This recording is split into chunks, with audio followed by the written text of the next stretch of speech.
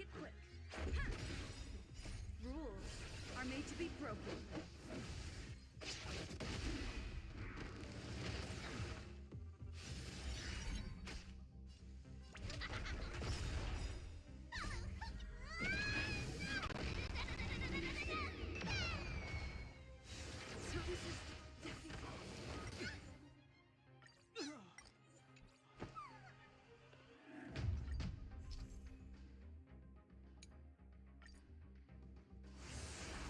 Move carefully.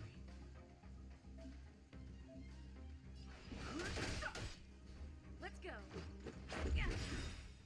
Rules are made to be broken.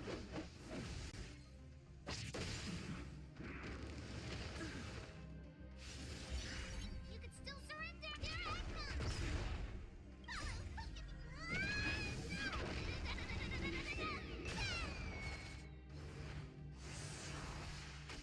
Too late to repent. The truth of life is cinch. It's but a vision. Quick!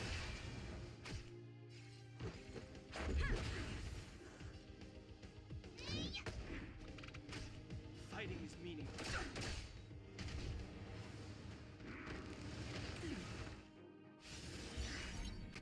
Let's make it quick. Yeah.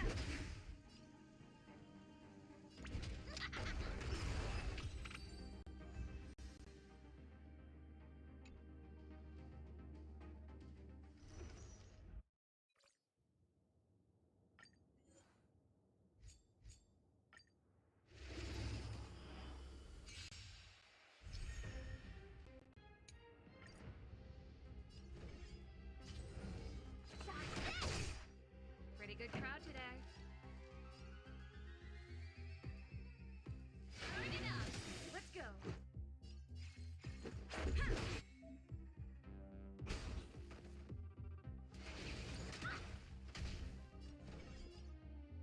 You're not going anywhere. Rise, Phoenix!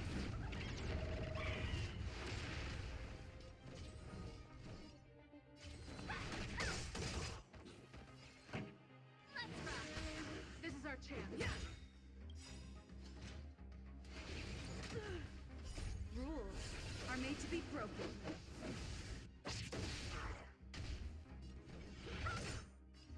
Ready to lose yourself? You can fight it or rock with it.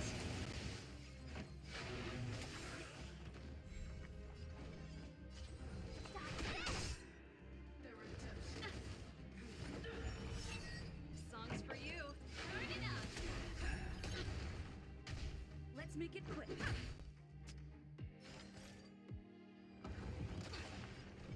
You're not going anywhere. Rise, Phoenix!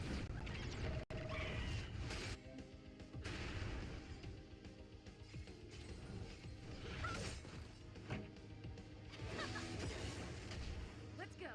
Yeah. Don't you answer? Ready to lose yourself? You can fight it or rock with it. Wanna see what I got? Pretty good crowd today. Keep up! Yeah.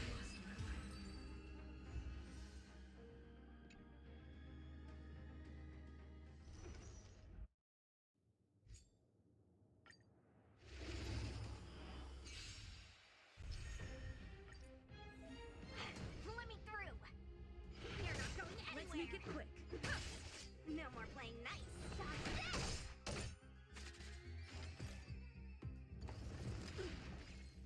Yeah. Wanna see what I can do? Rules are made to be broken.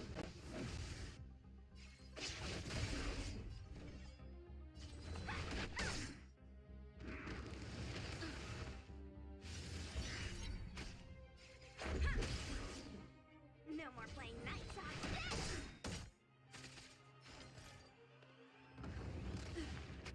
Let's go.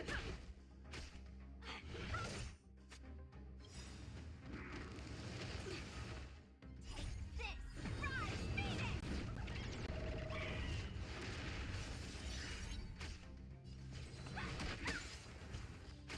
This is our chance. Yeah. Rules are made to be broken. Wanna see what I can do? You're not going anywhere. Let's make it. Yeah.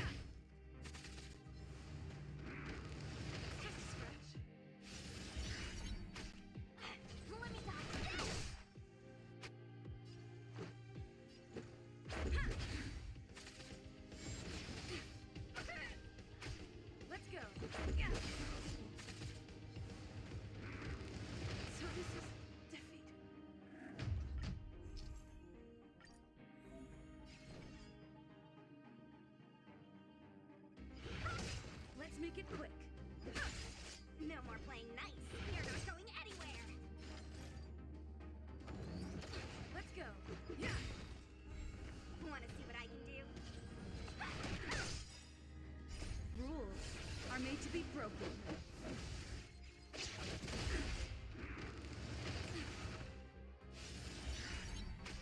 Let's make it. No more.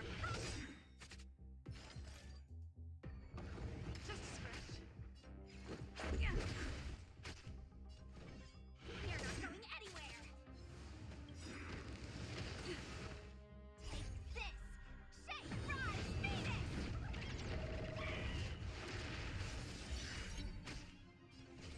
Stop this. This is our chance.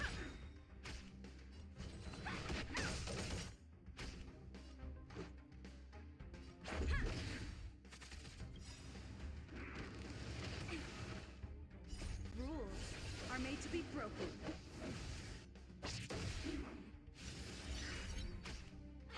Let me throw it on this.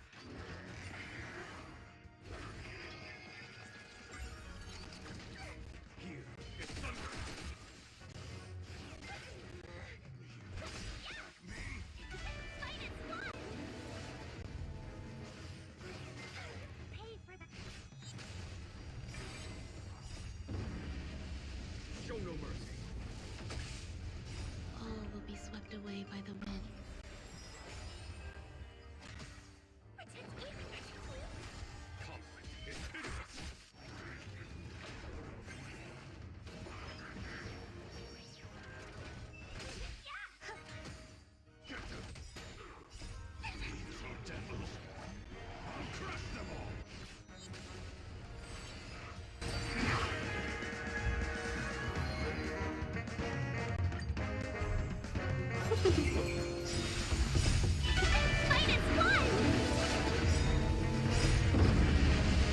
Show no mercy. Eternal. All will be swept away by the wind.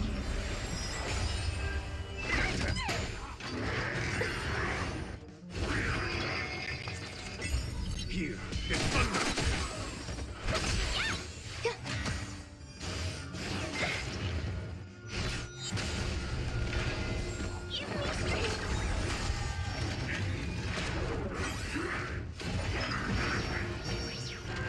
Conflict is pitiless.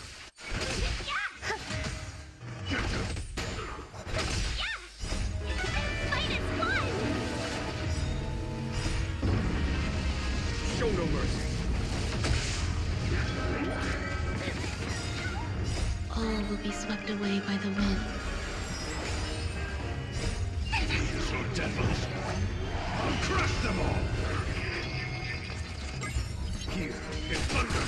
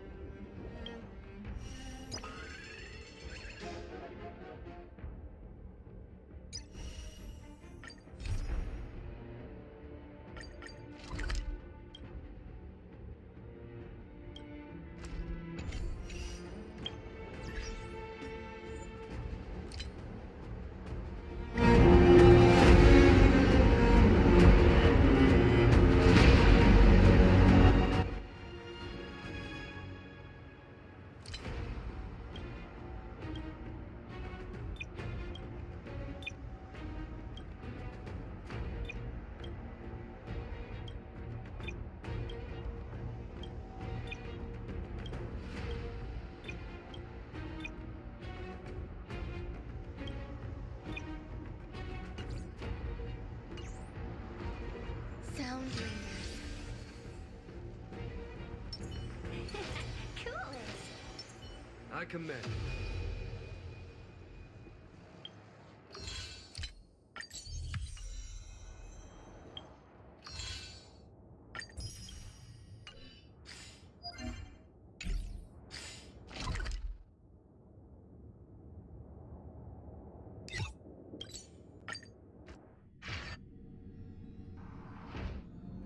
Newsflash! Penacony's Germany Festival has entered its countdown phase. Accompanied by Clocky's TikToks, after 12 system hours, this grand celebration will commence with much fanfare. I already told you! We can talk things out! I'm sorry, Fluffy. I really have something urgent to attend to, so I had no choice but to resort to asking this favor of you all. Since you already know what you're doing, I'll also have to remind you of its risks. Hey, partner, what's with the hostility? I thought pulling this thing out was just a way of saying hello. For the last time, state your identity and purpose. My name's Boot Hill, and I'm a Galaxy Ranger. A Galaxy Ranger? You look like you seen a ghost. Did you think we all went extinct? Well, that's the price you pay for being off-grid for too long. The righteous heroes of the hunt would never hijack the Astral Express. I ain't hijacked anything. What, chatting with someone while holding the gun is considered a hijacking? It probably is. Pardon my frankness, but there are plenty of rumors in the cosmos regarding the Galaxy Ranger's current status. and none of them are pretty stories. I have a hard time believing you. Oh, this is hilarious. The tale that this bunch of fools spin is getting out of hand. There's even a bit about the Galaxy Rangers being turned into gibbons by Dr. Primitive, and they're in some valley screwing around on swings. Of course, I know you won't believe me, which is also why, similarly, I have a hard time believing that you're the real Nameless. See the bullets in this gun? 9mm, an eternal classic. I may need the Astral Express's help right now, but if you're an imposter just like that one, then this bullet might just end up in my head. I can't allow myself to be exposed to danger. That's just the way it goes. So, you all have to first prove yourselves. Huh? Where are you going?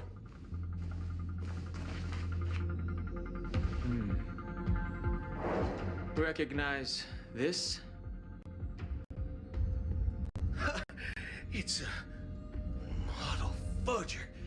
The Jade Abacus of Ally and Oath. The Cian really gave this to you guys? Model fudger? This is the Jade Abacus gifted to the Express by the Xianzhou Luofu's general, Jing Yuan. Its presence on board serves as the Xianzhou Alliance's official recognition of the Express. Is that enough? Not bad, kiddo. And across these sprawling stars, a gentle squeeze is all it takes to rustle up a whole legion of cloud knights. Now, I reckon that'd be one fudging sight to behold. Now it's your turn. Been ages since the Galaxy Rangers had the spotlight shown on them.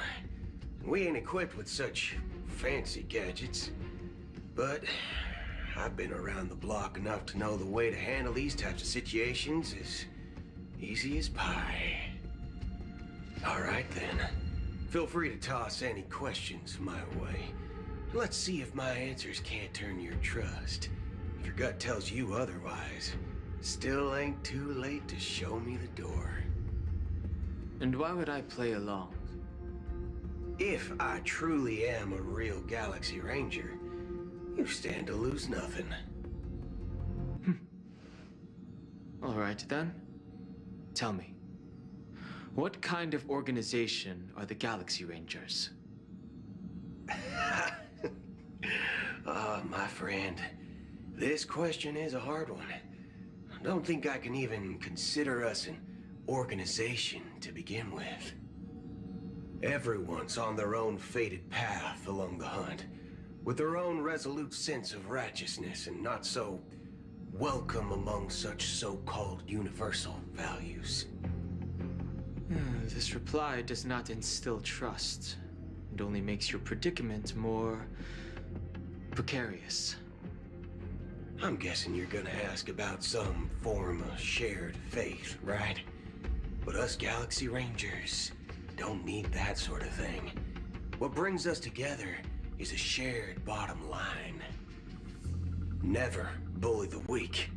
Never kill the innocent. These oaths aren't some lofty beliefs, but the fundamental bottom line that one must never cross as a person.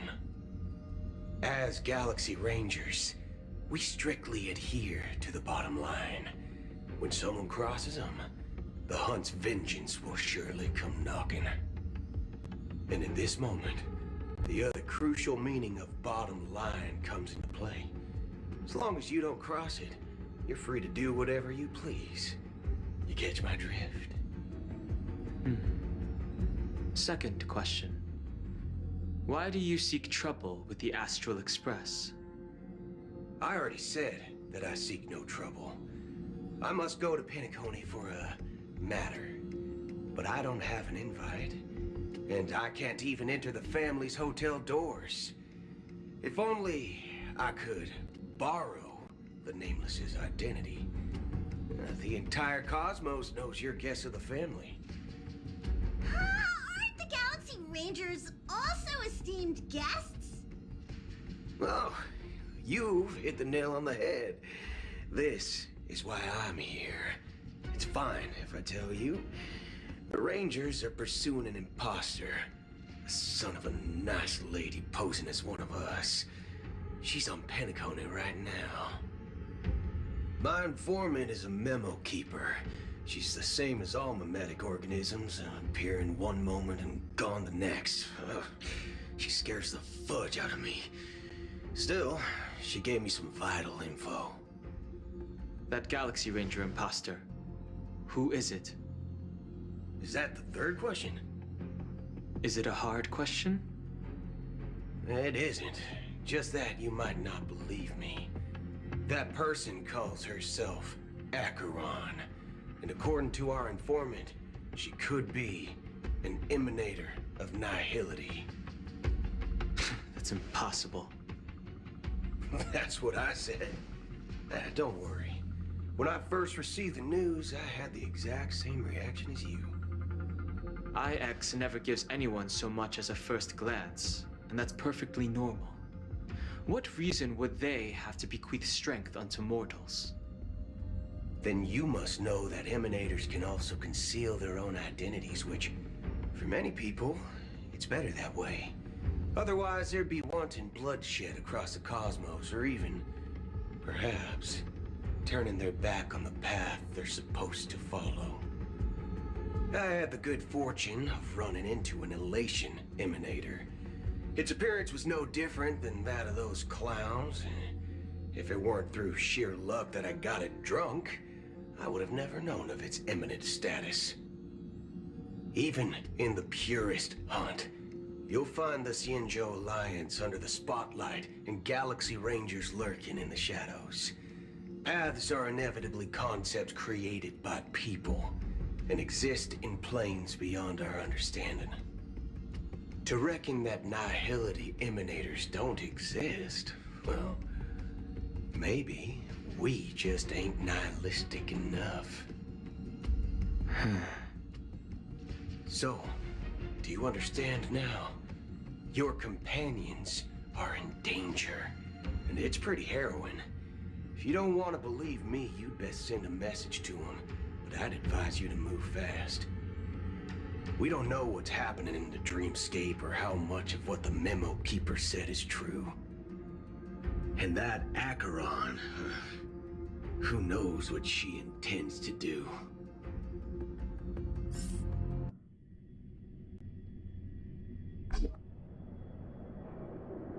I don't intend to do anything. That's not up to you. Did you know? People who come to the land of dreams for the first time, they'll subconsciously stop to reaffirm that they're still walking on solid ground. And then they will unanimously raise their heads to gaze at the sky. Be it reality or dream, staring at the sky is instinctual for humanity. Since the day that the golden hour was completed, it's always been there, watching over every single night of decadence. But now this night sky has been mercilessly severed, dyed with the mist of nihility. And this whole event happened within the course of a single slash of a blade. A single slash of a blade isn't really accurate. It was actually 2 blades, just that the second one was faster. That's not the point. Many guests who weren't supposed to be invited have gathered at this banquet. Even if the harmony is all-embracing, I have no choice but to show some of them the door. For the sake of Penacony and the peace. The planet of festivities has no place for you, a puppet of nihility.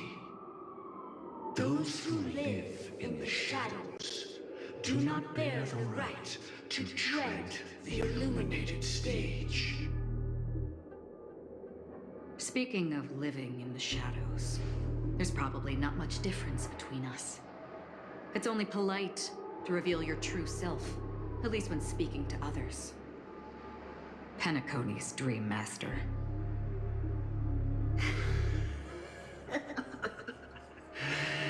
That's just another reason that you can't stay. Whether you believe it or not, this is the real me. We are one. Is this the unity that the family espouses? My mortal shell has long since dissipated. The Oak family's 107,336 offspring are now my eyes, ears, and mouths, spreading joy across dreams when required, and in times of essential need, exiling evil from this haven in my stead. From the sound of it, it seems like you're asking me to leave Penacony. I am glad that you're an understanding one. Alas, I'm not asking. If you think you can. Are you threatening me? I ended it with a period. It was a statement, not a threat. Knowing who I am and still showing such malice. You're not the first, nor will you be the last. This scene played out many times before. And usually, when faced with my questions, most people retort, "Why can't I?" The result has invariably been that they can't. You are confident, but be reminded, cross worlds, if you do not comply, when the blade is unsheathed for even a hair's breadth, you will never be able to escape the eternal Centurion's wrath in all of your lifetime. 137 individuals. That is how many heathens I have exiled since I became Dream Master. Among them were those who once severed my wings, and those who immolated my body. And here I stand again, about to add another mark to the tally. And you will die. I mean, all of you will.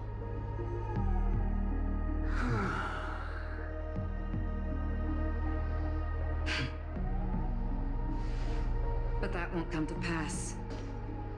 I'll do as you ask. I'll leave. A wise choice. I wasn't aware there was a choice. To you, that surely is the only option. Please bear in mind, you and Penacony are of different worlds. Those born on the far bank cannot seek solace across the river. Leave and never return. The radiance of the planet of festivities is overwhelmingly bright, luring in tricksters, wrongdoers, and criminals. But even the harmony itself will never welcome the self-annihilator of nihility. And even more so when this self-annihilator heralds the destruction of everything. Your strength is obviously a gift of the sleeping and shapeless, immeasurable and fathomless, like a tributary spawned from the abyss that brings death and sin to all. Acheron, a befitting name. Take it from someone on the other side of your so-called river. You know better than I do that Penacony has already deviated from the harmony. Whatever your intentions may be, I foresee only one outcome. Its future holds nothing but nihility. Just like all the worlds that have drowned in their shadow.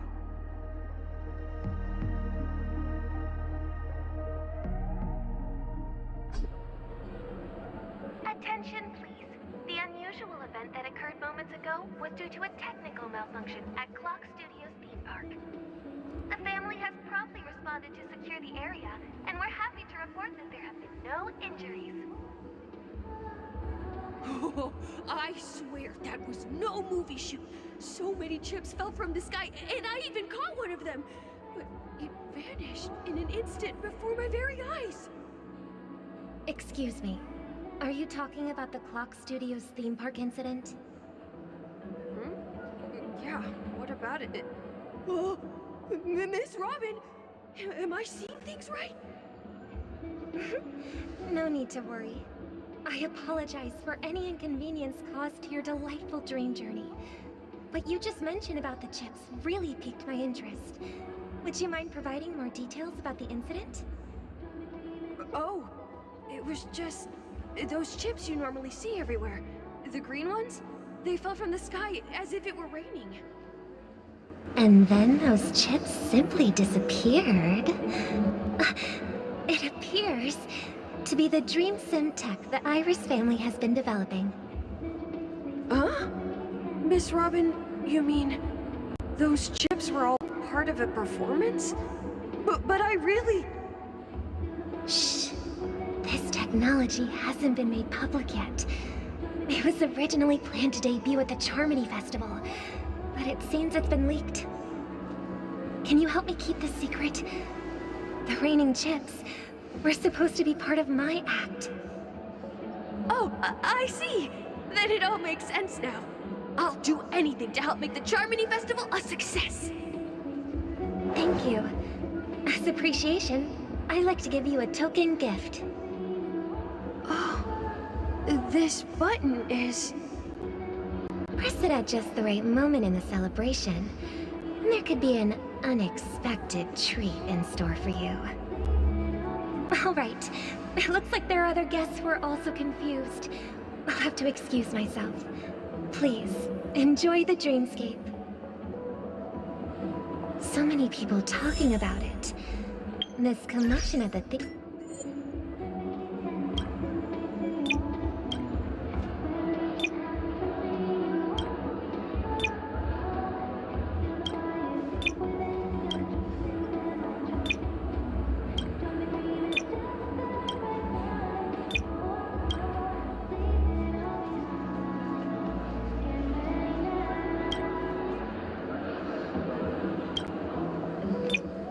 theme park definitely made waves.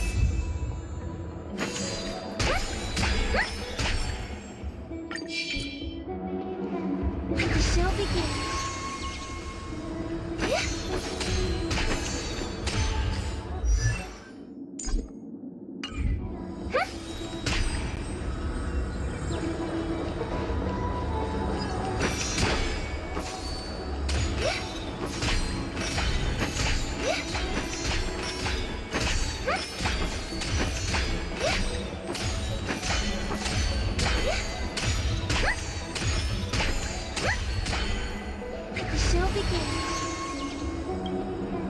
The family promised they would protect the guests within the dreamscape.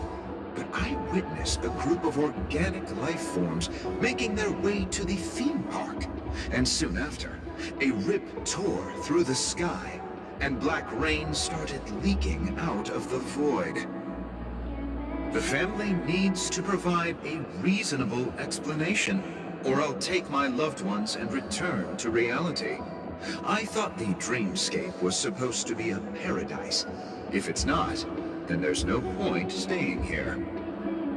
It appears the good sir has seen many great events. And it's true that an uninvited guest has unexpectedly entered the dreamscape.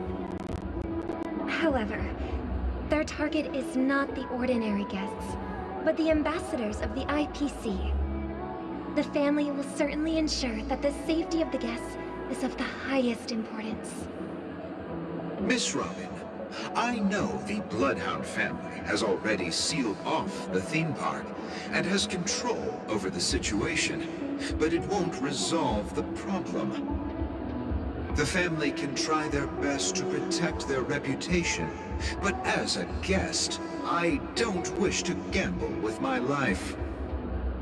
But as you can see, sir, no innocent bystanders were affected in this incident. Perhaps the dreamscape is not as perfect as promised, but there's no place safer than dreams under the family's rule. I believe you know this better than I do. If this incident happened in real life, how many people would be able to walk away from it? I could stay here, but keep in mind, guests come to Penacony to enjoy the dreamscapes. They do not wish to be entangled in a conflict between the family and the IPC, so let's not have any more unnecessary incidents. Of course. With the Charmony Festival about to commence, we will spare no effort in our preparations. Rest assured. To express our apologies, the family has arranged this gift for the guests. Thank you for understanding.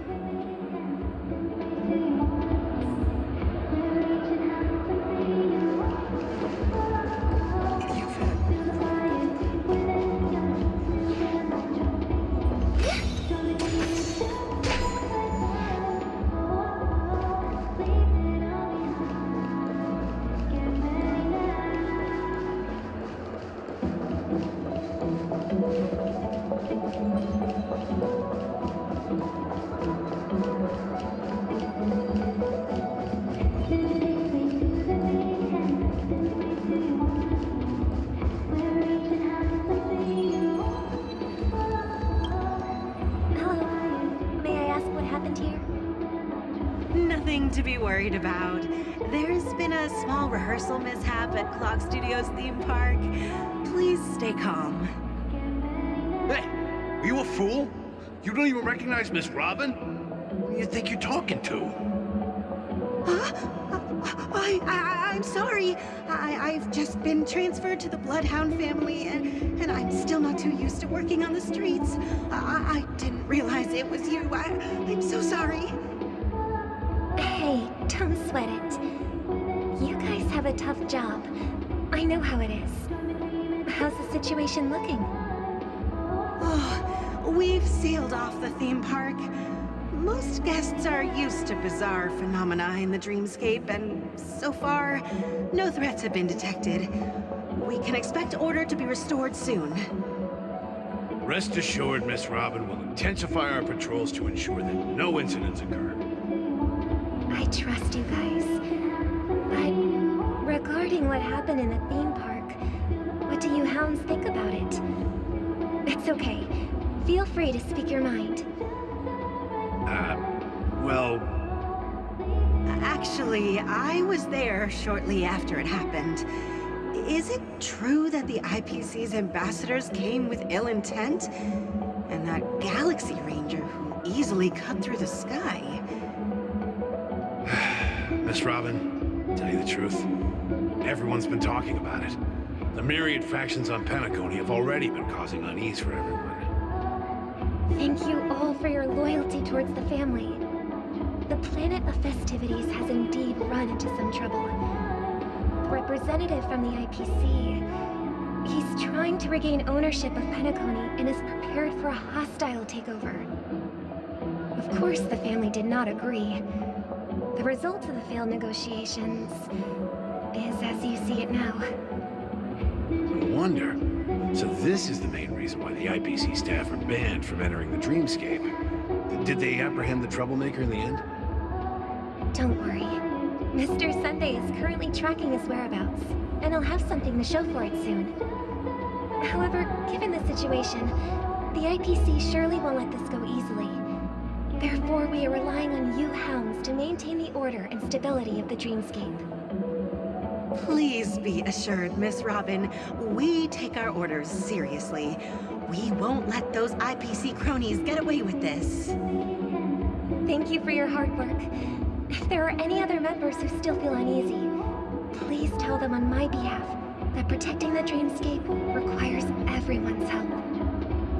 This is a small gift prepared by the Iris family for the guests. There's one for you too. Please, open it at the Charmony Festival for an unexpected surprise. I can't believe I received a gift from Miss Robin. It feels like I'm dreaming. Wait, I am in a dream. If trouble comes knocking on our door, we're not afraid to go to war. Rest assured, the dreamscape's peace will be protected by the Bloodhound family.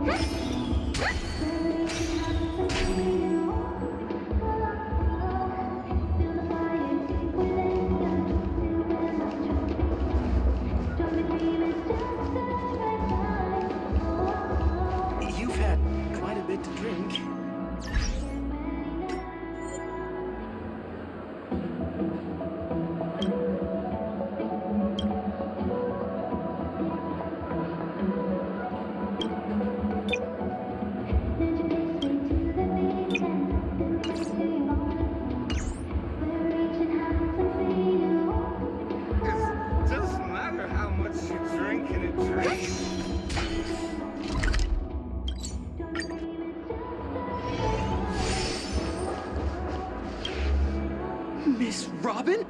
That's the renowned cosmic superstar, Miss Robin! I didn't expect to meet a fan here. I'm honored. Welcome to Penacony, a world filled with wonderful dreams. I can't believe I'm actually meeting the real Robin! Shouldn't you be preparing for the Charmony Festival? Preparation is important, but the ceremony is fundamentally about sharing the Great One's harmony with everyone. If there's a chance to sing with everyone, I will not refuse. Regarding the recent mishap, I understand it negatively impacted some of our guests. As a member of the family, it's only right for me to come forward and offer my apologies to everyone. But, are you sure it was actually a mishap? Everyone saw those chips descending like rain and the red light tearing through the sky. Claiming it was merely special effects seems a bit far-fetched. Plus, I met that generous gentleman.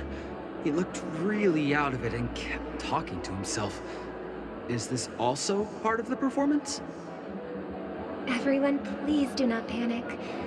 I believe that the family will give everyone a satisfactory answer in due time. Even if you say so, Miss Robin, it's hard to believe. Some people just never listen, do they? It's never ending. It just goes on and on.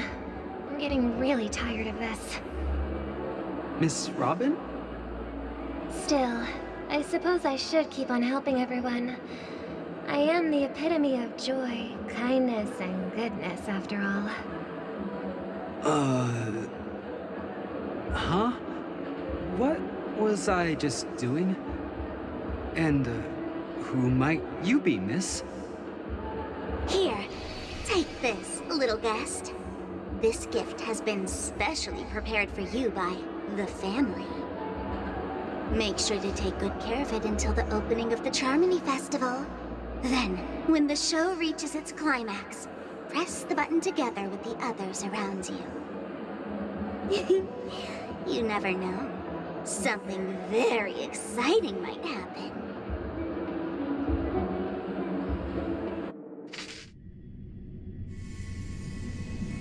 We're back to where it all began. You entered the golden hour from this place. And it is also from here where you will enter the true Penacony. It is a pleasure to journey alongside you once more. But it's time I laid bare the entire truth before you. As you might have heard, I also go by another name. Stellaron Hunter Sam.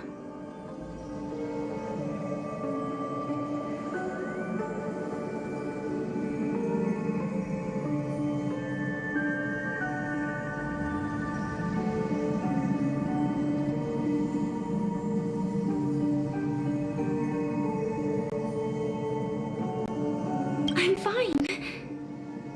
Sorry, I hope I haven't scared you. I know you have many questions. Do you remember when we encountered death in that strange dreamscape? When I was caught by that meme? In that instant before it killed me? I saw the reflection of another dreamscape in its ghastly pupils. So, following the clues in the script, I came up with some theories about the meme. That's why I instructed Silverwolf to issue invitations, drawing everyone to the Dreams Hotel. I intended to call upon death before you arrived, to solve the riddle using more direct means, and then invite you to join. However, contrary to my wishes, I couldn't defy the script, and I didn't get a chance to explain it to you. It is how you see now. I was impaled by the bladed wings of death.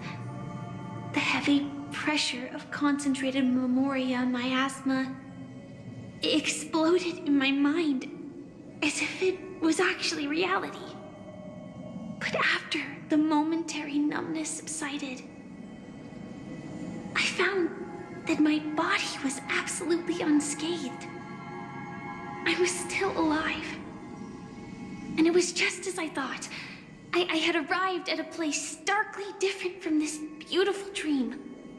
Beneath the dreamscape of Penacony lies another, more chaotic, more primal memory zone. Its name? Land of the Exiles. And so, then I returned to the hotel in the dreamscape, hoping to tell you of its existence. Yet I could not reveal my own identity. So I could only divert your party's attention and lure you away from the battlefield. And after all my attempts proved futile, it wasn't until not long ago when a crimson blade of light shattered the high wall of the dream, causing you all to fall far into the abyssal depths of the dreamscape, that I was able to awaken you and your companions one by one. And that's it. That is all that's happened so far.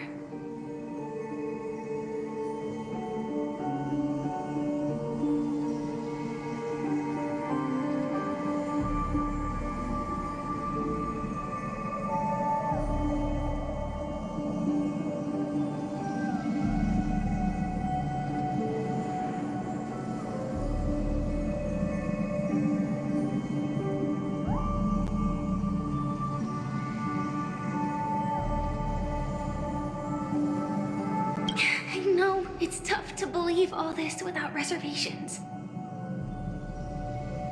I just want to say, you are very close to the final answer. Just one more thing needs to be done. And then I can prove it to you. Now, let's leave this place. Please close your eyes. Take a deep breath and visualize the dreamscape's outline in your heart. And remember, you must not open your eyes at all times. 3, 2, 1. Don't be afraid. The one who has come to greet us has arrived.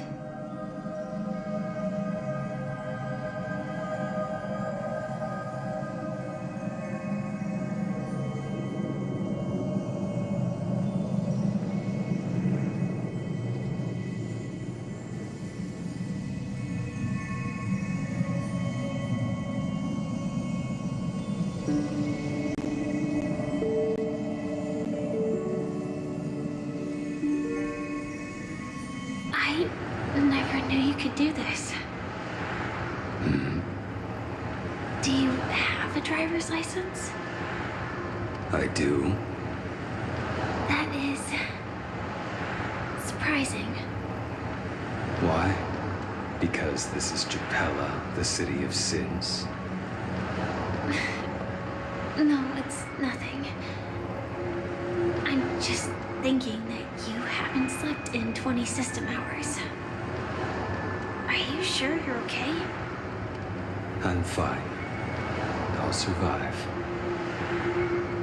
Same goes for you.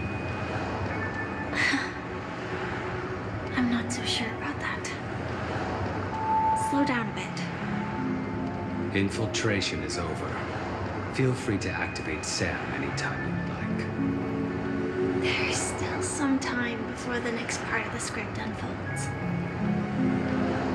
Let me stay a little longer in this body.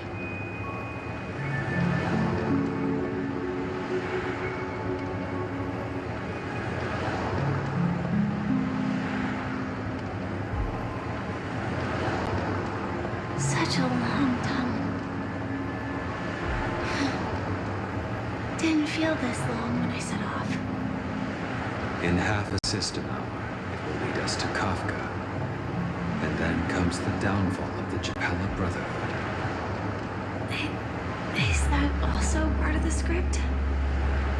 It's in your script too. Sorry. I didn't notice. Their destiny won't change just because of your selective ignorance. I told you before, it's a bad habit. What about you then? Is this the moment you finally find the death you've been looking for? As always, it's a blank slate. It's not on this planet. Why the sudden inquiry? Because I'm currently in a car with a sleep-deprived driver. I just want to get there in one piece. This car has full self-driving capabilities. I'll just put my hand on the steering wheel.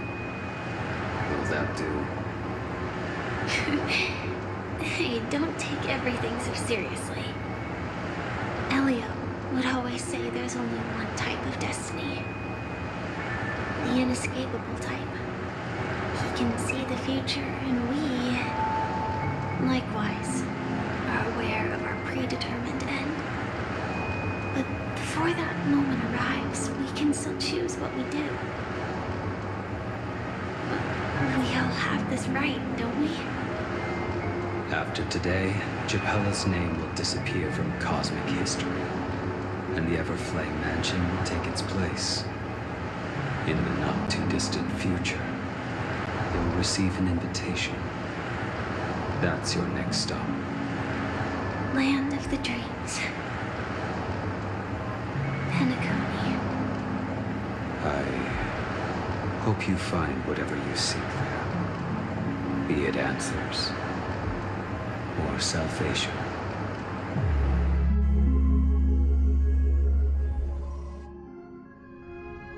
Yeah. Glad to see you're safe and sound. Close your eyes. This is the answer. Isn't it incredible? The monster that we have always known as Death is actually the guardian of the land of the exiles. It abides by a certain rule, abducting people from their dreams and bringing them here.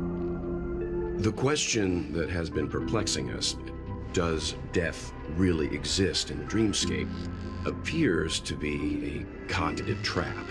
It was laid by those orchestrating events from the shadows to cover up the truth behind the disappearances and the existence of this fortress known as Dreamflux Reef. Every emergence of that meme is related to the Watchmaker. Since Dreamflux Reef is where it brings its captives, it's likely that many of our long-standing questions will be answered in this place. The atmosphere here is starkly different from the beautiful dream. There are no regulators here like the family. And they all look like they're mildly dazed. But from the whispers of the residents, they've heard a familiar name. Gallagher. It's that man again. Always in the right place at the right time.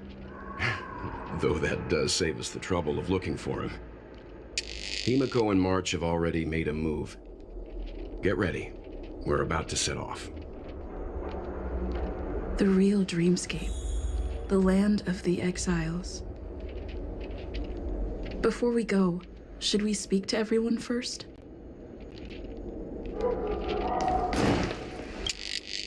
I'm really sorry for waiting until now to tell you everything.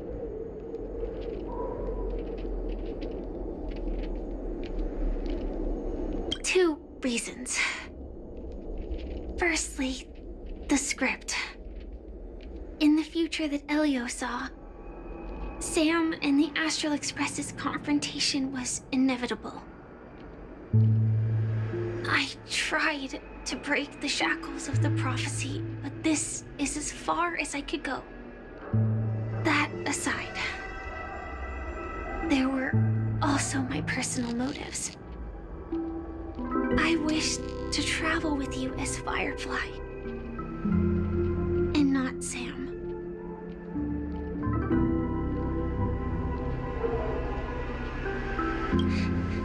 Thank you.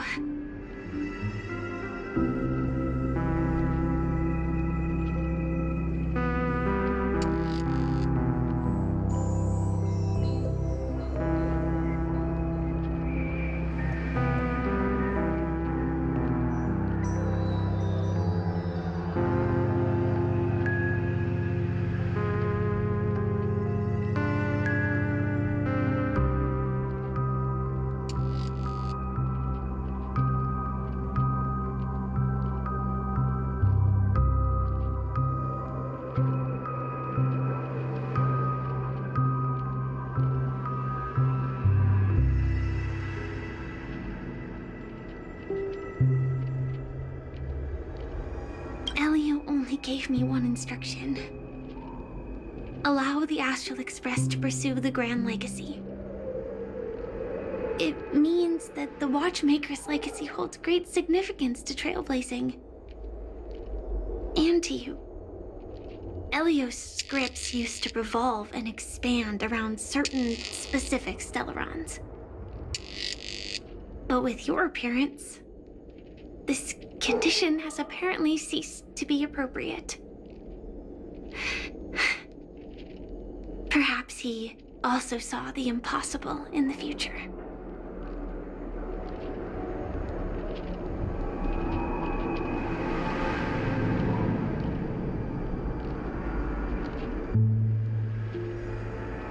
Do you still remember that medical cabin I told you about?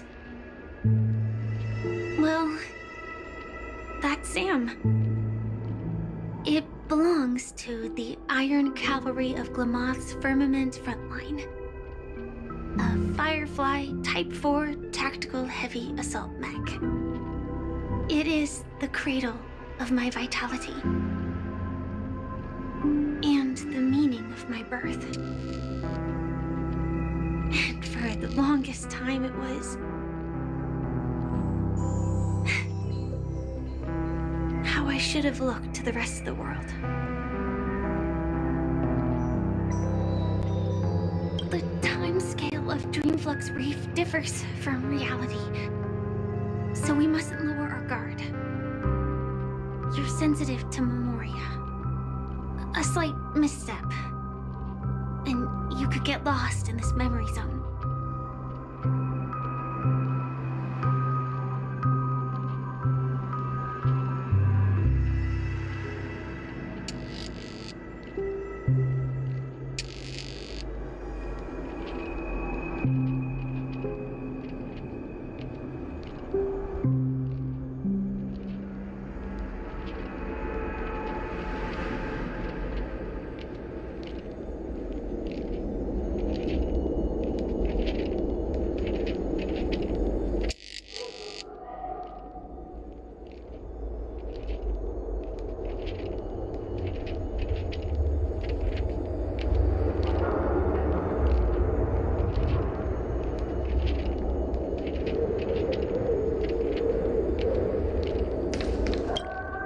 Something on your mind?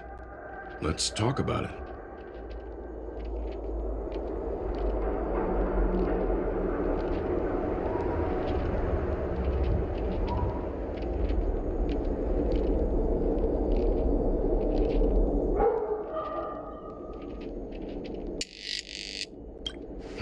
No wonder Miss Acheron is so averse to drawing her blade.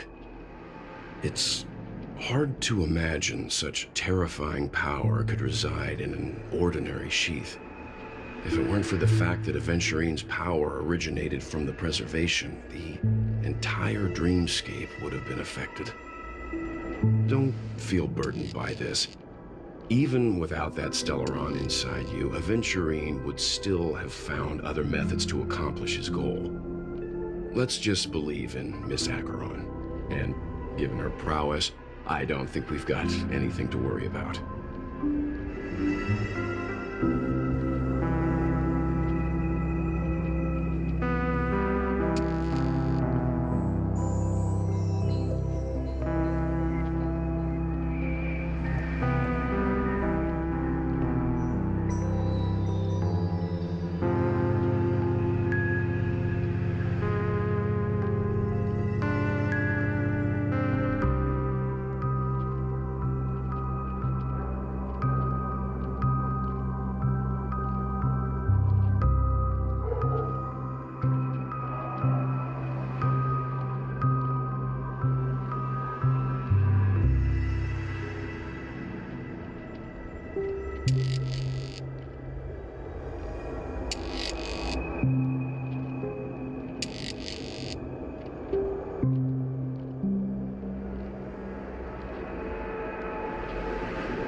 During your investigation, he shared a vital piece of information.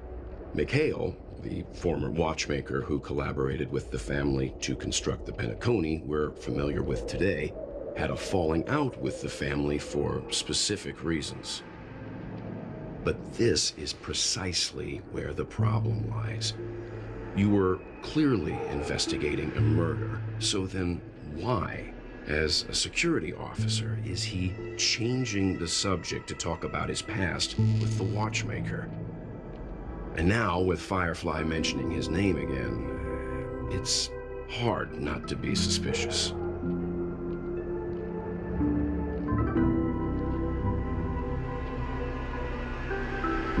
Before we found you, she'd already revealed her Stellaron Hunter identity and shared a lot of information. Who would have thought that the Molten Knight's true identity was actually a young girl? For her, this is a secret that she cannot allow others to know. That being the case, I think we can believe she's willing to cooperate. But she didn't reveal all her secrets. I just can't shake the feeling that her situation is different from that of the typical dreamer. And I hope that doesn't lead to any dangerous predicaments.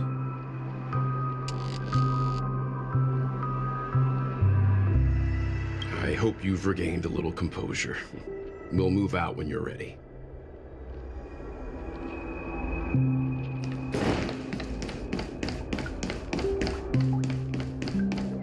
Keep going straight down this alley, and it'll lead to an elevator. It'll take us to the center of the land of the exiles. What a huge clocky. Looks like the watchmaker also left his mark on Dreamflux Real.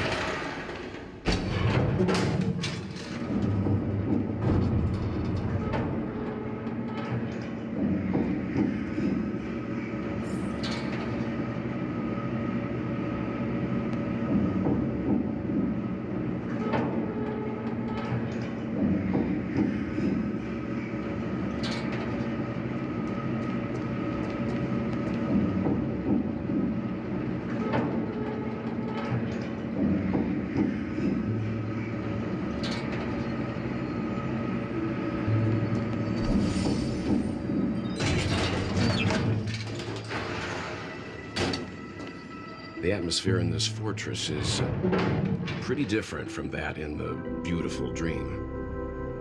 When I first saw it, I was in awe too. The sky here, it's like a reflection of the 12 dreamscapes.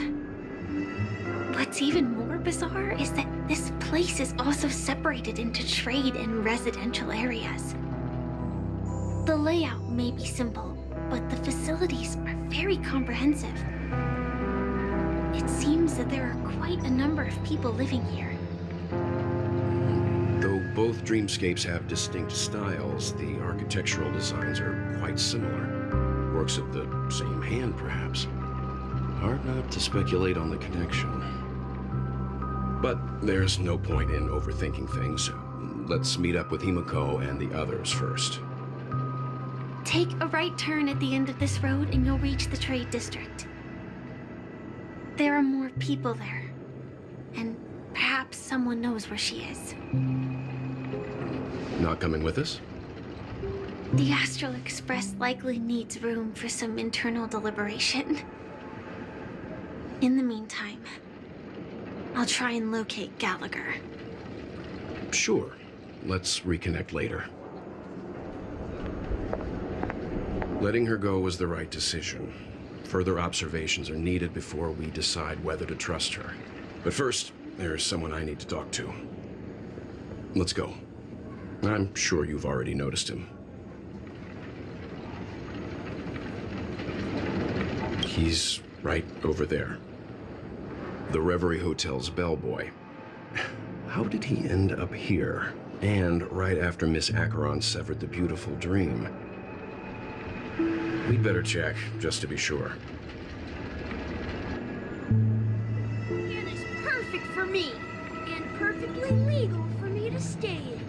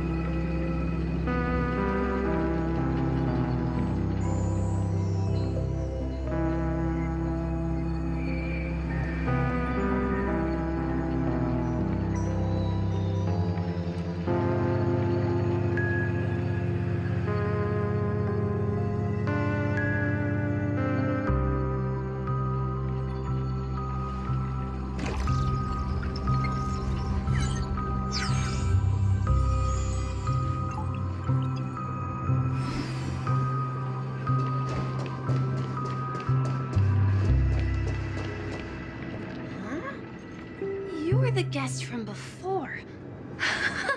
We meet again! And a new friend. Forgot to introduce myself. I'm the hotel's bellboy, Misha. Hello, Misha. I'm Welt. We met in a dream. And who might this be? Tick-tock! Old friend and new friend! Let's high-five!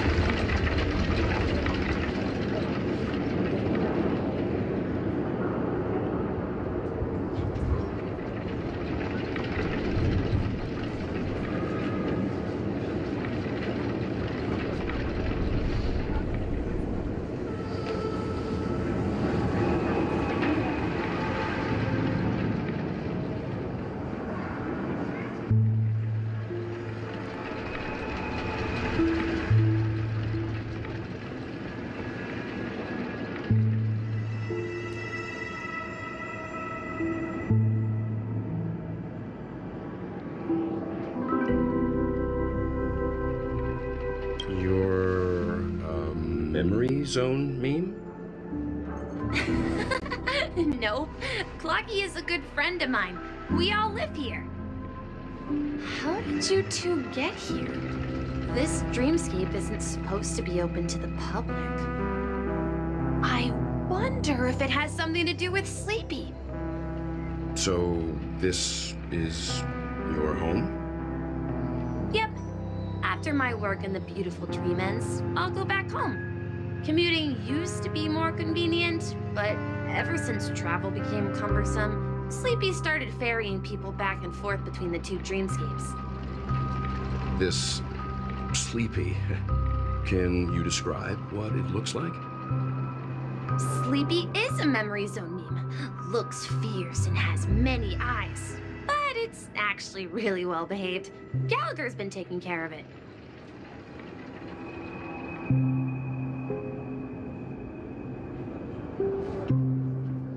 Based on the description, that meme is indisputably death. A nightmare for the family, but for the people who live here, well, that couldn't be further from the truth. Death? Not in a dream, surely. Sleepy's just a little aggressive, and sometimes messes up by fetching the wrong guess. But it would never hurt anyone. I see. Has it brought back any guests recently, say, in the last day or two? We're currently investigating a missing person case that occurred within the beautiful dream. I see. Then you'll have to speak with Gallagher. But he's currently busy hosting a visitor from the Oak family and specifically asked not to be disturbed. Mr. Yang, the person you're looking for, is it Miss Robin? Just as I thought. Considering what happened with Miss Firefly, this doesn't come as a surprise. If you're looking for Miss Robin, I can lead the way. She told me that she'd be willing to meet with outside guests. If it's not too much trouble.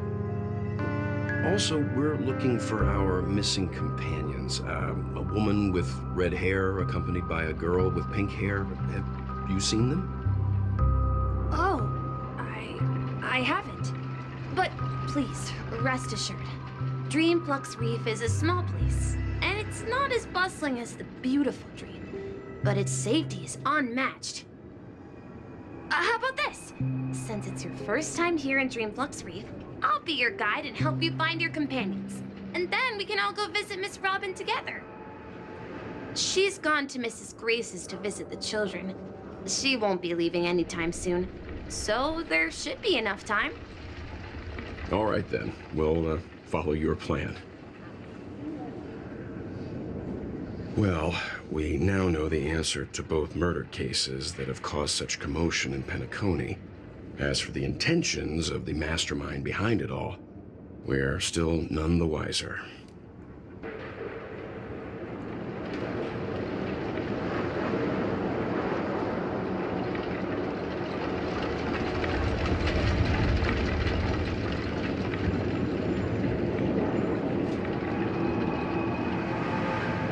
Yes, that's my thinking as well. I'm not entirely certain, but we still have to find him one way or another. Say, you mentioned before that you saw Clocky that only you could see, right?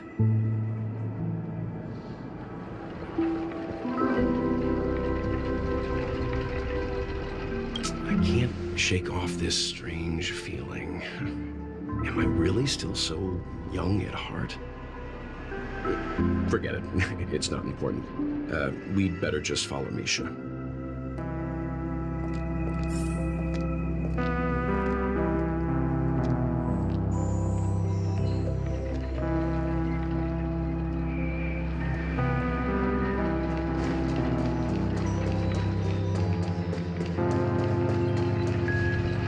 Everyone, look! From here, you can see the most spectacular view of Dreamflux Reef. Black hole? No. An accretion disk formed from consolidated memoria? Was Dreamflux Reef built on such unstable memoria? Oh, so Mr. Yang is also versed in Memoria dynamics. I was just trying to figure out how to explain this huge hole to everyone. I bet you guys have a lot in common with Miss Kami.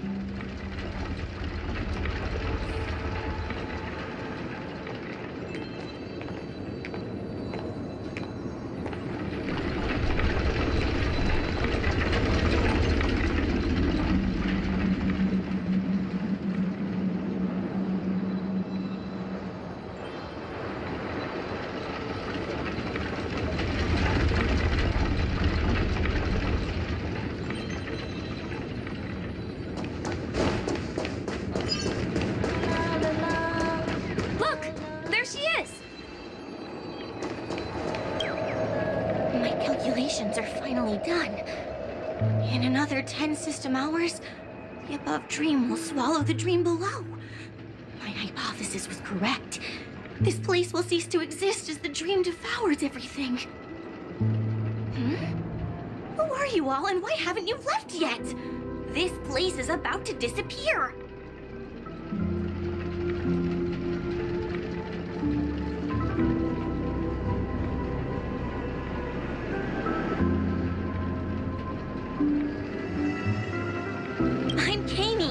Dreamscape surveyor specializing in Memoria dynamics, and this is my life's work that I'm researching.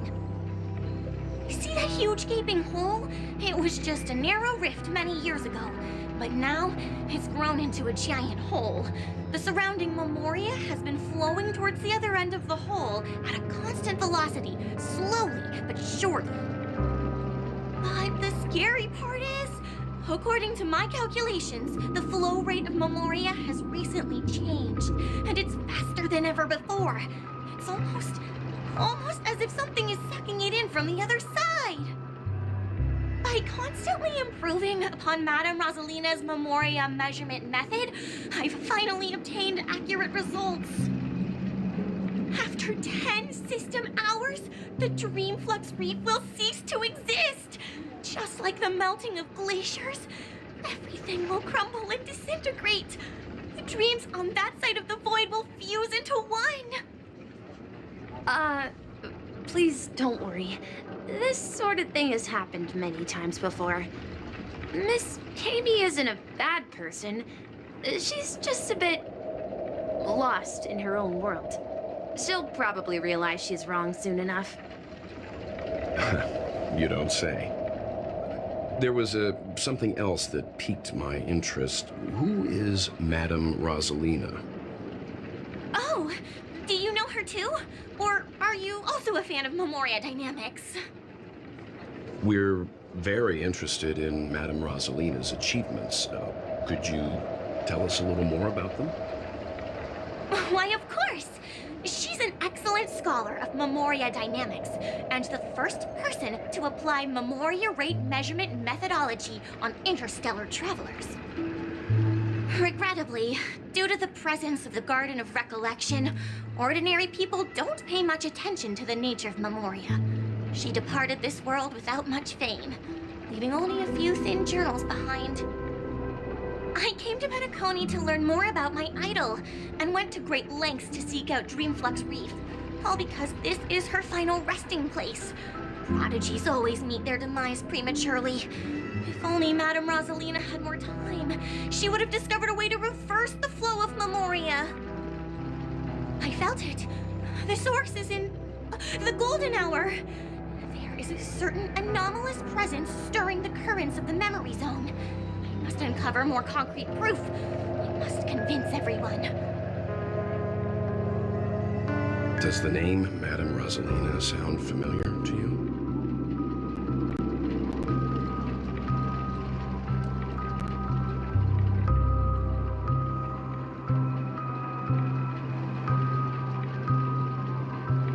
That's right. It seems like she did a great deal of research and calculations in Dreamflux Reef before abruptly passing away. Miss Kami regularly mentions her. I hear Madame Rosalina passed away during the prison war. She could see the Penacony of today. Its people building homes in the memory zone. I bet she'd be really happy. Perhaps. Our destination is the commercial district. That's where the largest crowds gather in Dreamflux Reef. We might be able to find the others there.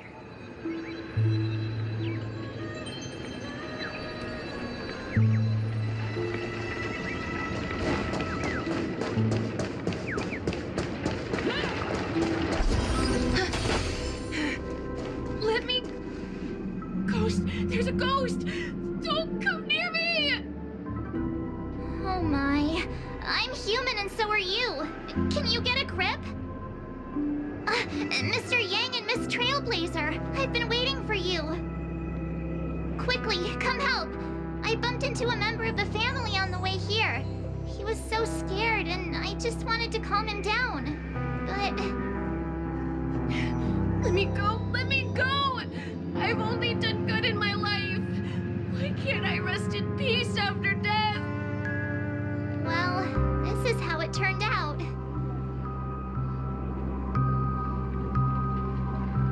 Ha, you're a regular comedian. He thinks he's dead. Although, when I first fell in, I also thought the same. Dear guest, this is not the afterlife. This is Dreamflux Reef. That's right. Did you hear that? Repeat after me. Dreamflux Reef. You're talking to someone invisible. If I'm not dead, what am I?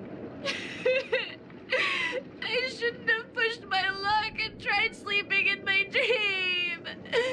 Curiosity kills the papashi.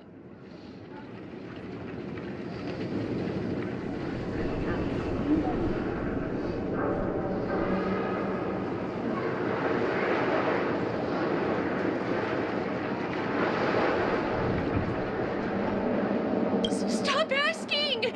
You'll alert the monsters! All the dead are right here. All of them! You're not talking about the Memory Zone meme, are you? Don't say that name! It's all your fault. They're coming! His difference is unity.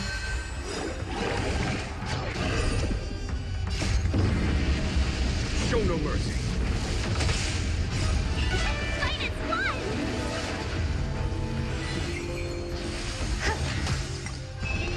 Easily straight!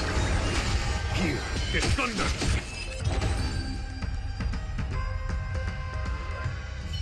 He passed out. His intense negative emotions attracted the nearby Memory Zone memes. I see. But why aren't the other people around here scared? Unlike in the Sweet Dream, people here don't see Memory Zone memes as dangerous monsters.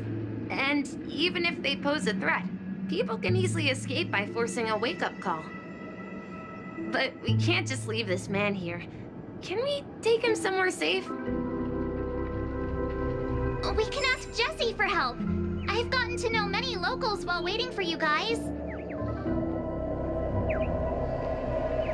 Everyone here is living a self-sufficient life. I don't know how to describe it, but this place feels like the real dreamscape.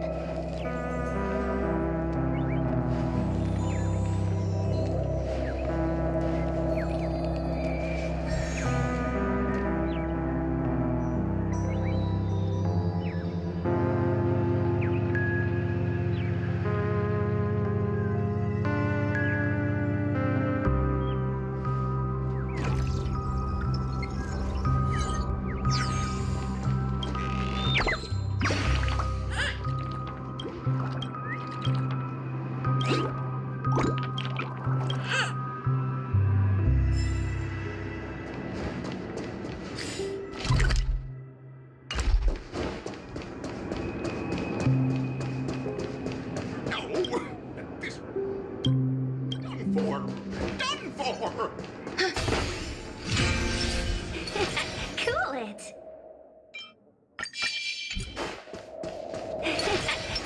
I commend you.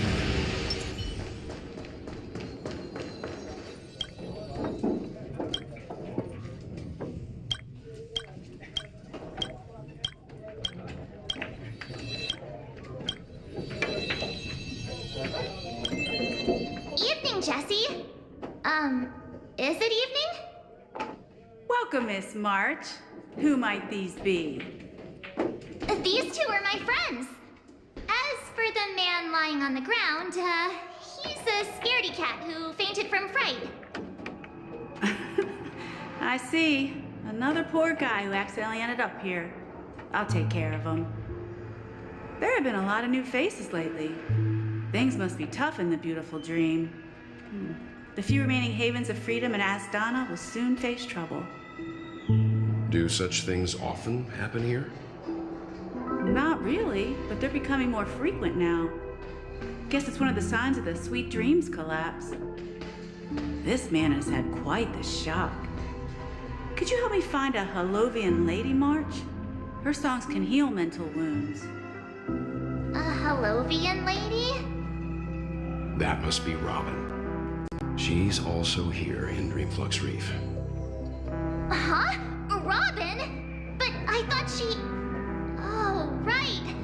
If Firefly is here safe and sound, then it means Robin must be okay too. Misha's about to take us to her to find out what happened. But before that, let's meet up with Himiko. You were with her earlier, right? We met some stowaways in the residential area. Most of them came from neighboring star systems. I heard that places like Dreamflux Reef are scattered throughout the memory zone of Asdana, like islands in the ocean. They existed before the family arrived. I also heard that when Dreamflux Reef took shape, it was the center of all dreamscapes in Penacony. If that's true, it's no wonder there are so many similarities between this place and the Sweet Dream. Himiko must be gathering information. Let's hurry up and get going.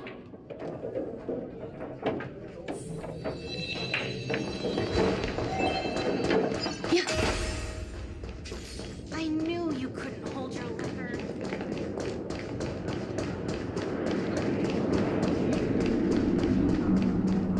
This is where we split up.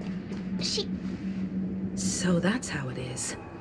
I never imagined we'd gather the remaining details here. To borrow Gallagher's catchphrase, what an unpredictable twist of fate. Himiko, here they are. Ah, perfect timing.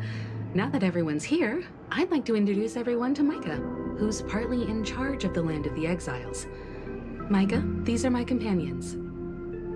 It's a pleasure to meet the Nameless. You know us? I've been keeping an eye on you since the day you arrived in Penacony. We would have met under more appropriate circumstances if Dreamflux Reef hadn't been isolated from the 12 dreamscapes.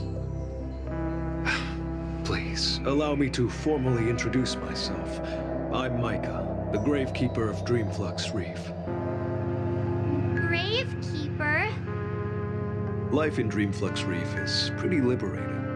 Everyone here mostly keeps to themselves, without meddling in others' affairs. My daily task involves cleaning a few tombstones. You're too modest, Micah.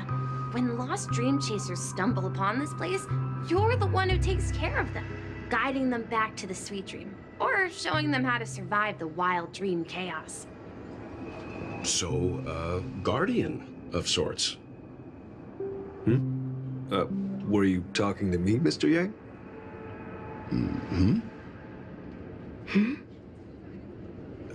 On that note, Mr. Mika, which tombstones are you referring to? We didn't come across any graveyard when we arrived. They're actually just symbolic stones. But since you're curious, Mr. Yang, I'll take you there. I have a feeling you might find something of interest there. But before that, you have an important guest joining you. An important guest? Who could it be? This way, please. The roads here in Dreamflux Reef are a bit run down, so watch your step.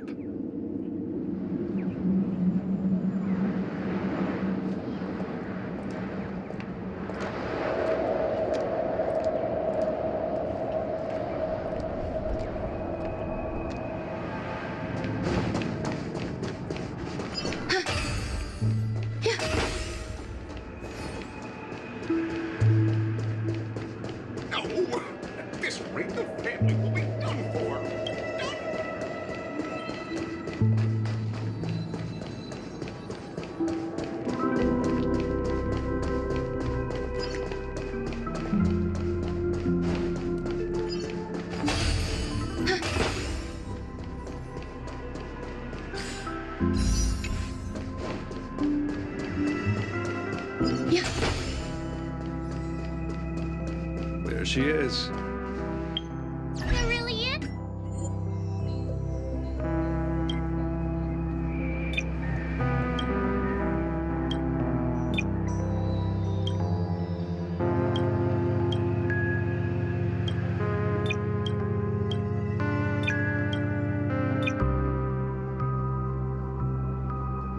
This is her, Miss Robin. Everyone sang so wonderfully. It's not often that I tried this music style, but I've gained some valuable insights from it. Oh, I can't thank you enough, Robin. Well, these kids have made incredible progress in only a few days. It was nothing, Grace. I merely taught them how to sing. It was you who brought hope into their lives. Life must be quite difficult for them in reality, I imagine. That's right. Whenever it's time to say goodbye to these kids, they're reluctant to leave. But I've explored every corner of Dreamflux Reef, talked to everyone I met, and they all told me the same thing. This shattered dream is not worth clinging to. It seems you truly are a child of the Harmony. Emma and Andy are orphans I took under my wing. Carol there, with her blind eyes, used to work at a nutrition center in the outer ring of Penacony. And as for Gary, he's been living with autism since he was a child. They're not old enough to enter the sweet dream managed by the family. If we compare people to birds, these kids are like fledglings with impaired wings. But in this dream, well, they can fly freely. Even if they stumble along the way, well, they're still relying on their own strength. And me, an old lady with no legs. Well, without this dream, I couldn't even walk toward them. I'm glad that you found a new life here in Penacony. It's just... Don't worry, Robin. Dreams have their significance, but they aren't everything. Both the children and I understand this. No matter how long we fly through this dream, we will one day return to reality. But you know what? Emma and Gary aren't plagued by their insecurities anymore. No, and Carol is learning how to cope with her blindness. And Andy is livelier than ever. Well, even I've become more optimistic. You see, in dreams, we learn how to live. Once we return to reality, we learn how to survive. And should our feathers be damaged, then we share our wings with one another. There's no need to covet an illusory sky in dreams, because we have the right and the ability to fly towards a broader horizon. It's a relief to see you safe and sound, Miss Robin. It's nice to see you all again, Astral Express crew. I heard my disappearance caused quite the commotion out there. I'm really sorry about that. Since you're here, can we assume that you're fully aware of the situation in Penacony? Ever since I returned to Penacony, my voice started to change, until it gradually faded away. At first, I thought it was a temporary ailment, perhaps due to having been away too long. I thought maybe it just takes some time for my body to acclimate to the high concentration of Memoria and Asdana. But now it seems the root of the problem goes way beyond me. There are elements around me that don't align with the harmony. Losing my voice is just one of the signs of the Sweet Dreams collapse. The Sweet Dreams collapse. That memo keeper mentioned the same thing. So it's real.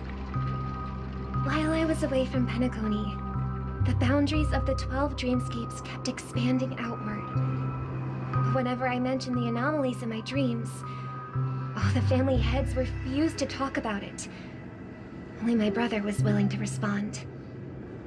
Later, I discovered the secret letters from the IPC ambassador, which further convinced me that there are hidden secrets beneath the surface of Penacony. So, following the clues in the Oak family's dossiers, I found my way here. The land of the exiles, concealed by the family under the guise of death. A dream within a dream, where Penacony's past is buried. Hearing you speak, it sounds as if your voice has made somewhat of a recovery. I hate to admit it, but the harmony in this place resonates more broadly than within the sweet dream. It's regrettable, but the family has experienced betrayal. The traitor, or traitors, abandoned their original principles and, using the name of harmony, exploited people's weaknesses to turn Penacony into the planet of festivities, trapping everyone in the illusion of the sweet dream. This is not the strong defending the weak, but rather the strong exploiting the weak. A world without equality won't ever be favored by the harmony. And naturally, those voices blessed by them have lost the ability to sing. Could there be another force influencing the family's shift in philosophy, Miss Robin?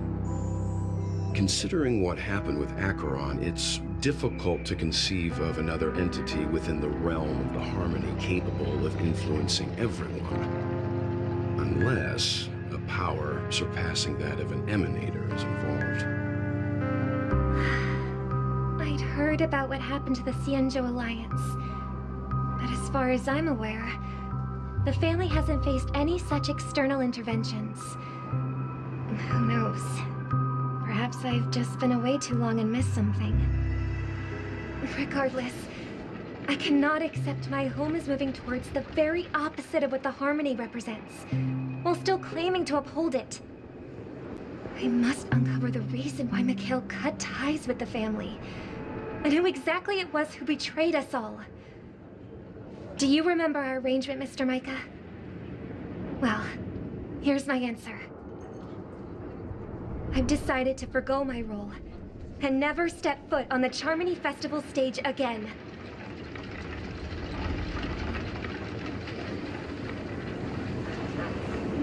Look here, brother. A little bird. Looks like a fledgling Charmony dove. But Charmony doves don't live here. So how did this little bird get here? Maybe its parents abandoned it? It looks weak and frail. Why don't we find something soft and make a nest for it? This place is too dangerous for a fledgling. Let's take it with us. We can put it on the wooden shelf in front of your window. Okay. A bird like that must have a beautiful singing voice. But where will it live? I'll ask the family head to build a cage for it. A cage? But then it won't have the freedom to fly, right? Let's see. What is it that has captured the attention of the two best interpreters of the Great One? To the point that they've forgotten how to enjoy their dessert. Oh, poor little thing. Doesn't look like it's doing well. Do you want to rescue it? I do. But I don't want to lock it up in a cage. Why? Even if it's small and not fully feathered and can't sing, it didn't come into this world just to be locked up in a cage. Birds, they should be flying free in the sky. That's quite the romantic idea. And what about you, a young scholar? Do you agree with your sister? I think she's right. But if we leave it out in the wild, it won't survive for more than a few days at best. Ah, I see. It seems our little scholar is still a bit unsure. Well, let me tell you youngsters a story. As you probably know, Charmony doves can fly through the air. When they fly really high, the friction caused by the flapping of their feathers against the atmosphere creates amazing lights so that they look like shooting stars. We've seen this spectacle so many times that we think it's just something they can naturally do. But that's not the truth. Their radiant display is the result of countless struggles against nature over generations. Their ancestors were too weak to survive on the ground, so to escape predators, they started seeking new opportunities in the air. After countless attempts by many generations, one of them finally figured out how to fly. It soared into the sky and never looked back at the ground again. So, you mean birds aren't born to fly, but they find a way to do it through their determination, right? Well, that's an idealistic way of putting it. So, what are your thoughts, Sunday?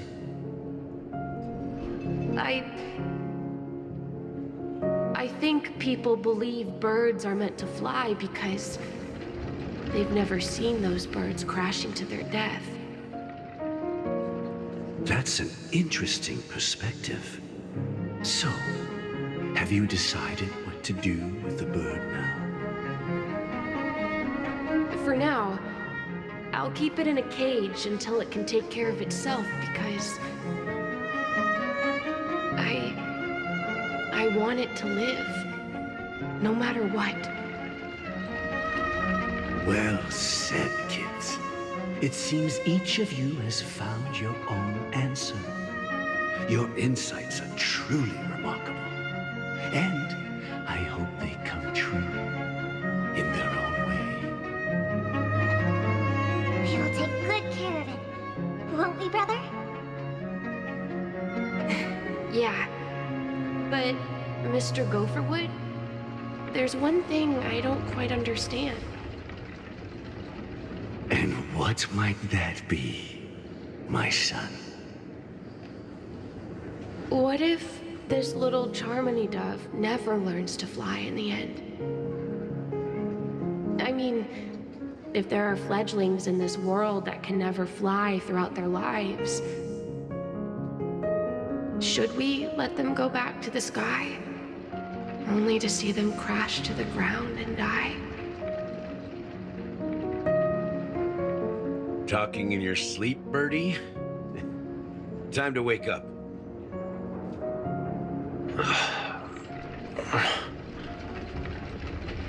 Huh? Need a hand? I'm still alive? Yeah. Happy about that. Where is Robin? Tell me. Now. I knew that was going to be the first thing you'd ask. Don't worry, your sister is here, safe and sound. She's probably walking around the streets now. If I were you, I'd be more worried about myself. After all, right in front of you is the guy who just stabbed you in the chest with a dagger. If you wanted to kill me, you wouldn't give me the chance to speak. Just tell me your demands, lackey of the Watchmaker. So, you figured out who I am, huh? No wonder you had the guts to go against the Dream Master and the Four Families. Looks like I made the right choice. Choice? You are aware of my plan and see through my act. Time is running out, so let's drop the charades. I'm suggesting we cooperate. Cooperate? What makes you think I'd cooperate with you? The fact that the famous Robin has chosen my side. Plus, some clues about a traitor and a bright future for Penacony. Any of that catch your interest? I find it hard to believe a man who's full of deception. Fine. You don't have to trust me. What you should trust is the sense of justice inside of you. Show me Robin first.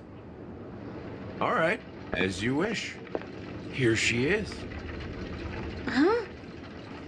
What's your trick this time? Just kidding. I mean, this lady will lead us to Robin, right? And the crew, too. There are too many people who you owe an explanation. That'd be great.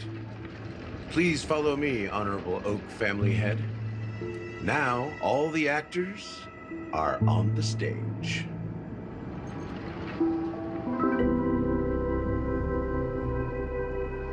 This is the monument I mentioned earlier. The names inscribed on it should be familiar to all of you. Rosalina and Tiernan. When Penacony was known as a frontier prison, it was the Trailblazers who connected it with the stars. They were the heroes who saved Asdana, and their names deserve to be immortalized, not just on this small stone tablet, but in the annals of history for all of time. However, today, the planet of festivities is nothing but sweet dreams. That heavy piece of history is all a distant memory. Just like that prison. If their names are inscribed here, then that means... According to Micah, they died long ago. Rosalina was killed during the War of Independence. She ventured alone into the heart of the star system to investigate the flow of Memoria, but she never returned. Tiernan was a skilled gunslinger, strong and reliable.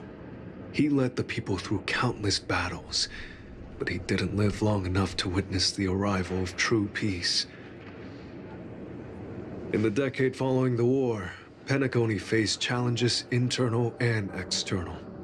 To protect Asdana, Tiernan took up the way of the Trailblaze and led the Lampmoth family to explore beyond the system, only to be surrounded and wiped out by the Swarm. Though I had expected as much, the tales of these heroes truly are sorrowful. True to the title of Trailblazer, they spent their lives venturing into the unknown. But what about this tablet? There are no names carved on it. When Dreamflux Reef was created, its owner was still alive. However, he insisted on erecting a monument for himself, saying that it will happen someday. Here we meet again. Everyone from the Astral Express. Robin.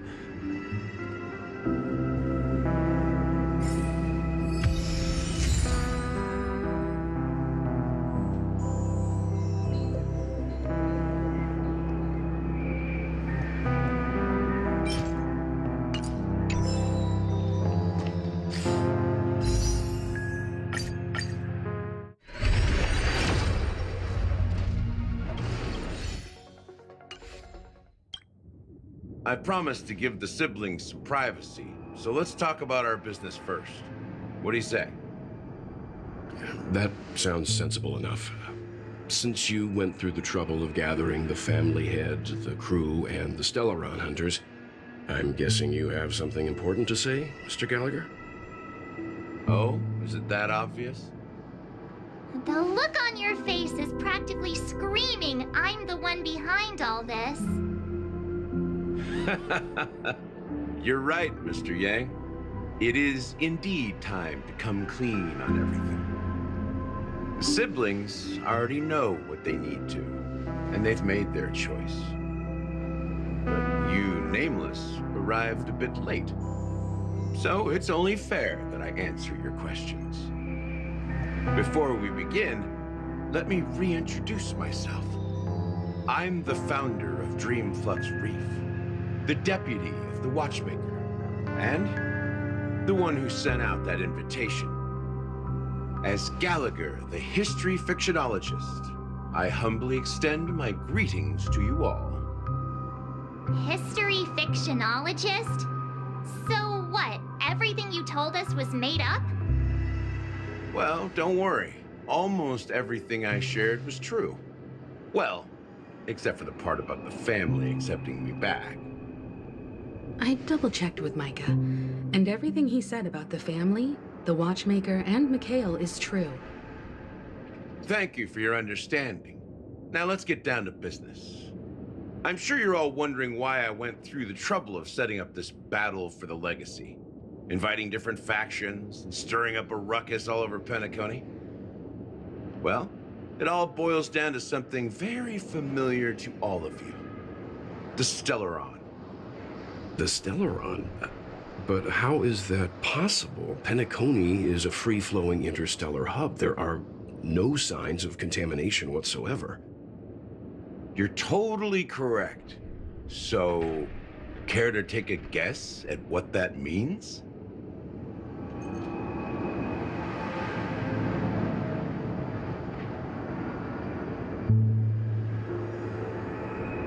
I wish that were the truth.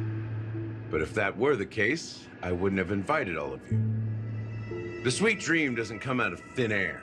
If you think of the memory zone as the sea, creating the land of the dreams is like filling that wild ocean with earth to make an island. To achieve this feat, without the help of an emanator of remembrance or enigmata, the only way is to use a Stellaron. And that's not something you can achieve with a simple wish. It requires vast quantities of knowledge, time, and manpower. I'm sure you get what I'm hinting at. In Azdana, the planet of festivities itself is a Stellaron disaster. The planet of festivities itself is a Stellaron disaster? It all started a long time ago, back when the Watchmaker and his crew liberated the frontier prison. They faced countless challenges as they began building Penacony from the ground up. That's when the idea of using the Stellaron came into play. The Stellaron first entered the Azdana system during the war. The Nameless warned everyone against the folly of attempting to tamper with such a power, and most heeded their words. But there are always people in the shadows with ulterior motives. The turning point came after Tiernan's death. With two of the Nameless gone, the Watchmaker had to go to the front lines. It was at that moment his rivals saw an opportunity. By the time a representative from the Montour Systems family arrived at the Watchmaker's call, the Stellaron had already been activated and was seeping into the primordial synesthesia dreamscape. And I suppose the family happened to possess the knowledge to seal the Stellaron? Not just that. They knew far more about the Stellaron than the average person. They helped Mikhail swiftly quell the civil unrest and played a part in building Penacony under the disguise of the Harmony. Those three eras were known as the Age of Dreaming. The Watchmaker, who had been left in the dark, sent out invitations across the universe, spreading the hype around the land of the dreams. Then, how did they turn against each other? Remember the island in the ocean metaphor? The truth is, the Stellaron was never truly sealed. It existed in a different form within the dreamscape. Think about this. What would it cost to create and maintain such a lavish dreamland? It's people's lives. The opulent dream is built upon the decay of spirits, with a toxic elixir called pleasure flowing through the dreamscape. It tempts people to indulge in the dreamscape, and gradually their minds succumb, becoming nourishment for the sweet dream. Confusion, laziness, and cowardice, weaknesses that plague humanity, were magnified and nourished by the family. Penacony became a new kind of prison, even more impenetrable than the previous one. Sadly, we realized this far too late. By then, the family had a firm grip on Penacony, swiftly quelling any opposition that arose. At my wit's end, I had to use the power of the Enigmata and sought refuge in this chaotic realm. Over the years, I created a meme within this dream for our use. Dormancy. That's its real name. We exploited a loophole. You see, regular people can't fall asleep again while they are inside the dreamscape. So this is the true meaning of the impossible. You sent out invitations in the Watchmaker's name to find forces capable of resolving the Stellaron disaster and draw them into Penacony to uncover the truth. It's not just that. Above all, I wanted to see what happens when the major factions engage in a struggle for the legacy. Since this is the Watchmaker's first announcement in decades, the traitor within the family is bound to reveal themselves. So, the legacy is just a facade. If you want to consider the Stellaron as the legacy, I'm totally fine with that. If that's the case, where is the Stellaron now? That's a question for Mr. Wings. The Stellaron is still under the family's control, and as the head of the Oak family, I'm sure he holds all the answers.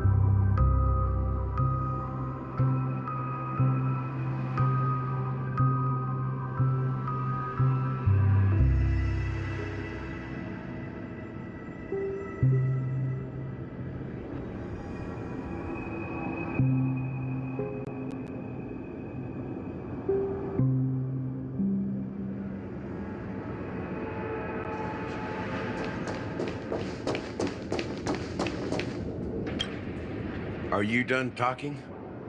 So, will you tell us where the Stellaron is? It is the Penacony Grand Theater itself. As I suspected, it's the embodiment of the family. The edifice that first materialized within the Sweet Dream. That's what turned Penacony into its current state. As for the person who employed its power, it is in fact Mr. Gopherwood, the current Dream Master. Well, that was easier than I thought. Did you conduct your own investigation already? Correct. When I was trying to track down the person who murdered my sister, apart from you, Gopherwood was my second suspect. Confronting me first turned out to be a smart move on your part. I didn't have other options. The Dream Master has been elusive, and even the heads of the families can hardly get an audience with him. Moreover, Mr. Gopherwood has been kind to my sister and me, and I didn't want it all to end like this. What do you mean by that? To be honest, my brother and I are also victims of the cancer of all worlds. We grew up as orphans, and were adopted by the family when they came to help. Mr. Gopherwood recognized our potential and brought us to Penacony. But I can't just stand by and watch Mr. Gopherwood become an enemy of the Harmony. I won't use my voice to support an evil cause. I won't step on that stage and sing, no matter who the traitor is, or what orders they give me. I won't let the Charmony Festival become an event that destroys Harmony itself, or the paradise in our dreams. Indeed, for the paradise in our dreams. As the head of the Oak family, I'm responsible for ensuring Penacony's promising future. Robin and I will head into the Sweet Dream and confront the Dream Master, And if it turns out that the family has truly strayed from the harmony, I'll fight alongside you. We'll put the Charmony Festival on hold and make sure Mr. Gopherwood pays for his blood debt. The enemies you are about to face aren't like this old dog here, who can barely even bark. Since our interests are aligned, why don't we team up? Maybe, just maybe, we'll have a shot at success. We have always been following in the footsteps of our nameless predecessors, and there's no reason to stop now.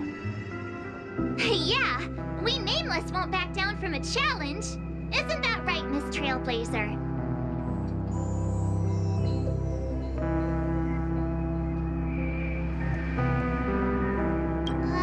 That line actually makes me a bit nervous. Rest assured, sitting on the sidelines isn't in our nature. Mr. Sunday, Miss Robin, I'm willing to accompany you on behalf of the Astral Express.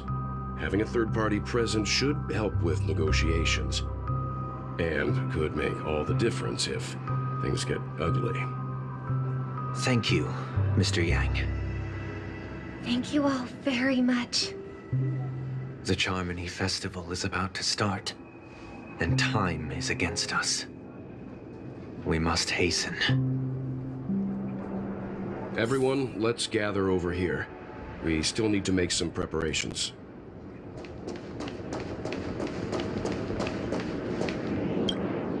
I may have been quick to step up to the plate, but confronting the Dream Master could be a very dangerous affair. Uh-huh? Even you're saying that, Mr. Yang? How powerful is that Dream Master? He's the leader of the families of Penacony, and he has the entire power of the Harmony behind him. Not to mention the Stellaron in his possession. We must proceed with great caution. Maybe you can just stay behind this time, Mr. Yang? No, that won't do. Even if we count Robin as an ally, something felt off about Mr. Sunday just now. Although, I can't quite put my finger on it. I have to make sure he won't turn against us when things start to get dicey. You're still carrying the keepsake the IPC envoy gave you, right? May I borrow it for a moment?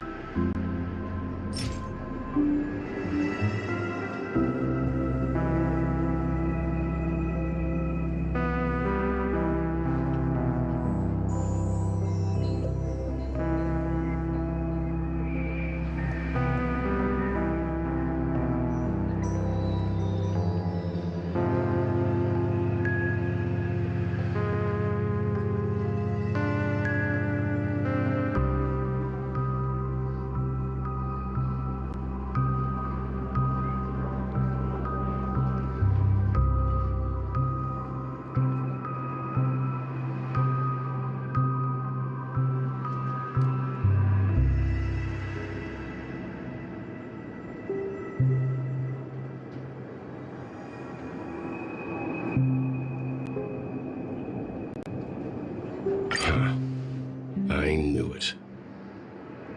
As I suspected, this chip Aventurine gave to you is actually a miniature transmitter. If I'm right, he intends to use it to track your location or contact you when needed. As it so happens, this may actually be of some use in the current situation. Aventurine? Is he still alive? And what does he have to do with our mission to confront the Dream Master? Remember what I said earlier? Working with the IPC is a way to keep the family in check. If negotiations go south and the family show their true colors by going after the Stellaron, I'll use this transmitter to send a message to the IPC. It'll be just the opportunity the IPC ambassador was hoping for. The only question mark in all of this is Aventurine's current status. But the IPC is always listening, especially senior strategic investment department heads like him. Getting the message across shouldn't be a problem. Good luck to you, Welt. Well, you take care too. If anything goes wrong, don't worry about me. Just make sure to seal the Stellaron. Spoken like a true hero. Even if the Dream Master is innocent, the family's corruption runs deep. I won't make the same mistake Mikhail did. Let's wish him the best of luck. Don't you have something else to tell us, Gallagher? Why would you say so? Before we departed, the conductor asked us to inquire about the 3 nameless in Penacony. We've already collected intel about Rosalina and Tiernan, so the only one left is legwork. If I'm not mistaken, we've already met him somewhere, haven't we? It's not enough to say meet, but the answer is pretty obvious. After all, I've hinted at it in quite an evident way. I've been watching over you ever since I received the reply from the Astral Express, and I've seen the great effort you all put into linking different realms together across the cosmos. And now, after getting this far all in one piece, you have truly proven yourselves. Miss Himiko, were you the one who repaired the Express and got it sailing through the cosmos again? Yes. And you two, young Nameless, you have very interesting life stories and extraordinary skills.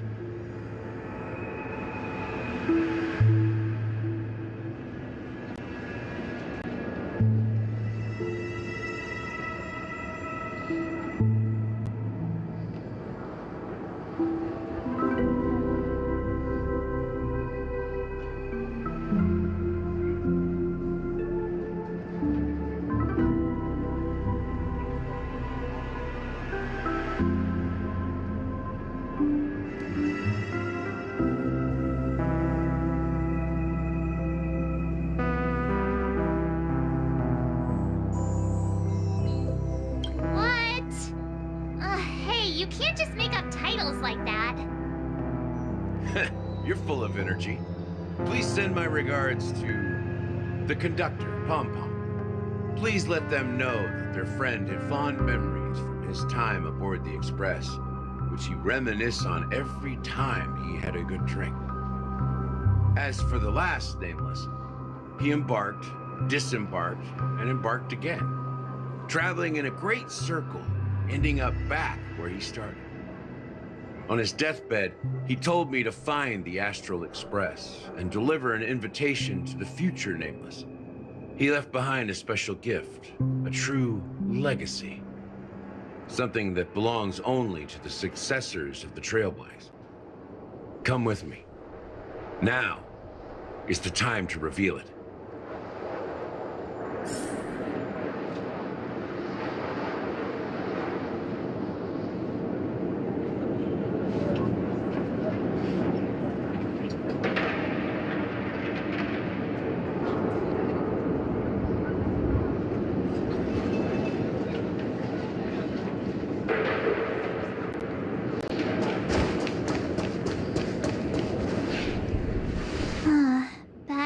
Again. Sometimes I feel like you're still alive, old friend. Like you've still got so much to say and do. I've kept my promise, brought the future Trailblazers you've waited so long for. I don't know why you were so obsessed with that train, but I remember your last words. Don't let us down, old man.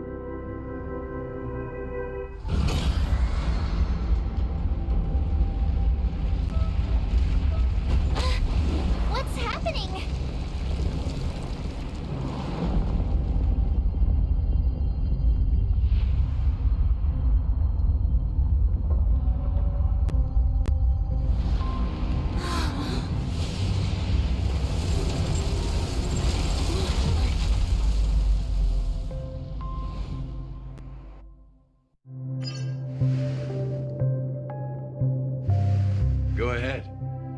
His resting place lies in the garden up ahead.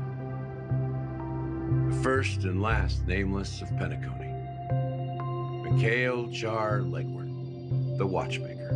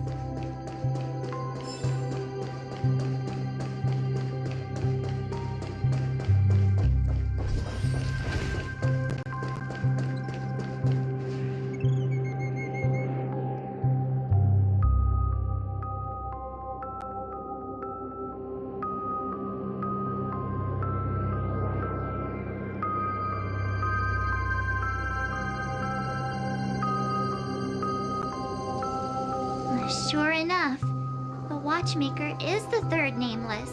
Even I could guess that one. The legacy he left behind was a dream bubble. I believe inside that bubble, there's something that holds meaning only for the nameless. After all, when I checked its contents, I found nothing inside. Maybe some trailblaze runes? Even more mysterious than me. Well, let's have a look.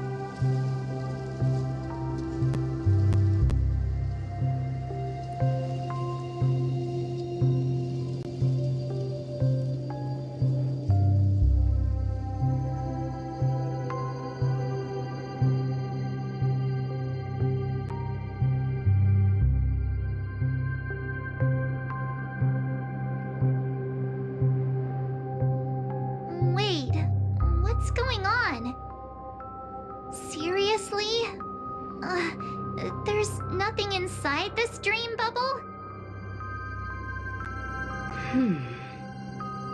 How could a dream bubble be empty? Just as I suspected. That old man always had this strange belief in the nameless and the trailblaze.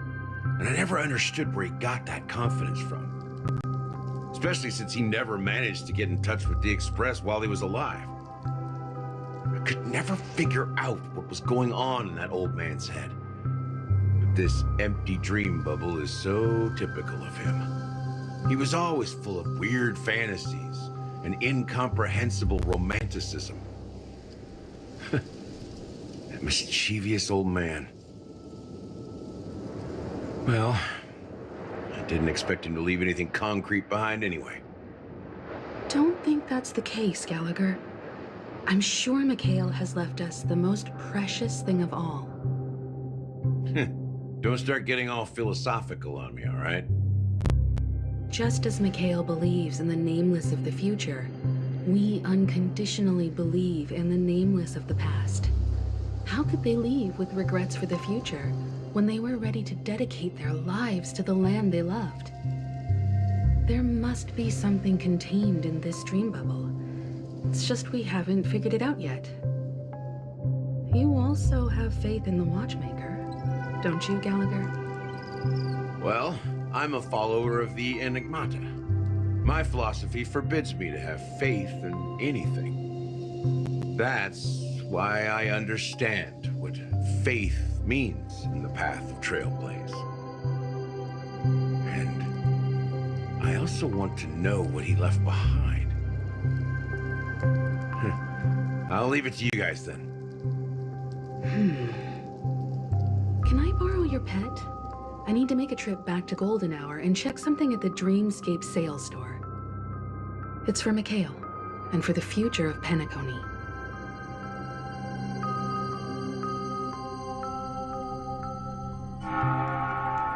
Welcome to the Reverie Hotel.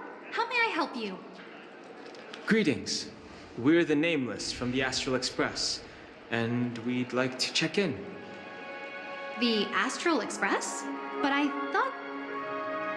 Yes, my companion's already checked in. My name is Dan Hang, and I believe my personal information is recorded in your system. I see, but your companion said you wouldn't be coming due to a change of plans. Now the plans have changed again. And you are... Me? I'm Pom Pom, a new Nameless who's also with the Astral Express. He's my fellow Trailblazer. We responded to the family's invitation before he boarded the Express, so he wasn't registered in your system. Is it possible to accommodate him as well? Oh, I see. Another one of the Nameless had a similar situation. Seems like a lot of people are joining the Trailblaze these days. Since there's a precedent, it shouldn't be a problem. Just give me a second to contact your companions. I'm sorry, dear guests, but it seems I'm unable to reach the other members of the Astral Express. What do you mean by unable to reach them? My apologies. This is the first time I've encountered a situation like this. However, the system indicates that those guests are still in the dreamscape. How about this? Give me their room number, and we'll go check on them ourselves. I'm afraid that's not possible.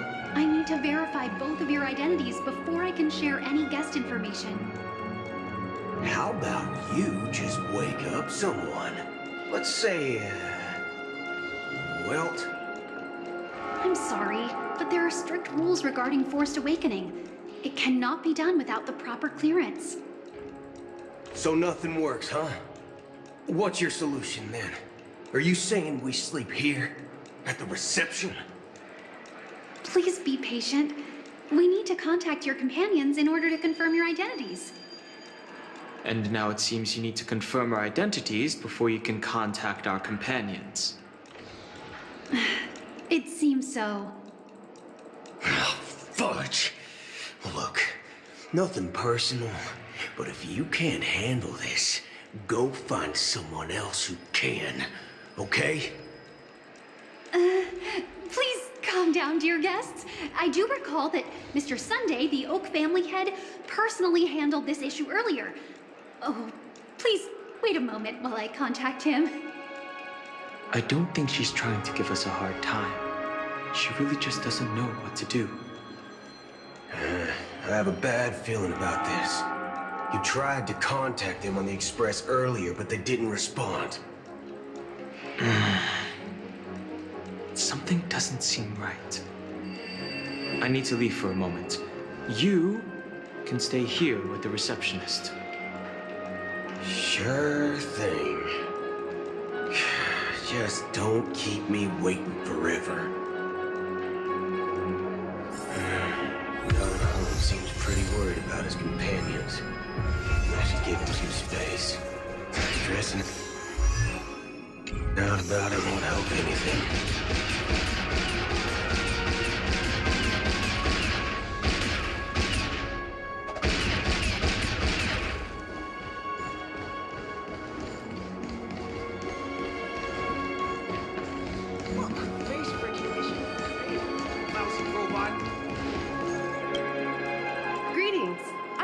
The Bloodhound family, head of security for the hotel.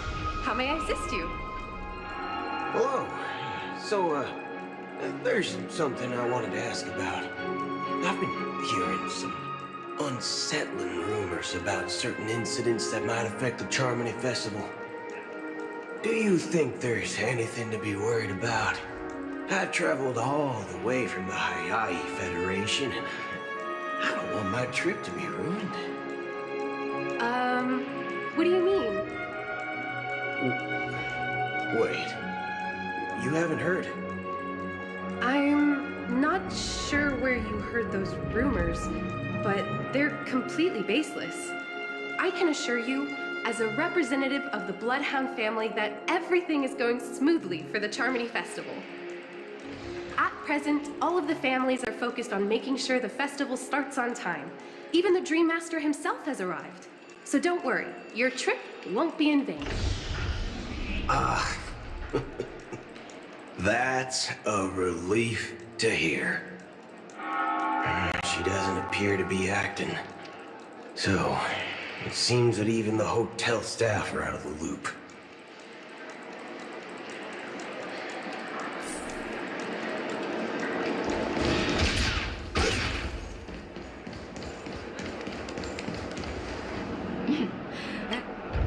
The Charmony Festival is about to start! I'm so excited!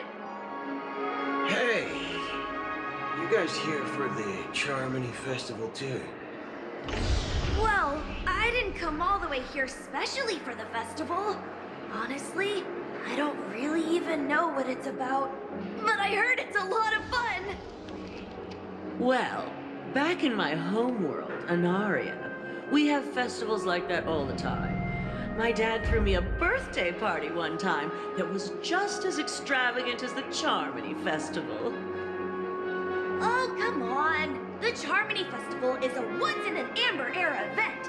How can a birthday party compare? Well, you never know, right? Maybe on her world, birthdays only happen once in Amber Era. Anyway, let's forget about that. Have you heard about the, unsettling things happening in the dreamscape? Unsettling things? What could possibly go wrong? It better not ruin the Charmony Festival! I've been looking forward to it! Relax. With a big event like this, there's bound to be lots of gossip and rumors. Don't worry. If anything does happen, the family will be on top of it. Oh, that's a relief. I didn't come all this way to see the festival go down the drain. Well, looks like I won't get any fudging clues out of these two. They're clueless. Back already? Hasn't she returned yet? Nope. I'm starting to wonder. Sending her to contact Sunday was a good idea. Neither the staff nor the guests seem to know anything about what's happening in the dreamscape, and wherever we go, all we see is people enjoying themselves. Definitely not a good sign. I agree. Another unusual thing is that the Oak family is supposed to be in charge of organizing the council and managing everything inside and outside the dreamscape. However, I walked around the hotel but didn't meet a single member of the Oak family on such an important day. Well, I'll be forked. If I remember correctly, the head of the Oak family is that Sunday guy, right? We shouldn't linger here too long. Let's go back to the Express for now. Not so fast. Have you ever robbed VIPC. Bro, if you run away now, everyone will be chasing after you. Are you suggesting we sit here and do nothing? I wouldn't say do nothing, but let's stay put for now. Even if the family has ulterior motives, they couldn't have anticipated us showing up here. We're the surprise factor for them. They don't want to attract unwanted attention from certain outsiders, so they won't do anything reckless. See, VIPC lackeys are keeping a close eye on this hotel. If I were a family member, I'd find an official excuse and keep the surprise factors here. If we just wait here, that would be like walking into their trap. Of course, we don't need to walk into their trap. I gave a backup plan to the memo keeper. If it turns out we won't be allowed to enter the dreamscape, she'll order a drink for me in the VIP lounge at the hotel. In reality, a secret signal. That's right. A concrete object can indeed help the memo keeper establish a connection with you. But Boot Hill, if you have more backup plans in the future, I hope you'll let me know in advance. I'm sorry, but it's one of my quirks. I have too many unreliable friends. And if I reveal that I have backup plans, things can go awry. And that would leave all backup plans completely useless. How do we get into the VIP lounge? This is where my street smarts come into play.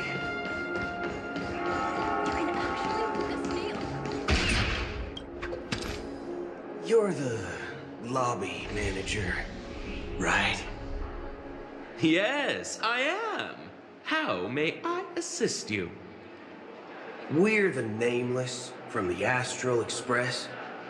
We wanted to check in, but there's something wrong with your system. The lady at the front desk said she would contact the manager, but now she's nowhere to be found. Now, we've been waiting here forever, without any food or water. What the fork, man? Is this how the family treats its guests? Is this your idea of street smarts? Starting an altercation? It's called standing up for your rights. I apologize for the inconvenience. Please wait while we try to contact Mr. Sunday. I'll arrange 2 premium seats in the VIP lounge so you can rest there while you wait. See? Just like that. Just don't call yourself Nameless next time. Wow, this bar's something else. Certainly worthy of the planet of festivities. Gold lad, shaken.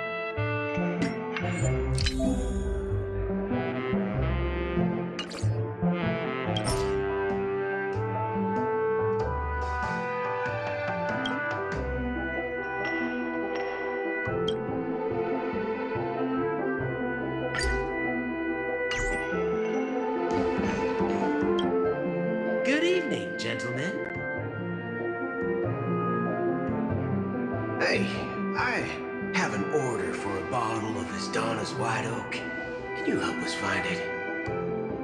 Asdana's White Oak? I think there might be a misunderstanding. We don't serve that here. Oh, no way. Are you sure you're not mistaken?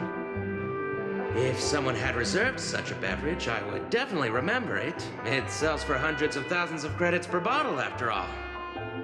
I couldn't afford to cover for such an item if it were broken or lost. That's strange. Well, could it be that the memo keeper couldn't afford it? Then what should we do now? Oh, no need to rush. Let's grab some drinks first.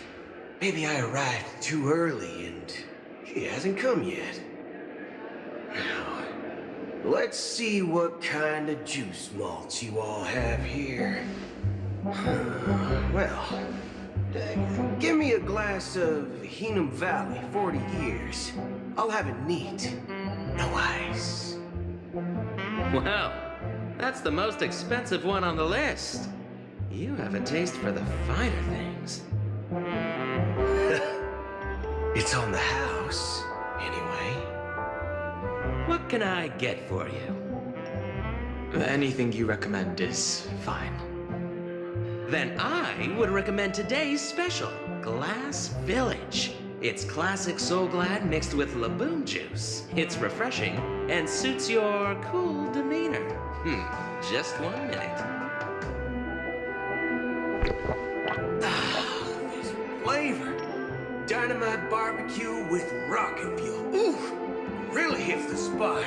Truly the finest sherry cask-aged malt juice in the cosmos.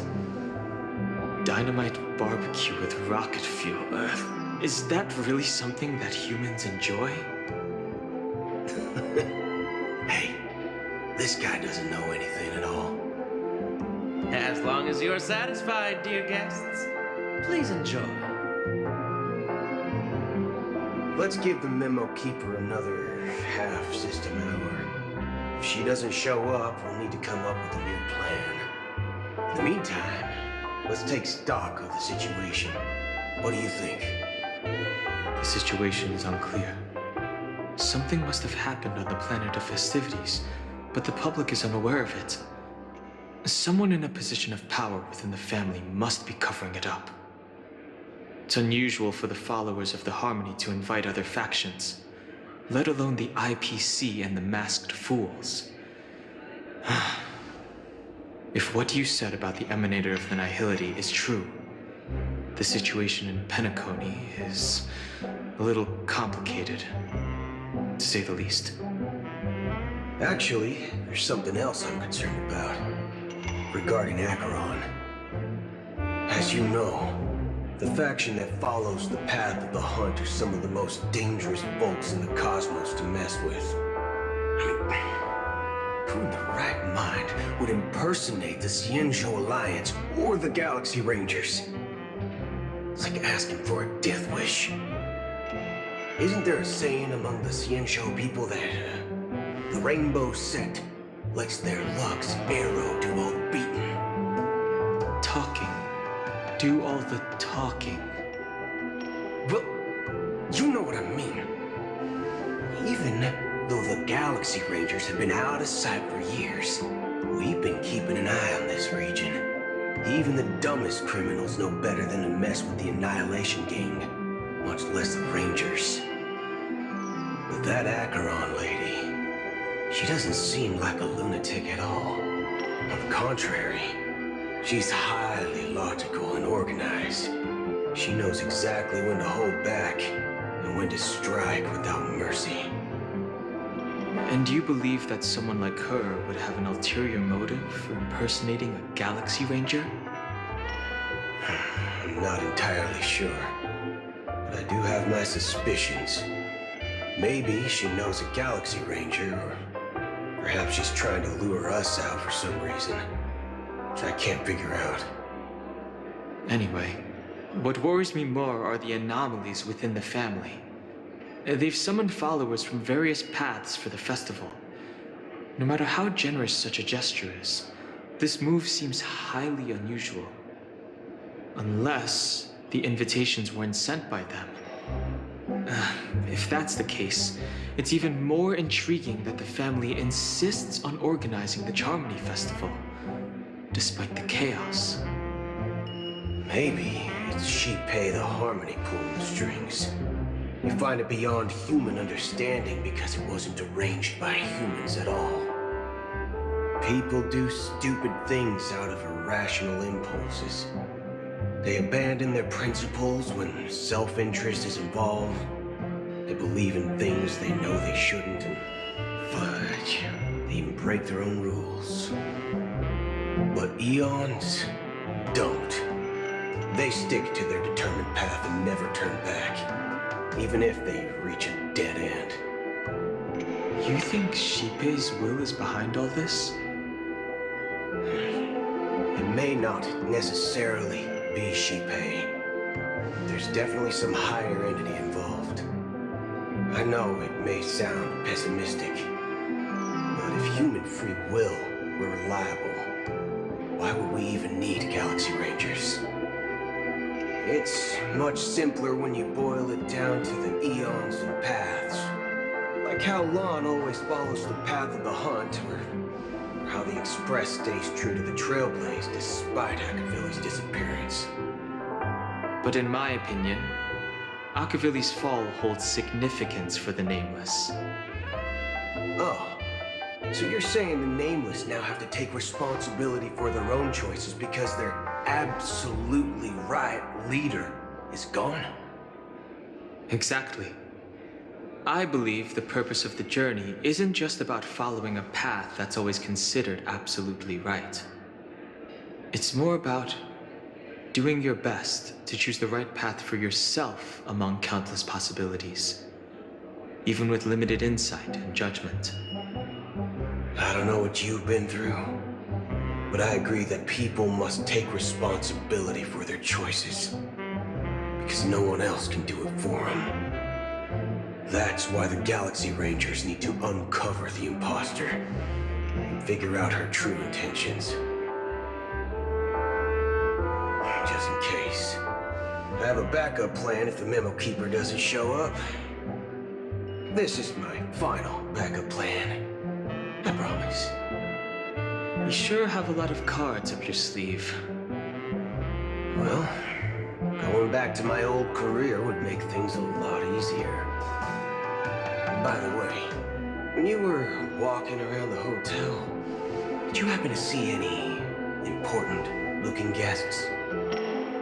What's your plan? It's simple. We just grab some hostages and use them as bargaining chips with the family. Or maybe we can even take their identities. No need for that. We'll return to the Express now. Wait. Are you getting scared?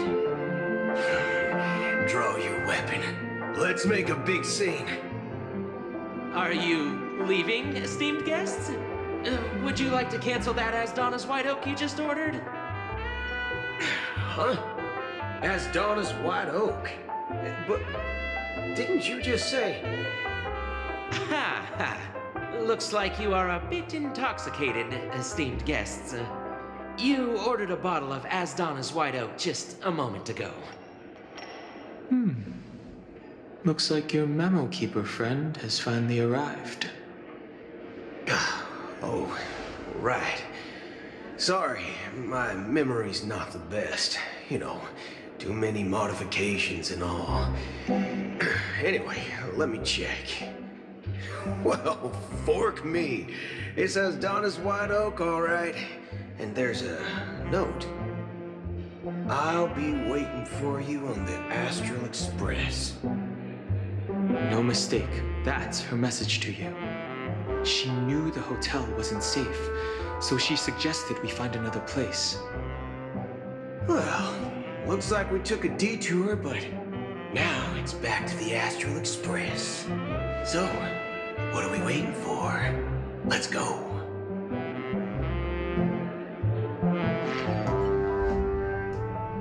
You're back? 2 guests just boarded saying they were looking for Boot Hill, so I told them to wait in the parlor car. Oh, just in time. 2 guests? Yeah, or 2. Look, we welcome all passengers on the Astral Express, but sneaking in like that, you have no regard for etiquette. My apologies, Conductor. It was an oversight on my part. I assumed you were already acquainted with the garden. Given the chaotic situation in Penacony, the Nameless are the only ones we can truly trust right now. You are the memo keeper. Pleased to meet you, Dan Hung. I've seen you in others' memories. And as for Boot Hill, this is our first face-to-face meeting. I hope you enjoyed that bottle of Astana's White Oak. You sure have a refined taste. Finally, memo keeper. Well, let's cut to the chase. Spill everything you know. That's precisely what I intend to do. But before that, please allow me to introduce myself. My name is Black Swan, and I serve the Garden of Recollection as a memo keeper. As for Acheron's story, I'm sure she knows it better than I do. Greetings. I'm Acheron. What? You Garden of Recollection shirtbag! You betrayed me! I apologize, but she did that at my request. Due to certain reasons, I have been exiled by the family. Thankfully, this memo keeper came to my aid and helped me escape their surveillance unnoticed. To be honest, it was more like stalking than helping. And the process was far from unnoticed. But we did escape. I asked her to guide me to a place beyond the family's reach and to contact a few trustworthy individuals. Namely, all of you. Trustworthy? Son of a nice lady. You think I'm dumb or something? How about this? I'll put a few bullet holes in your head and see what secrets spill out. Then, we can talk about trust. It doesn't have to be like that. I'm willing to answer all your questions, but not right now. If my cover hadn't been blown, we might have had more time, but at the moment, we don't have any other options. No other options? What do you mean? This is the only way I can ensure everyone's safety.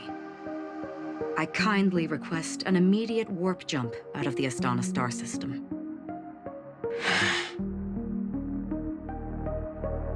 This passenger is requesting...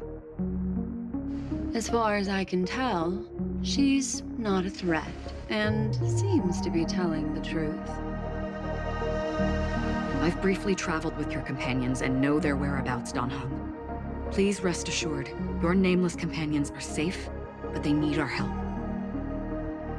As for Boot Hill, you may have guessed. I've been waiting for you.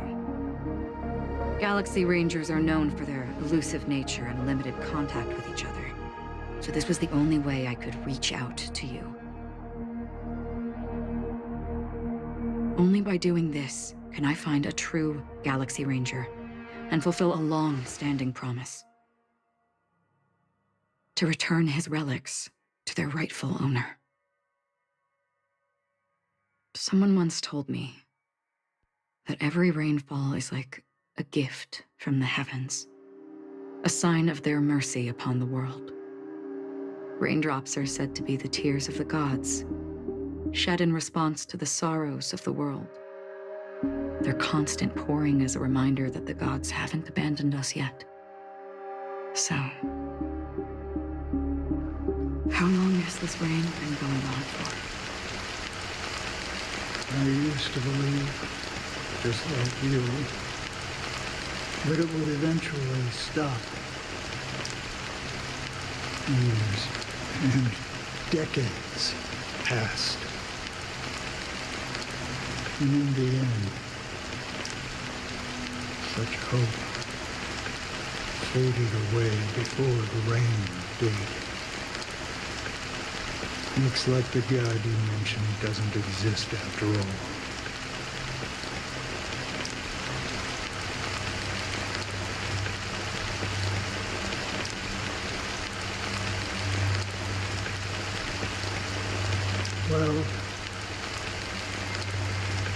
Let me share a story.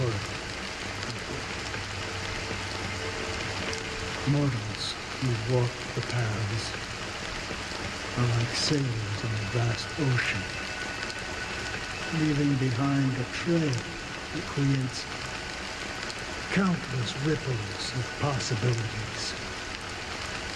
These ripples last longer than the fleeting lifetimes of humans. And for some, their presence leaves such a strong mark that it's reflected in the waves. Like those shadows on the ocean.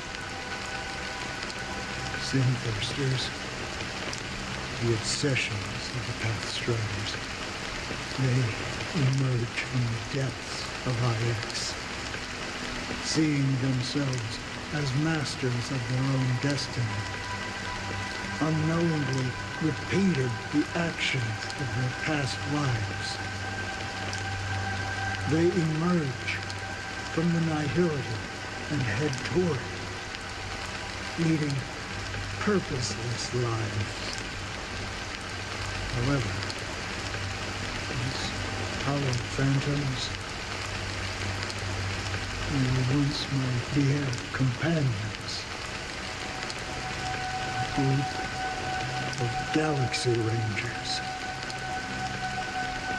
Are you watching over them? Watching over them? No. I'm guiding them toward transcendence. It was a brutal war. A crusade that shook the universe. The universe witnessed the fall of Zuo, the Lord Ravager, but it came at a price.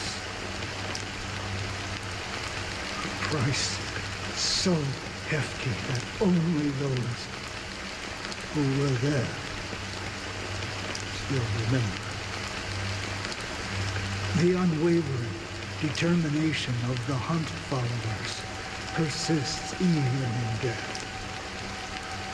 So someone must guide these lost souls to their life beyond. They were heroes in their time. And they shouldn't be reduced to mere puppets of the nihility. As for me, I've suffered too many losses on that battlefield to advance any further.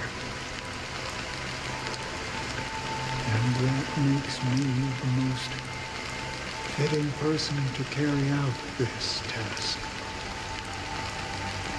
But you know, these sin-thirsters, they're not who they used to be.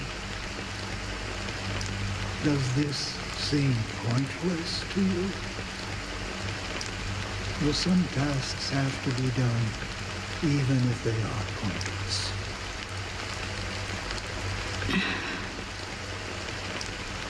I can help you.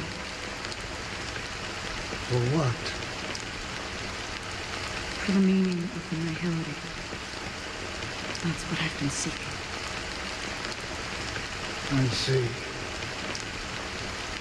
After all, this realm is off limits to ordinary souls, right? Thank you, stranger. I wish that you find what you seek. Before we part ways, I have one more question. It is true that their actions and even their entire lives may seem pointless from our perspective. But if, and it's just an if this is what the departed ones expected, should we try to change it? A good question, and a profound one. I don't know the answer. What I do know is that one day I too will pass away. And when I bid farewell to this world, someone will stand at my grave and place a bouquet of flowers on it.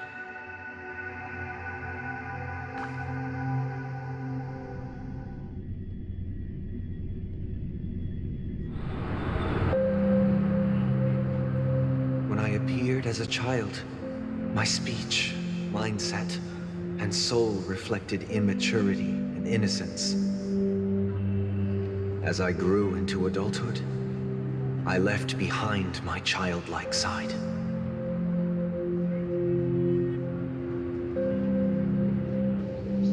I humbly request your blessings, esteemed advocate of Shipe. Come to me, my kinship. I have sought their presence with us. As you wish.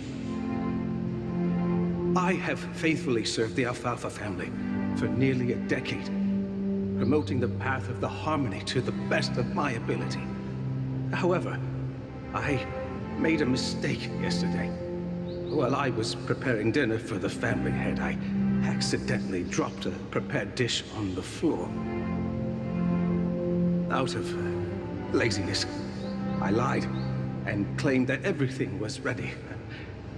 Although the head has dismissed me as punishment, it has been tough to sleep with the guilt still gnawing at me, as I worried that the seeds of evilness may have taken root in my soul. So, I confess to you now to seek atonement for my sins. Do you sincerely repent and vow to change your ways? Yes. Have you examined your soul and confessed all your sins? Oh, yes. Are you willing to accept the process of atonement? Yes. Very well. Show your dedication and goodwill to the family, and you shall be reinstated among them. Now, please, leave in peace. Oh, praise Shipe. And thank you, esteemed advocate. Next, please step forward. I wholeheartedly confess to you.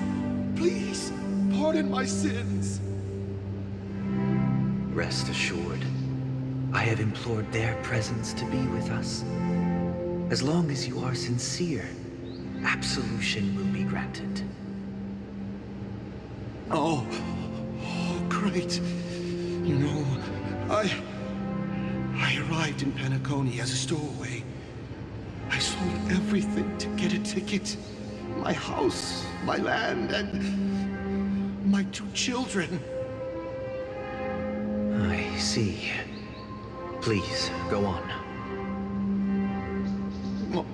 My children were starving, and I hoped they'd have a chance at survival if they became slaves here.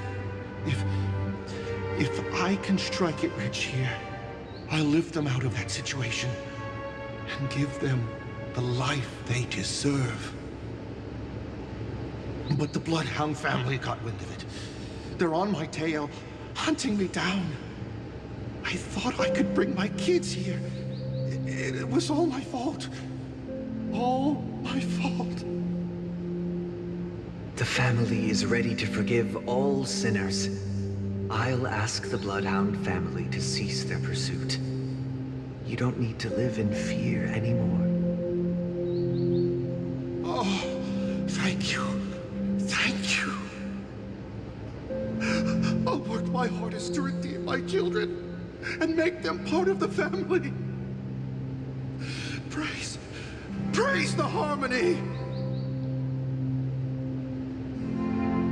Next, please step forward. Hey, long time no see, Mr. Sunday. The most esteemed individual in Penacony, and the next leader of the Oak family, right? I have sought their presence with us. Let us proceed. Sure, let's just get this over with. I have sinned. Please forgive me. I wasted half a pizza at breakfast and a bottle of Soul Glad. That's it. Nothing more. When we wrap this up, I've got a robo-ball game to catch, you know? Do you seek to atone for your sins through good deeds? My sins? Starting to sound like a saint, huh? Well, let me tell you something. Neither the family nor you have the right to judge me. You think nobody knows what your precious family has done? About the watchmaker? Huh? Don't kid yourself, Featherbrain. Those dream chasers might be fooled by your act, but don't fool yourself. Before you start spouting off your holy verses, answer me this. Where does the power of the Oak family come from? And your power? What makes you think you can sit there all high and mighty, looking down on everyone else? Well, I've spent enough time in confession today to enter the Harmony's paradise, right? Then I'll take my leave. Good luck with your election, and, don't make me regret my investments in you.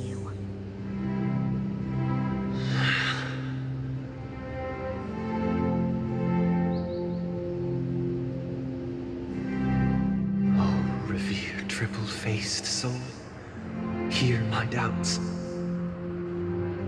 Who can judge the strong when their power hides their crimes? Who can vouch for the weak when they will pay any price to survive? Who can comfort the purest souls when even they get led astray? If the strong defending the weak is truly the foundation of paradise, then who is responsible for the suffering and anguish in this wretched world?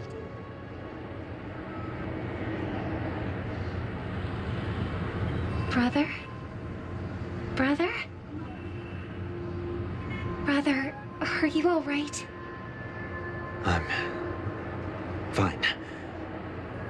I've been working long hours, and I just made a trip to Dreamflux Reef and back. So, I'm a bit out of sorts. But it'll all be over before we know it. You've been working non-stop on the Charmony Festival, Mr. Sunday, and no one could have predicted this incident. Even if the Stellaron does pose a grave threat, I still feel sorry for all the trouble we've caused you. No need to worry about troubling anyone. The Charmony Festival was meant to spread joy and harmony across the cosmos. But now that we know the truth, I'm afraid we'll have to cancel it.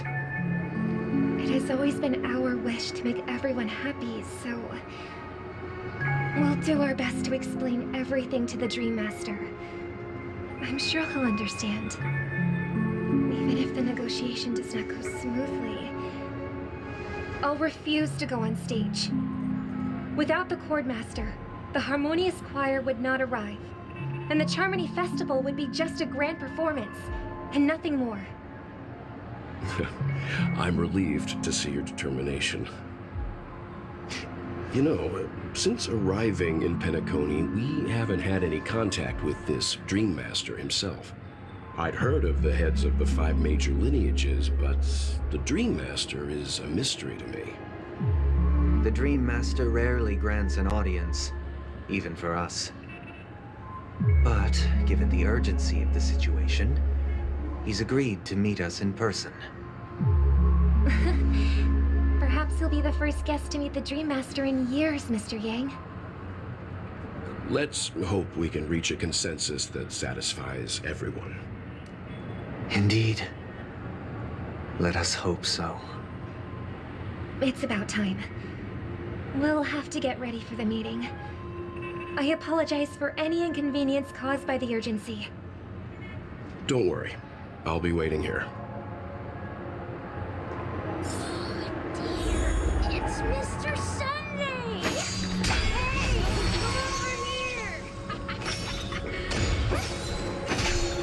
like someone needs help.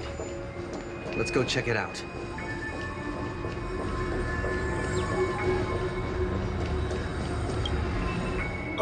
Mr. Sunday. Hey there! Okay, see the moon in the sky? It's about the size of the cap on my Soul Glad bottle. If I just reached out my hand, I could grab the moon, couldn't I? The moon? You mean the Grand Theater? Yeah. Look at me. I've been away from home for too long. I must be missing that moon. But it's no big deal. The Grand Theater here looks much better than the moon back home. It's just magnificent. They told me not to sell everything I had just to come to Penacony. How short-sighted. Selling everything you had? Why would you go to such lengths? Why? Can't you see? Life back home is miserable. It's not really living at all. It's better to be here at Penacony. No pain, no worries about tomorrow, just sweet dreams. You can do whatever you want. That's what I call living. Yeah, now this is the life. Is this truly living? Huh? What did you say, young lady? I didn't quite catch that. Oh, it's nothing, sir. You see, the traffic on Glock's Avenue can be dangerous. How about I ask a Bloodhound family member to escort you to Ideen Park over there, so you can continue enjoying your sweet dream? Oh, yeah, that's a great idea. Wow, no wonder you were the leader of this sweet dream. You're totally a lifesaver. See you around, Mr. Sunday, and it was nice chatting with you.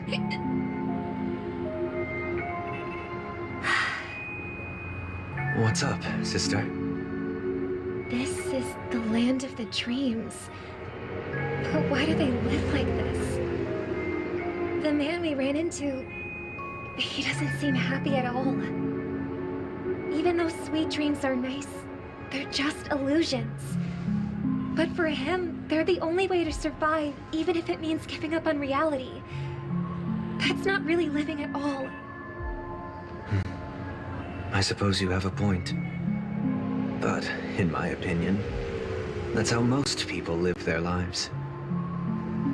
Why do you say that?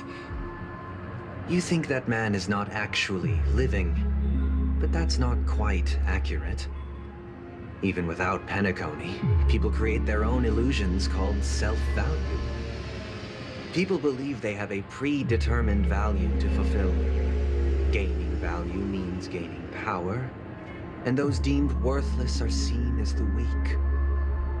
However, value doesn't come out of thin air, and there's a limit to it. To accumulate value, people have to take from others, so the weak get exploited and oppressed. Are you suggesting that this is not how things should be? Exactly. But, ironically, people don't think there's anything wrong with it, because they uphold the illusory notion of self-value, and even the weak believe in it. The survival of the fittest. That's where all the tragedies in the world come from. People come to the sweet dream in Penacony to escape from that reality and find solace. No tragedies exist here, only happiness. Although in its nascent form, isn't that the same paradise we yearn for in our dreams? Perhaps that man is just an exception. Let's not jump to conclusions. We should experience the dreamscape ourselves, just as I did at Dreamflux Reef. Yes, Seeing is believing. I'll accompany you. The Dream Master hasn't shown up yet, so we have some time for a stroll.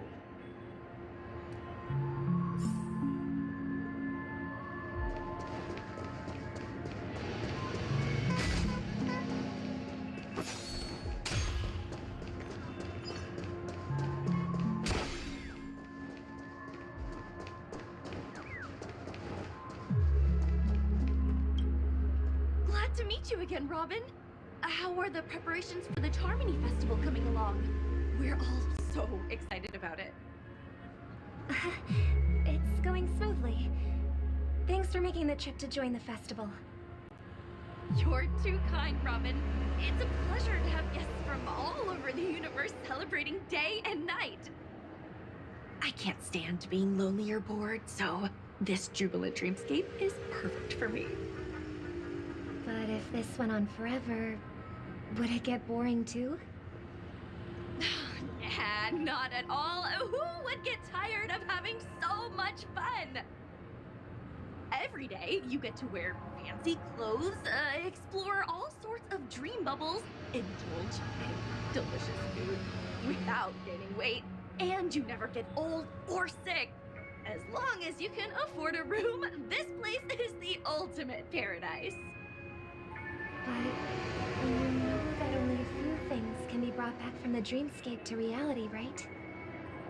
That's exactly why I don't plan on bringing anything back.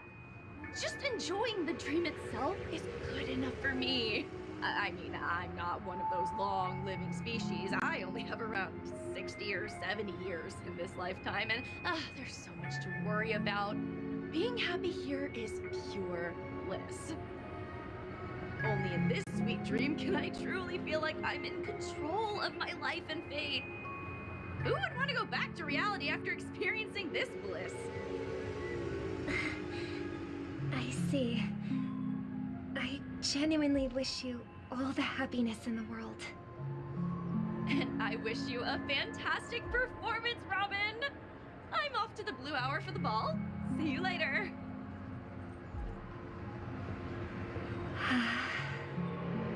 Seems like that guest's perspective didn't resonate with you either. She had a valid point, and I could sense her genuine happiness. It's just that... What you're trying to say is, she thinks she's in control of her life, but in reality, she's just escaping from reality and seeking solace in this sweet dream. Once she steps out of this sanctuary, everything will be lost. Well, she did make mention of being able to afford a room, didn't she? However, the paradise in our dreams, it doesn't have to end. No, and the paradise we yearn for shouldn't be just a fleeting dream either.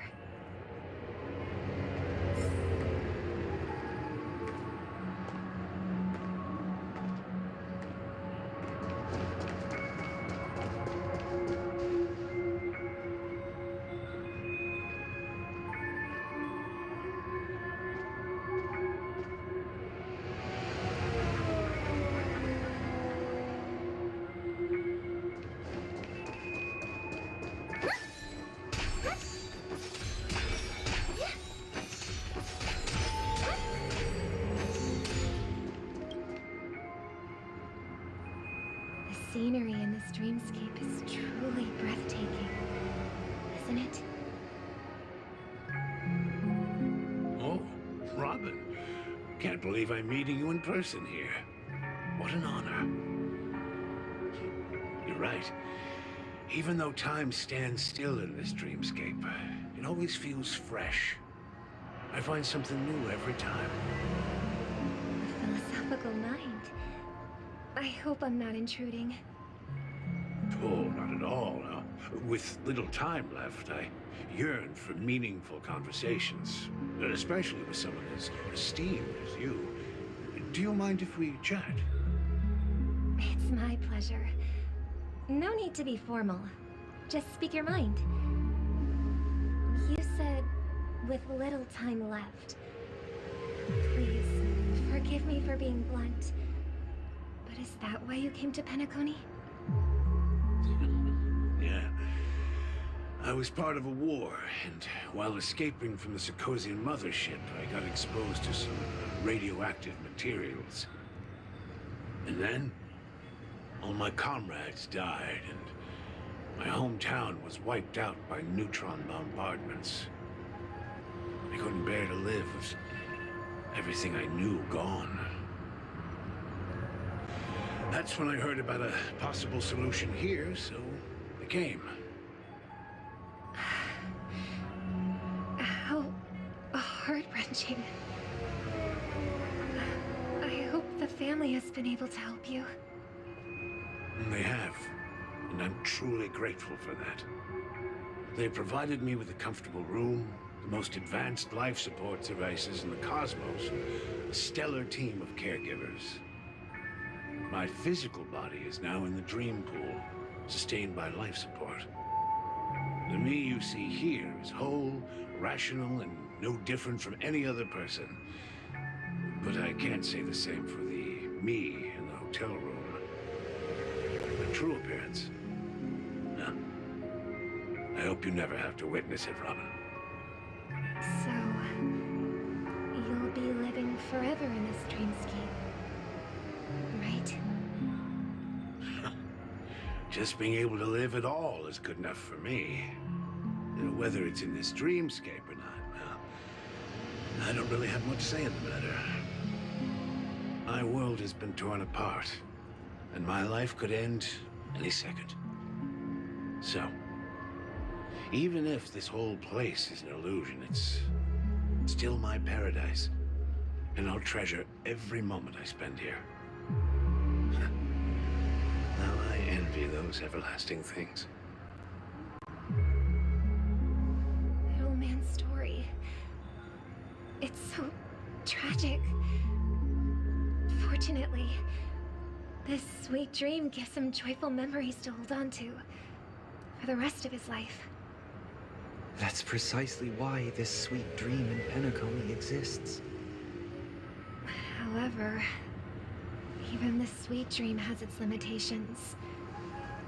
While it provides solace to the disillusioned, it can't completely eliminate pain in reality. There will be a way out. Penacony is already on the right track.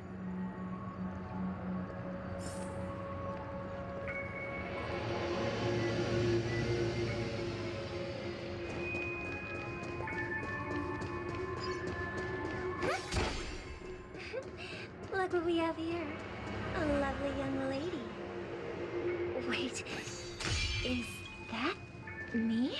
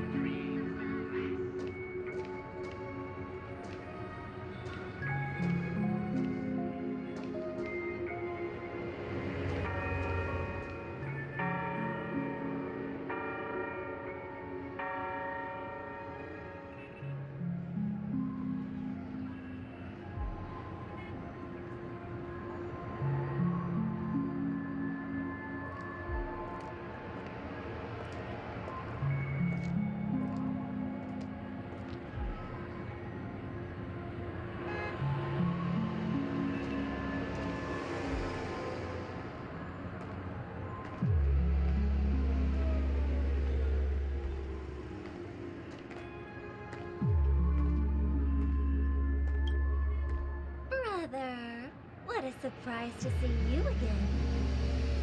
Show yourself. Your trick won't work on us. I've heard that a skilled mass fool received an invitation too. That must be you, right? Did you enjoy yourself? Barely. The people here are way too gullible. A little bait is all it takes for them to bite. And they run away at the slightest hint of danger. In other words, they're naive and cowardly. Now that you've had your fill, it'd be wise to leave before it's too late. The music of the harmony doesn't tolerate discord. What? Now that you have the real Robin, I'm useless? Oh, how disheartening. I've done so much for the family. You should be thanking me, because if it weren't for me cleaning up this mess, Penacony would still be in shambles. Don't you think? That was a personal request from the head of the Iris family, and it has nothing to do with us. Step aside and stop causing trouble for the Charmony Festival. The Charmony Festival? You think you can scare me? You think I have no idea what you're planning? I don't care what you're thinking, chicken wing boy. But I'm pretty sure Lovely Robin wanted to be appearing on stage. After all, you're well aware of what a sorry state this dreamscape is in under the banner of harmony. Penacony, the land of the dreams. Is this truly the paradise you desire? Stop it. What's the rush, chicken wing boy? Did I get to you? Our paradise is none of your concern, masked fool. Leave now, or the family won't tolerate you anymore. All right. I'll go. But Robin, I suggest you seriously consider this. Do you really believe those living in dreams can escape pain and find true happiness? Well, I've done my part, and now I'm simply waiting for the fireworks to begin. Here, the last 2 gifts for both of you. And don't lose them. If by some unfortunate chance the Charmony Festival starts against all odds, remember to use them during the show. And it'll be thrilling. Bang! I heard a raven cawing in the distance. It seems the Dream Master will arrive soon.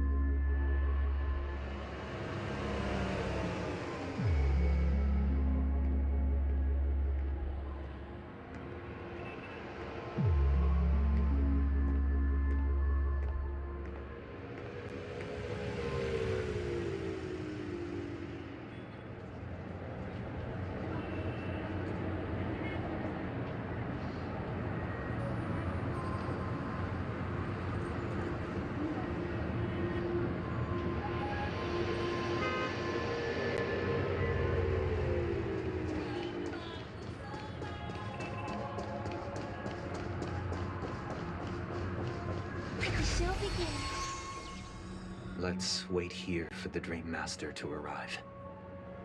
Okay. By the way, brother, I heard you no longer have a sweet tooth. Back when we were kids, you used to steal my desserts. Seems like a lot has changed during my absence. What exactly happened? Well, someone has to stay awake even in this sweet dream. But that someone doesn't have to be you, or anyone in particular. You're carrying too much on your shoulders, brother. The paradise in our dreams. It shouldn't be like this. Penacony is nothing more than a dream. It can't erase the worries and pain of reality, or bring true happiness. It only offers an escape from reality. Nothing more. Remember the old man we met earlier? Without this dream, he might have completely lost himself. That might be true, but even without Penacony, he could have chosen another path. As far as I know, the Intelligentsia Guild has been promoting their rehabilitation techniques for a long time now. That path may have been more ordinary and challenging, but now he is receiving hospice care in a comatose state, and his fate is sealed. Is Penacony granting these people a future? Or is it taking it away from them? Well, don't forget this. Not everyone really has a future. The future for humanity is like the sky for birds. People mistakenly believe that flight is inherent to birds because they've never witnessed those birds crashing to their death. Do you remember how we took in that little Charmony dove when we were young? Yeah, we took care of it. Provided food and water, groomed its feathers. And later, when I decided to leave Penacony, I opened the cage and set it free. Well, I didn't mention what happened to it in my letters because I didn't want to upset you. Shortly after you left, it crashed to its death right in front of your window. I had surmised as much. I knew you wouldn't have avoided mentioning the bird for no reason. Despite that unfortunate outcome, I still believe it was the right decision. Birds aren't meant to spend their lives in cages. They belong in the sky, even if they can't fly. But here's the thing. If there are birds in this world that can never fly, can we really assert that they belong in the sky? Are you implying that the same goes for humans too? Let's take the Astral Express as an example. The Nameless made tremendous efforts to bridge worlds, gaining fame across the universe.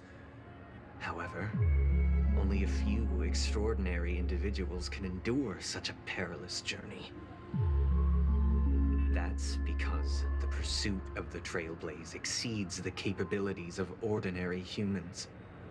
Otherwise, why would this path be filled with broken rails, an abandoned express, and even a fallen eon? That's just sophistry. If that were true, then only the powerful would have the right to determine the future. Unfortunately, that's exactly what happens. Another name for the future is self-value. While this world has its fair share of heroes who inspire people and garner admiration for their heroic deeds, the majority of ordinary people will never become heroes in their lifetime. Some are born weak and vulnerable. Some find themselves trapped in unfortunate circumstances. Some fall victim to malice and cowardice. When it comes to survival, everyone is equal. And the weak can only watch as their value gets constantly diminished by external forces. That's why we should care for the weak and support them as if their suffering were our own. That's what the Odes of Harmony have always taught us. While the Harmony holds noble aspirations, the strong will always be strong, and the weak will always be weak. Even in this carefree dream. Human nature contains greatness, but it also harbors inherent weaknesses that can't be eradicated. In the end, if people can't even secure their own survival, they won't care about the illusory future of equality. As long as the law of survival of the fittest prevails, there will always be fledglings crashing to their death. But if people don't live for the future, do they merely exist for survival? If even you, my brother, don't believe that the harmony will save the weak, then which eon can make our dreams come true?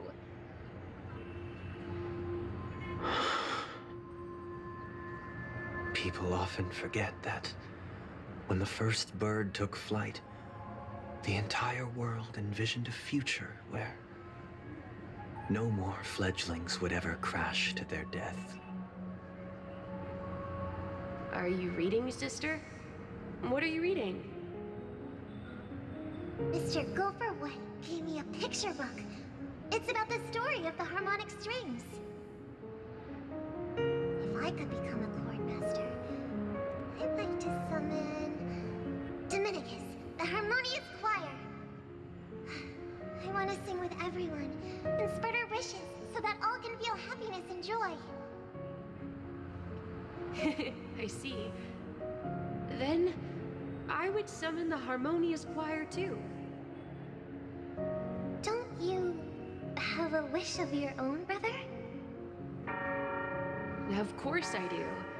It's just that it includes your wish and everyone else's. I long for a true paradise where everyone can find peace. Then let's build a stage there and invite everyone to our performance so that both our wishes come true through the power of the harmonious choir. It's a deal then. Yeah, it's a deal. But how can I become a chord master?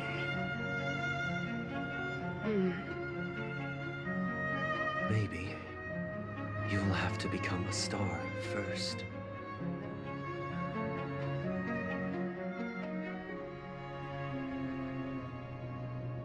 You're back sooner than I thought. Any results? Yes. And now, it's up to us to forge ahead. Since he's already carried out his last wish, my final mission is complete. But pardon me if I sound curt. It's good to have determination. The path Mikhail left for you is not an easy one to tread.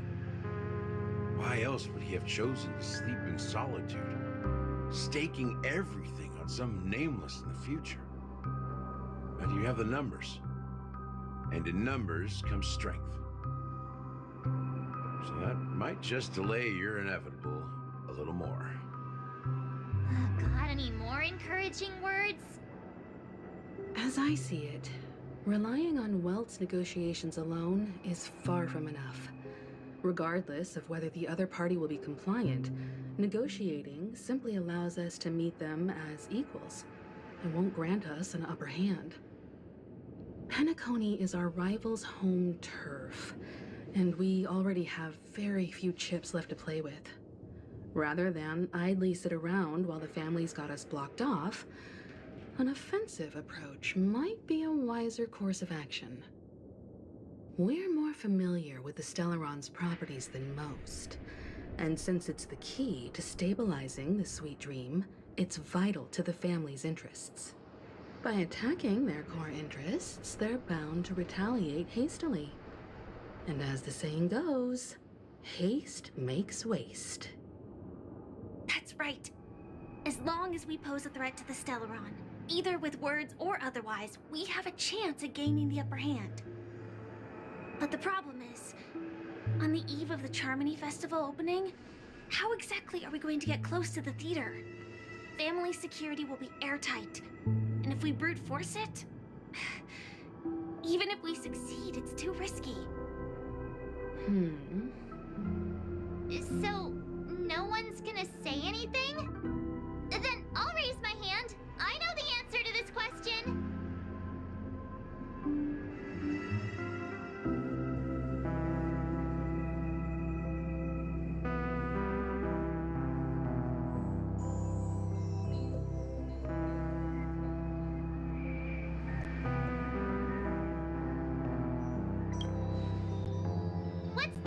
supposed to mean? You'd better believe it. So, I heard that before the Charmony Festival begins, there'll be a pageant to kick off the festival.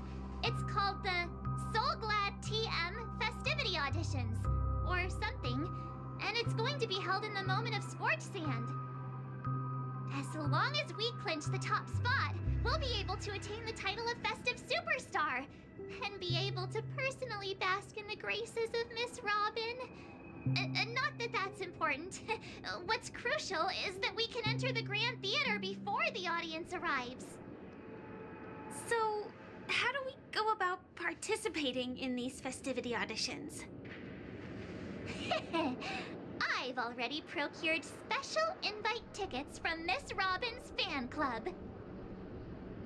To tell you the truth, I had been preparing to join the auditions all along, but now it looks like even if I scrape through, I probably still won't have the chance to shake Miss Robin's hand. So they're still running this thing, huh? It was originally just a publicity stunt, set up by Mikhail to drum up attention. But it looks like it might be worth a shot. We'll follow Marge's plan. Mr. Gallagher, will you be joining us? I'm afraid I won't have the time. As a virtual character, I've already completed my final mission. Whether Penacony can awaken from this dream is all down to you. Should we ever cross paths again? I'd love for you to visit the Express. All right. I'll have to add to that data bank of yours you've got on the Express. And Miss Firefly, we thank you for all your support. We're faced with a formidable enemy. As long as the Astral Express and Stellaron Hunter's objectives are aligned, we're willing to cooperate with you. We've already come this far together.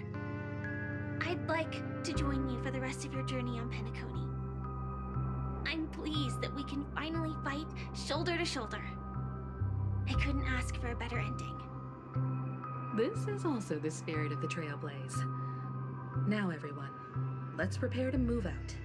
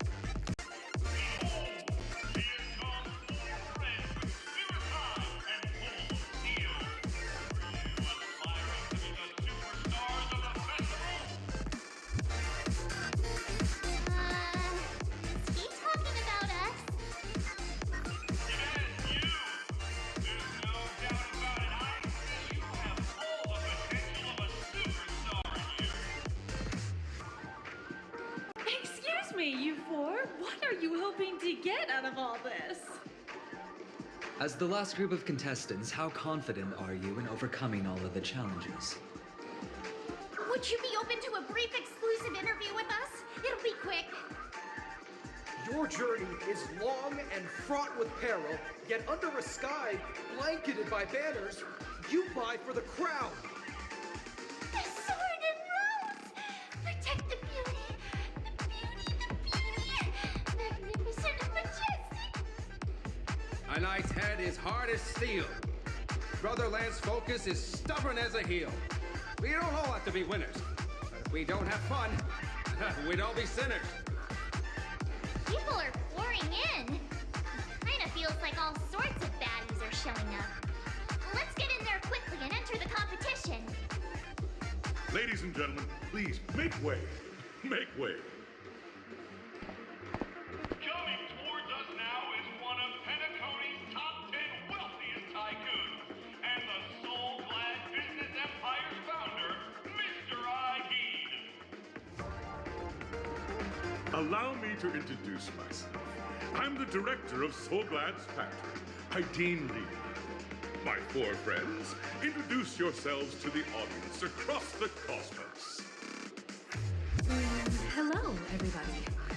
I'm Himiko, a nameless from the Astral Express, and these are my companions. Don't you guys need to hide your identities? Hide it anyways. Penacony is plastered with our posters. Because the Astral Express is so well known, the family won't dare to make any rash moves.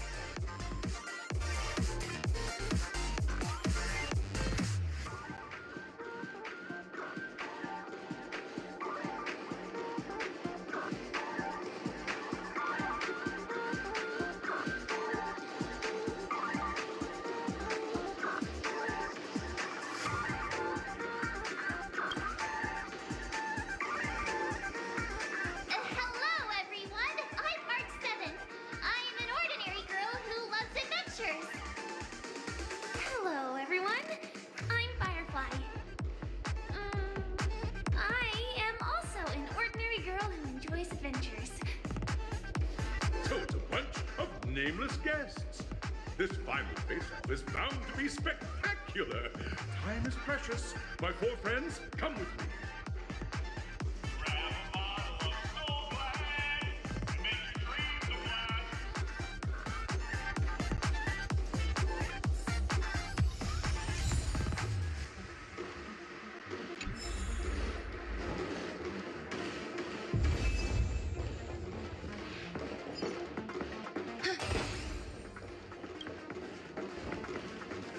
This place is buzzing. That's right. This venue is a miniature representation of that time known as the era filled with boundless possibilities.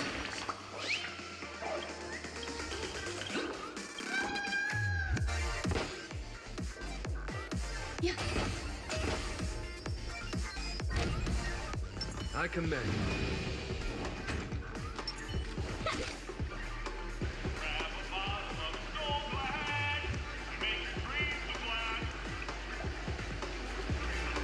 Nameless, your arrival reminds me of the grand occasion when Penacony was first established.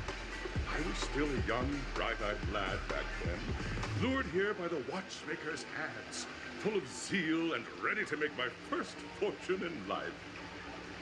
Once, during a particularly grueling day, I passed out and was resuscitated by a drink from Mr. Caesar. That sweet taste has since been etched in my mind, and that was what drove me to create the Soulglad that we all know and love today. The dream-chasing era was truly a wondrous time. Oh, I miss those days, and the watchmaker. Scorched Sand Hall is my homage to that time of boundless possibilities. I wholeheartedly hope you make it to the finish and emerge as the next superstars of Penacony. Now then, is there anything you'd like to say before the competition officially begins?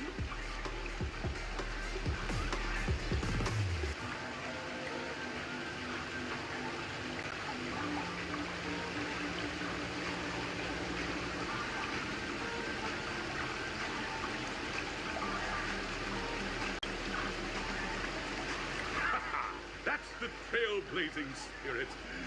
How about you, Miss March? Hello, everyone! Next up, get ready for the Mega March 7th Adventure, where I'm going to break the speedrun world record! Trailblazing into the uncharted and challenging the limits. That's Miss March Tubbs for you. How about Miss March? I hope that by the end of this journey, everyone will have achieved the outcome that they hope for. Ah, a wonderful wish! Miss Himiko, what are you expecting from your team? Safety first, everyone. Simple words, but full of warmth. Waiting for you are 3 stages, each connected to that era. The first 2 stages offer 2 distinct paths to choose from, with unique challenges on each route. And In the last stage, you will face off against a champion who has defended the title to this very day. A beloved contender whose noble virtues are unrivaled. Those are the rules. Simple. Everyone clear? Now, I hereby announce that the 33rd Scorch Sand Festival of the 20th season, sponsored by Soul Glad Enterprises, has started.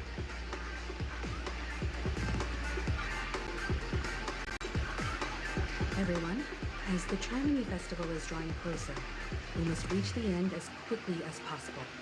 Factoring in efficiency and safety, splitting up into 2 groups is the best choice. March and I haven't known Miss Firefly for too long and aren't overly familiar with her. It'd probably be better if the 2 of you paired up. Fine by me. Let's do it. All right. I don't have a problem with that.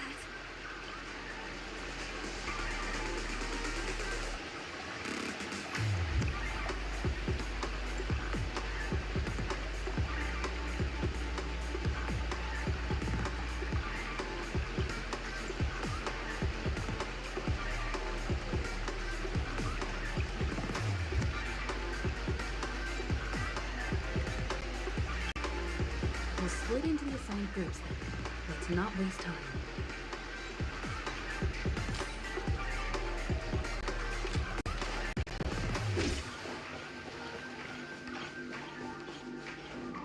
Welcome to the first stage of Soul Glad Enterprises' 33rd Scorch Sand Festival of the 20th season, Dream Play Fantasia. In this stage, you can choose between 2 challenges, the School of Acting or School of Action. In the School of Acting challenge, you have to complete 3 performances from 3 scripts and move the panel judges. In the School of Action challenge, you have to defeat 3 groups of enemies convincingly and reach the end. Now, make your choice.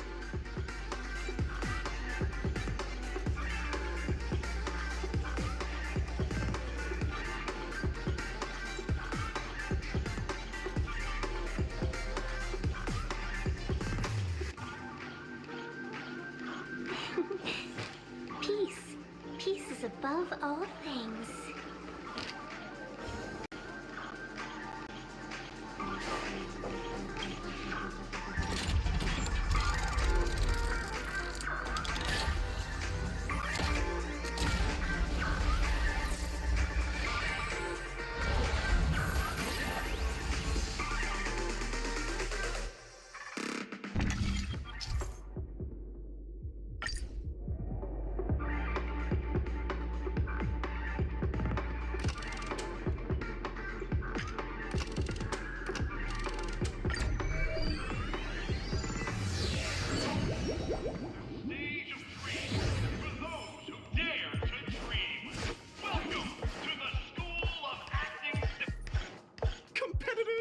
Allow me to introduce the rules of this challenge to you. There are 3 stages up ahead. On each, you will find an outline of a script. These 3 scripts were written by the legendary filmmaker, The Watchmaker, and depict various stories from Penacony's era of pioneering. Your task is to bring those moments to life, find the right words, and act convincingly to make the judges feel the script's intended emotions. Oh, I wish you a successful performance. Also, a bit of trivia. The record score for this stage is held by a participant with fiery red hair. His exceptional performance brought even the strictest judge to tears. It's like he wasn't even acting at all. We are running out of time, so let's get this over with quickly.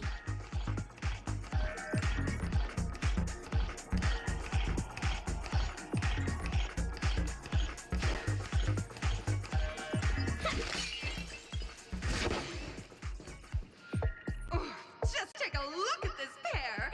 Such stark quality. Since you come as a pair, I'll prep a 2-person scene for you. you ready?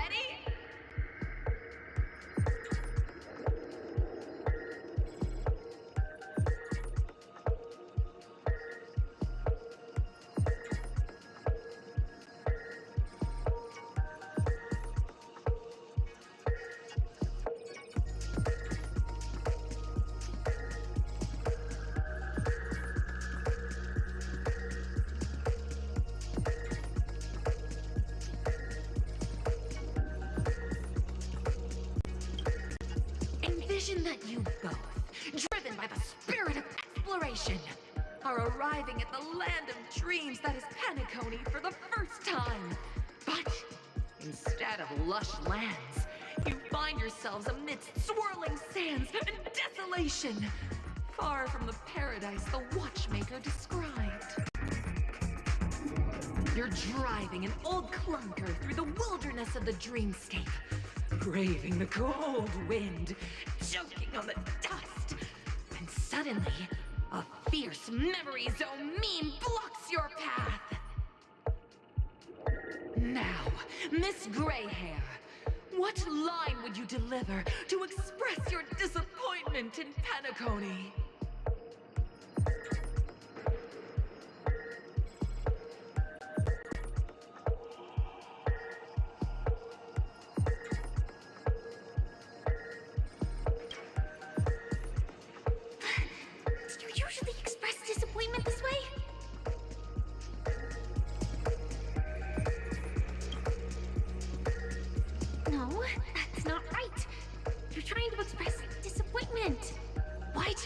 Chipper.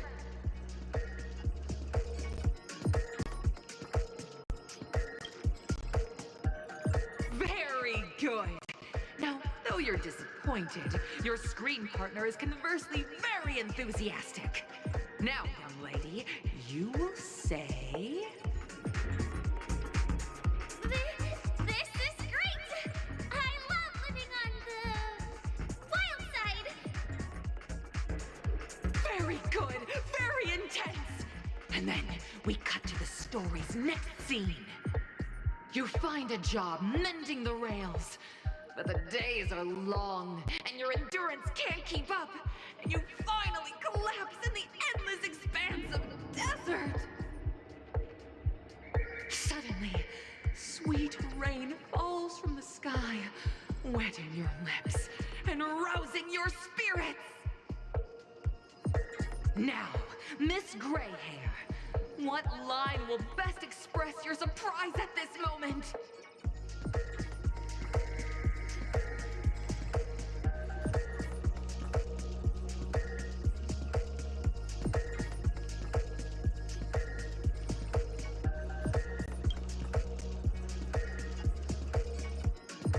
But at this moment, your partner yet gazes into the sky, both her eyes closed.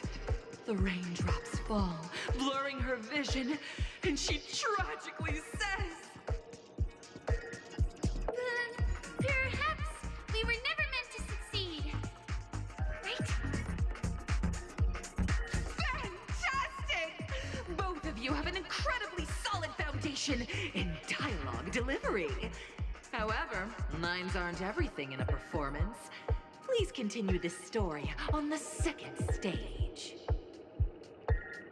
Up next, you'll be challenged with a body language test. I hope these tests won't take too long.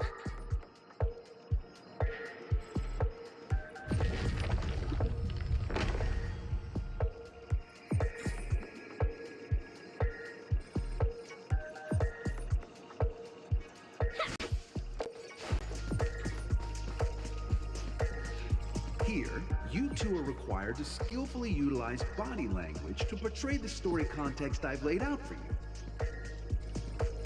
Picking up from where we left off, a heavy downpour saves you both stranded in the desert.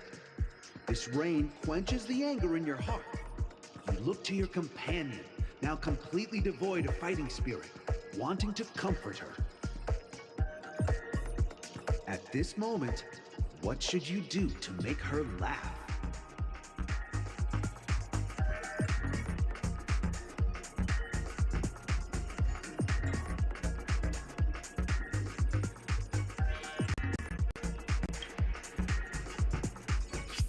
think that would make someone laugh.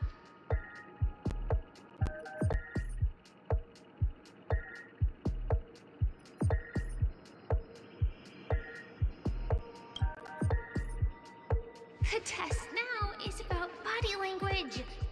I don't think dialogue is allowed here.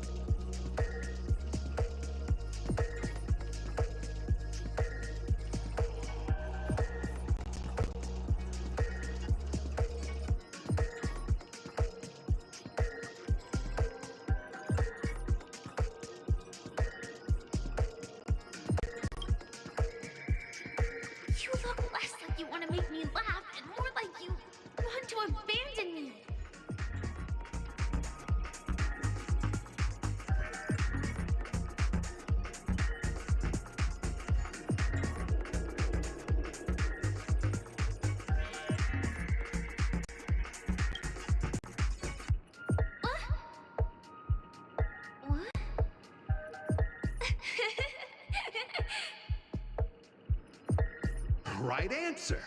Your companion sees you rolling about in the sand and thinks about the arduous obstacles along this journey. She can't help but let loose a laugh, rekindling hope in her heart. And so this girl... I'm gonna get back on my feet and keep moving forward. A tug at the heartstrings! The story continues to develop.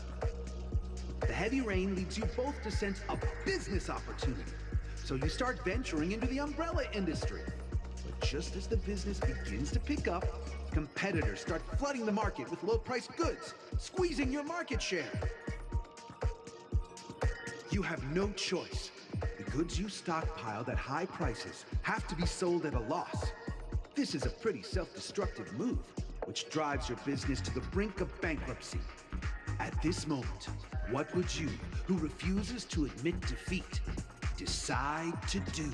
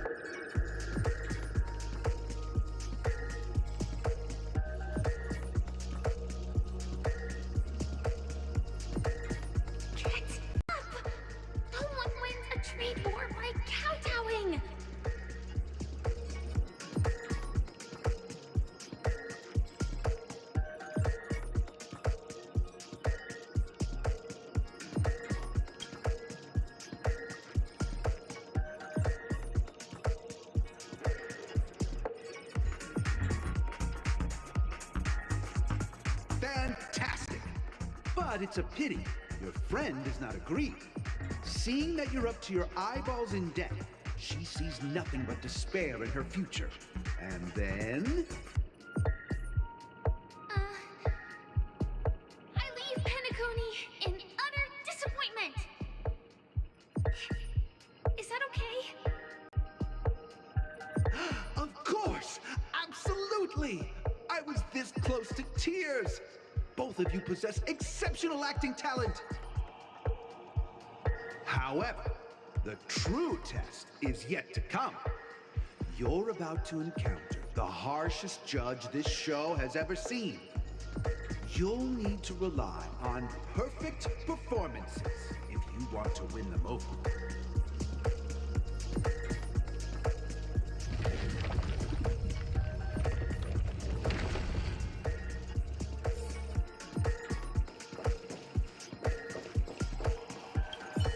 Both of you possess excellent performative talent.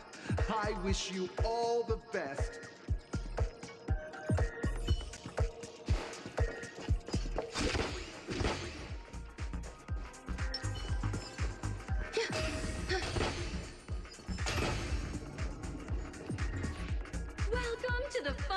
stage. Actually, all the scenarios that you've previously encountered were all from the film Once Upon a Time in Dreams. Two companions arrive on Penacony with nothing but a dream. Their desire for achievement is met with continuous setbacks. Ultimately, one continues on, despite spiraling into debt, while the other concedes defeat and leaves. Many years later, their paths cross once more in the thriving Penacony. Yet, they refuse to acknowledge each other because...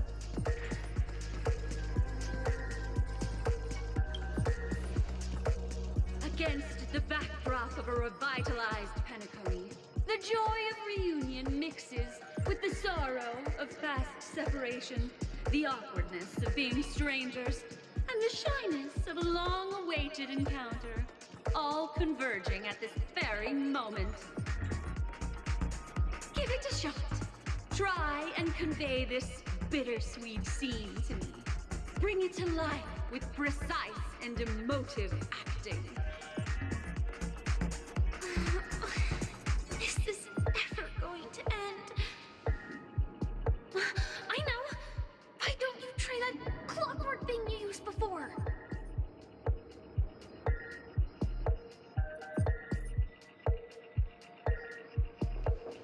Your performance is far from satisfactory.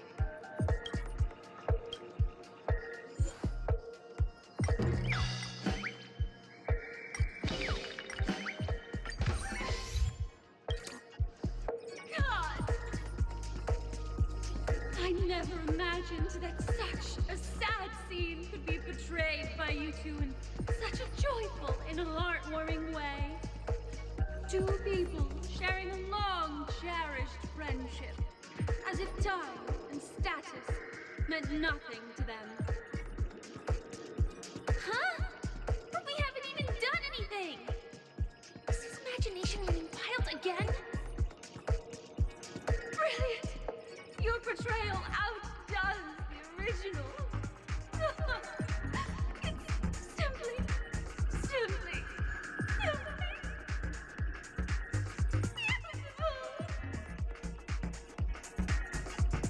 We have passed the test. We ought to hurry up. Stellaron is at stake.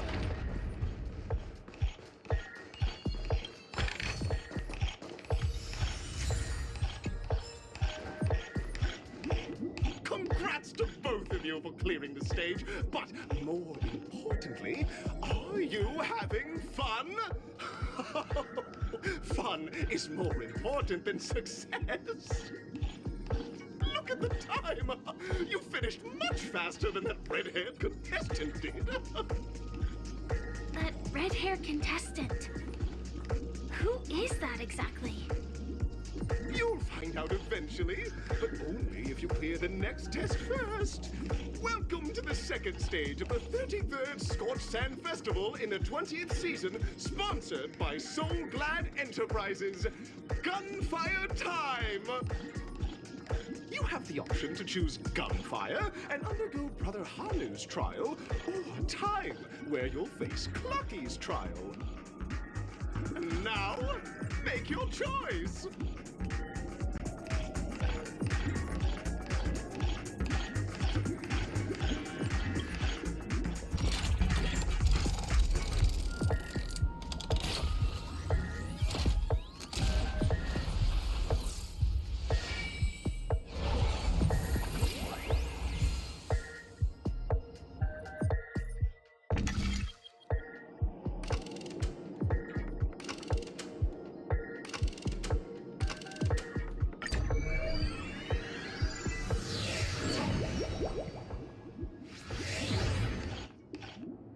Friends, welcome to the wonderful world created by the Watchmaker.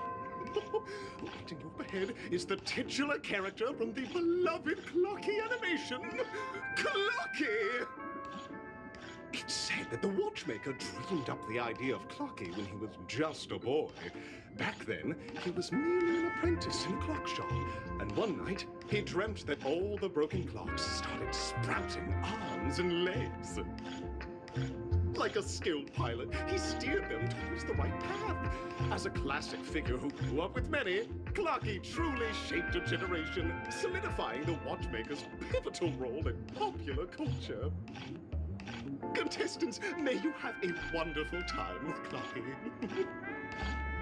The trial of time. I hope it won't waste too much of our time.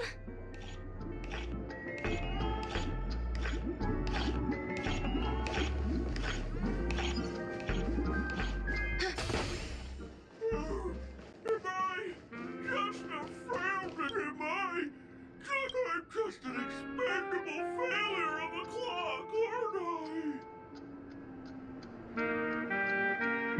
Don't be naive, buddy. Failure isn't a sickness. It's a sin. And sins can't be cured. You guys are just like the other challengers. You want to enter my inner self? Then please be my guest. But you won't find anything worthwhile. I'm just a failed piece.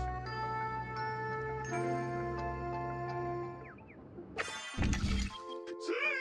I'm just empty inside. Tick-tock! It's time for me to make an appearance! Clocky? I can also see him. Is this character part of the show? In Dreamville, Clocky is everywhere and can do anything!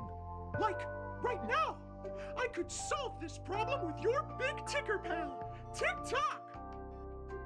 I can't believe it's actually Clocky! Why would you come and visit a failure of a clock like me for no reason? You see, we're all clocks. We're family. I want to help you be happy. Tell your pal Clocky what's troubling you. I came across a startling revelation yesterday. Apparently, Dreamscape Ticker isn't the same as Clocky at all. It's just a discarded prototype from Clocky's early development. Please, just leave me be, Clocky. I just don't know how to face you, because I'm just a failure. Oh dear. Seeing it like this is utterly heart-wrenching. But fear not.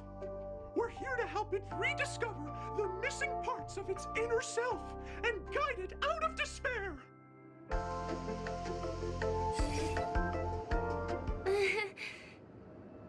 I guess even troop members can experience existential crises. Don't worry, miss. I've already pinpointed its missing parts. Over here, my friend.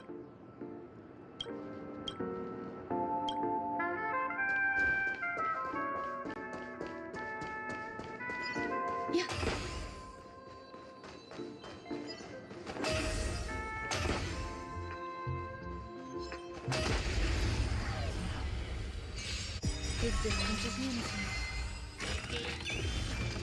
All will be swept away by the wind. Show no mercy. Fight is won!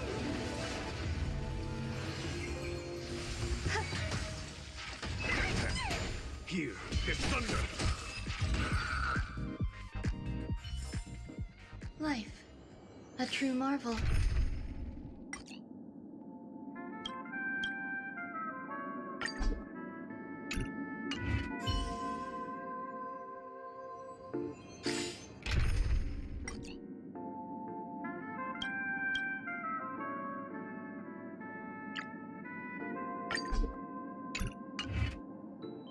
Let's wait and see.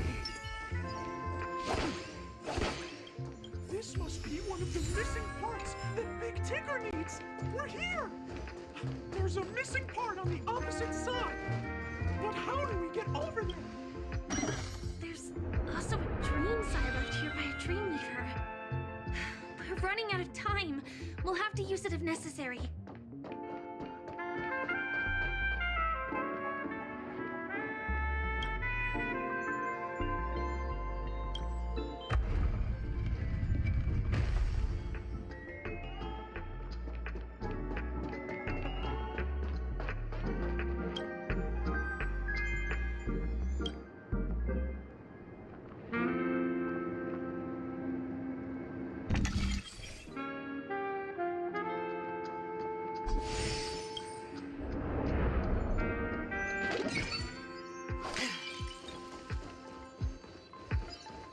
Stream 4. Do I hear... Tweet! Help, help, help! Tweet! This man's body is boiling hot! Tweet! Is anyone there? Tweet! I can't take it anymore! Tweet! Oh dear! It's an origami bird! What's it doing in Beyond Overcooked's tail? Is that Clocky? Tweet! Please save me! Tweet! I'm being roasted alive! Tweet! A roasted bird? Oh! This is horrible! Let's save it! Quickly! Repay.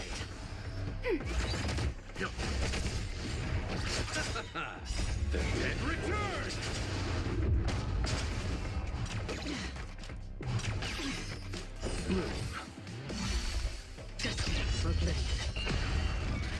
How familiar.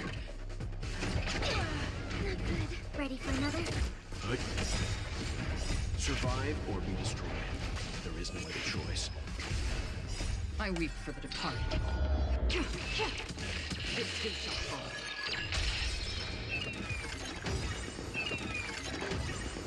Netmarker Festival. Time for a good old counterattack.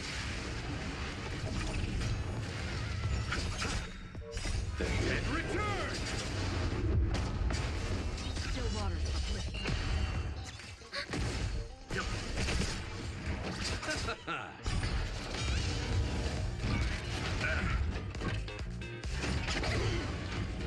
Justice for oblivion.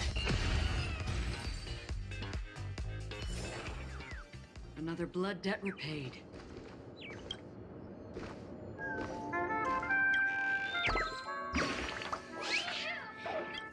Because that fella stole one of Mr. Big Ticker's pots! I wanted to help retrieve it, but I accidentally got myself stuck in the oven! Tweet!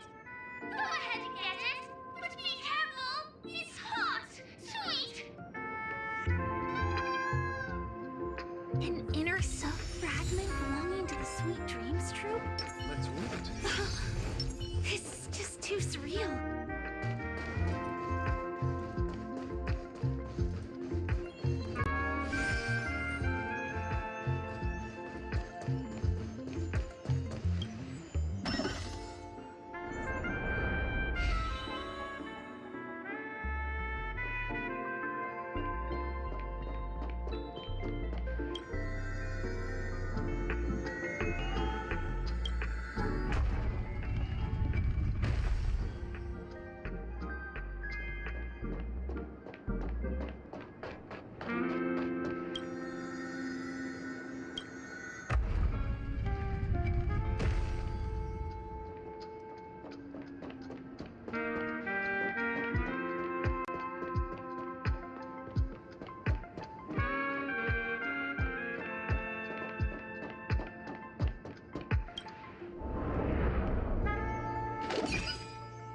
Stream 4. The gleam of old blades.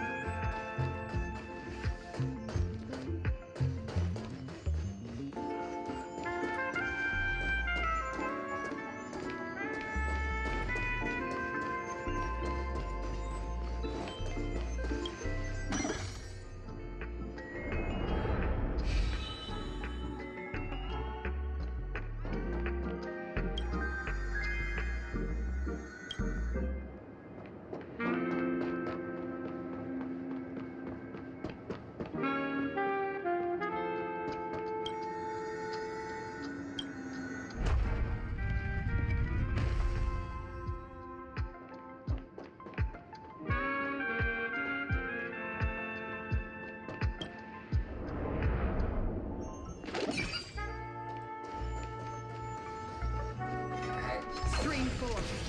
Lethal Boots.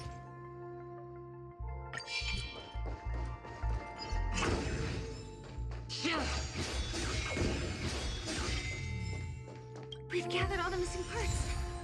Let's hurry back.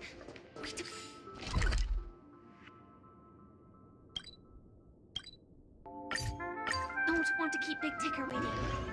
Stream 4. Lethal Boots. We're back! As long as you have these, you'll be able to find closure. Tick-tock! Wow! This sudden surge of joy! It's working! Tick-tock! Next, we just need to enter its emoscape, help connect its pathways, and we're done!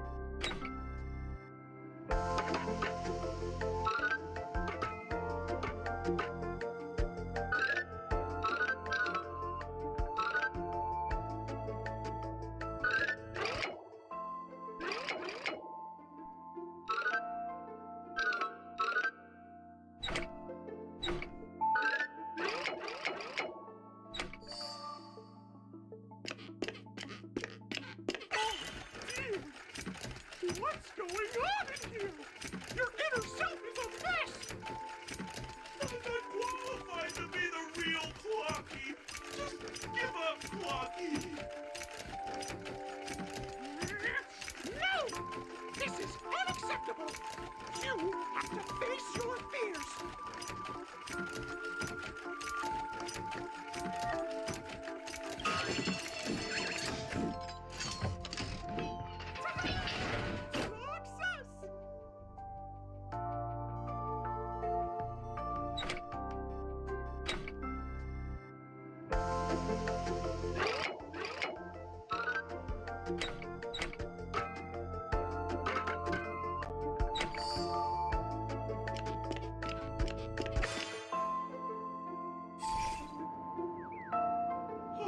Thank you, Clocky. If not for you, I'd never be able to connect with people like this. You helped me find myself again. No problem at all! As the guardian of Dreamville, it's what I'm here for! Tick-tock! Oh, my friends, you still have other important things to do, right? Go forth, my friends! When the moment comes, all the Dream Tickers and I will cheer for you! It's all done!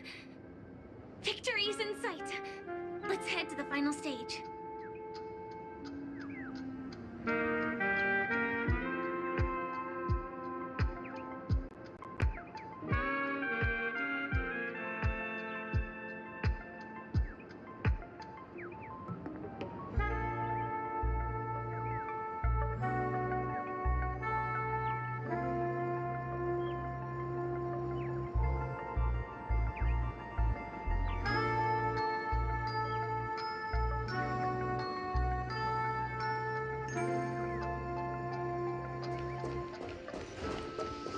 Stream 4.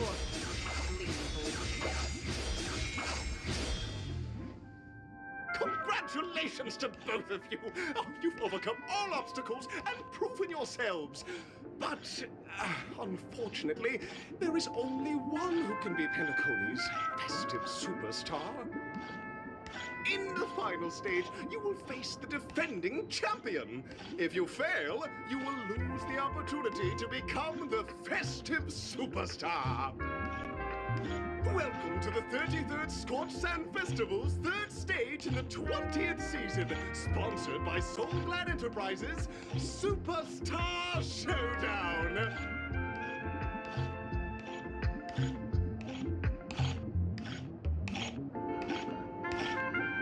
Stream 4.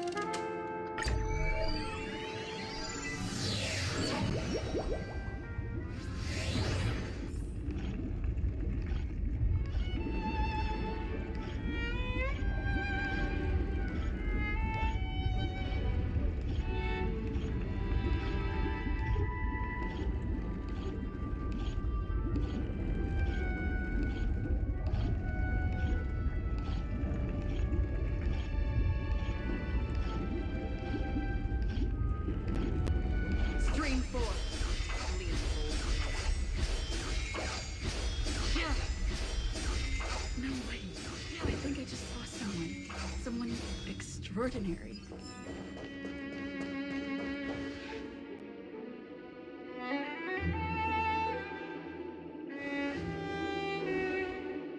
Are you a knight of beauty?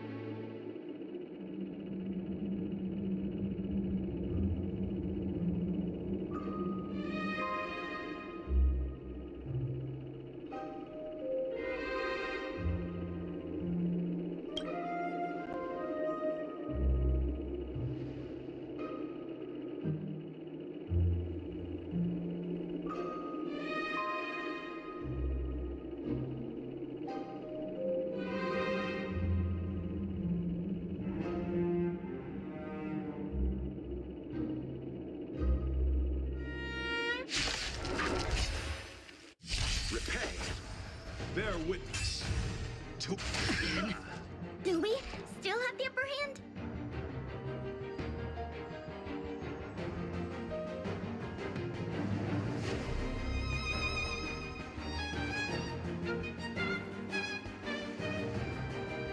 Time to make a decision.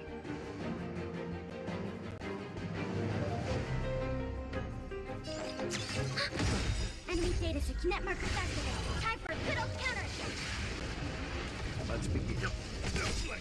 You know nothing. Survive or be destroyed. There is no other choice. You chose this. Another journey begins for oblivion. I weep for the departed.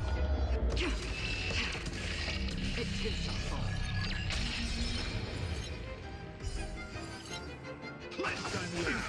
Put forth all your might. Nothing major. Ready for another?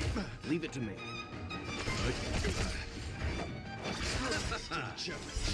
The dead return! Still water. Again. Bloom. Don't worry. It's just a scrape. Enemy data search net markers activated. Time for a good old counterattack. You know nothing of survive or be destroyed. There is no other choice.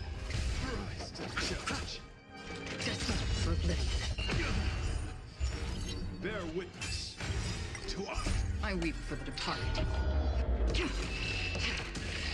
too shall fall.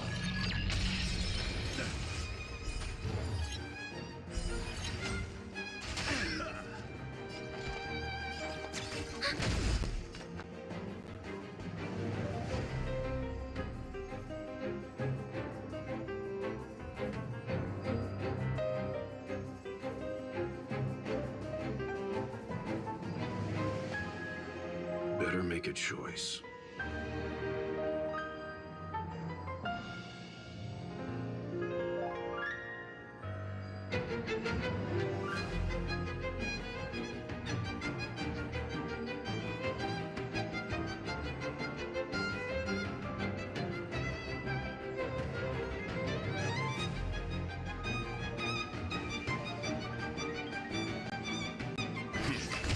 I'll see you. Lifetime war.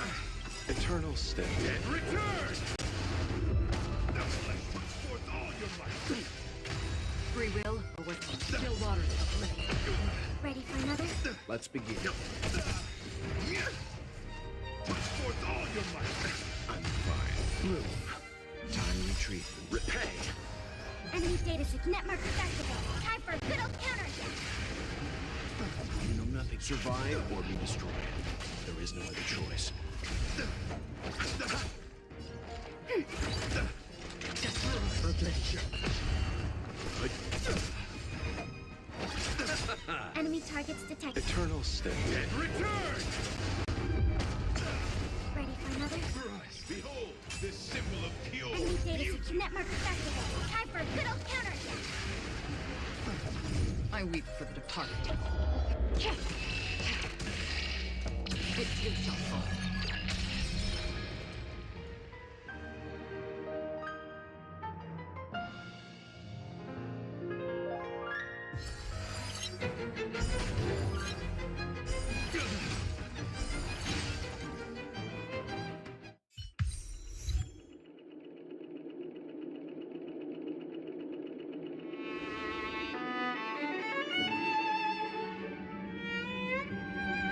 We don't have much time.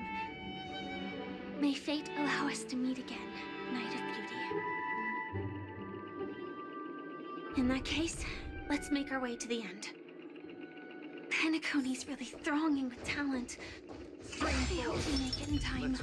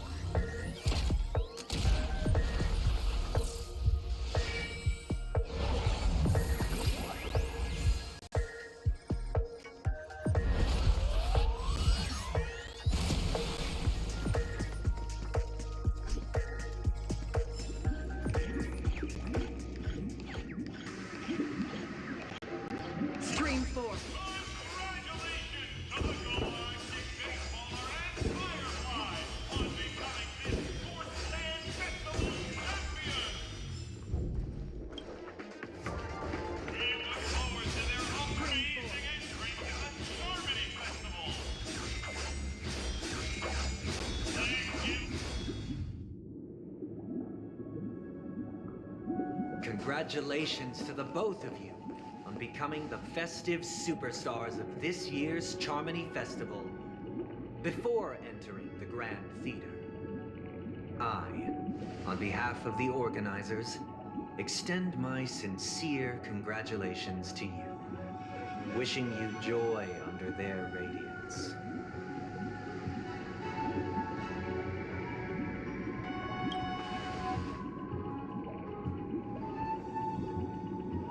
As previously promised, My sister, Mr. Yang, and I have met with the Dream Master. We delved into the truth about Penacony and its Stellaron, and have come to a consensus. Both I and the Oak family cannot acquiesce to your request. Just as expected. We acknowledge the perspective of you, Nameless. Penacony does require change, but not as you propose. The planet of festivities cannot and will not revert to a place characterized by chaos, disorder, or anarchy. Through your journey of overcoming obstacles, you must have glimpsed the essence of that era. The vulnerable ruthlessly eliminated, equality non-existent, common folk living precarious lives, eking out a dreary existence. Ultimately, only heroes like yourselves manage to achieve success. But I would dare ask, if you did not possess the special status of having a Stellaron, and you were but an anonymous and frail member among the masses, which Penacony would you prefer? A dystopia for the survival of the fittest, or a sweet dream paradise for all?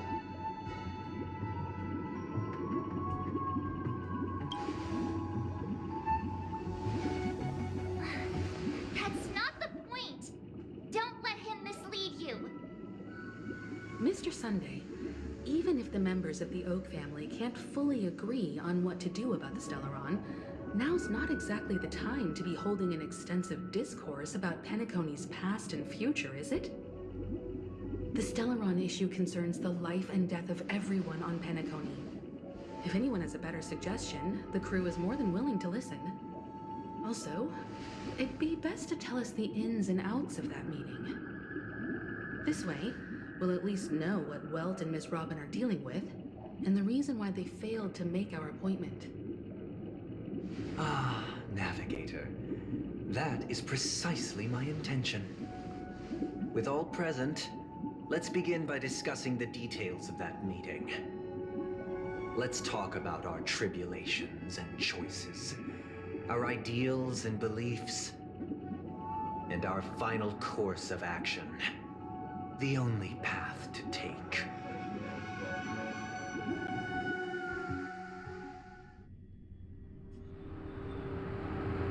You mean to say that for the longest time, there have been scoundrels who would use this charming festival that I have bequeathed to the masses as a tool to realize their ambition? Indeed, Dream Master. Once the Charmony Festival begins, the Stellaron's powers, along with the song, will be broadcast across the entire planet of Penacony. And then everyone in their dreams will be unable to awaken. This is indeed surprising to me. The dreamscape is maintained by the collective effort of the 5 families. If someone were to use the Charmony Festival to recklessly disseminate the power of the Stellaron, this individual must hold a position of great authority. Do you have any suspects? I'd like to ask, did you really not know of the Stellaron's existence? I would have never thought that this Nameless would point the spear at me. Quite astonishing indeed. If I have offended, the Astral Express extends its sincere apologies. But the current circumstances are dire and leave no room for meticulous inquiry. We're doing this out of concern for the Dreamscape's safety. So, if you could, please alleviate our concerns. Dream Master, it's just to prove that the Charmony Festival has nothing to do with the Stellaron. If we're being overly cautious, I will return to the stage to offer tribute in song. just per the arrangement.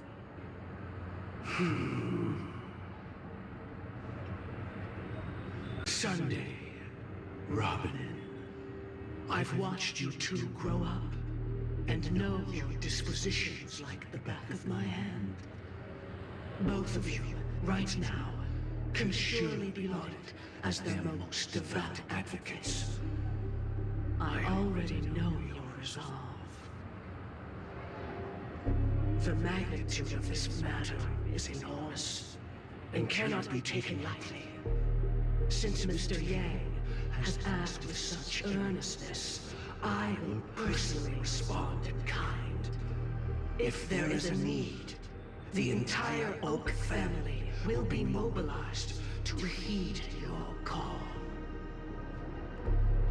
Someday, might I ask you to beseech them to cast their light unto me, and question me in their stead, so that no lies may be concealed. I will do as you command. Robin, could I entrust you to be present as a witness, to document the truth, and to proclaim my innocence, so that all slander may be utterly dispelled? I will do as you command.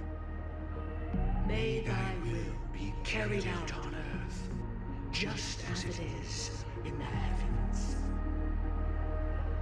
Oh, triple-faced soul, please sear his tongue and palms with a hot iron, so that he will not be able to fabricate lies and make false vows. Let us begin. There is nothing else to prepare. Understood. Question. Have you devoted your life to your god, never worshipping other gods? Naturally. Do you love your god as you do yourself, always heeding their admonishments? Naturally. Have you strayed from the path expected by your god, betraying their name? Never. Have you ever been inordinate with your asks of your god, coveting more than the foundation of the creation itself? Never. Then, a final question. Do you swear to fulfill all vows, past, present, and future? With the Eon as my witness, if I do not deliver on my words, or if I renege on my vows, may I be cursed in accordance with divine law. They have seen your faith, and have endorsed your faith. With this, it can be evidenced... Just a moment. What is it, Mr. Yang? I have another question I hope to have answered. To my understanding, the family's harmony and prosperity have never relied on so-called divine laws. But God, you both mentioned, are they truly Shipe? Mr. Yang should know that those belonging to the family toil together as if they were kin, embracing solidarity and unity under their light. All duplicity is laid bare before the harmony. Such a delicate and complex symphony. Which other god could perfectly harmonize this, if not for the Great One, Shipe? Perfectly harmonize. Therein lies the problem. It isn't an outsider lurking in the shadows who changed the harmony, but a dissonance that has surreptitiously emerged from within this very symphony itself. In the distant past, there existed an Eon, With one flick of the wrist, they crafted the laws of the cosmos. Their followers formed the Beyond the Sky Choir, spreading solemn and reverent hymns throughout the universe. Later, they fell. The route traversed by this eon clashed with the harmony, ultimately being absorbed and fused into it. The chorus that once reverberated across worlds fell silent, and when it echoed anew, it was transformed into the hymn of harmony. Though an eon may perish, paths with no masters still linger. In the all-forgiving harmony, echoes of bygone dissonance may subtly arise. Mr. Yang, being overly astute can be a detriment, especially when you find yourself alone and without allies. So this is how it is. For the sake of our grand cause someday, please afford these two an opportunity to rest. What?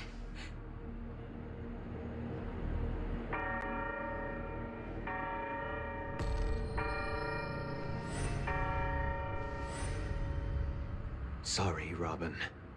It's just you.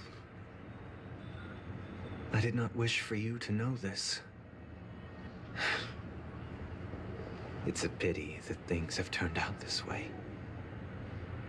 So, this is the true reason I can't sing?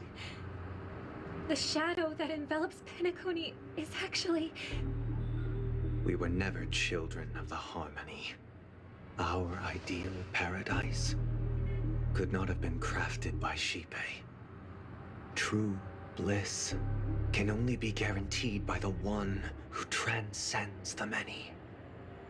Within the foundation of law, humanity establishes civilization, and through harmony, we obtain order. Unbelievable. To think that there would be remnants of the Order on Penacony. What have you done with Mr. Yang and Miss Robin? Don't worry. I just gave them some time alone to ponder their fates. You should know that these actions make you an enemy of the Astral Express. Should we need to stand against the Nameless, it would only be myself and the Oak family involved. But we haven't reached that point yet, have we? Your efforts for the justice of Penacony are evident to everyone, and have been widely observed.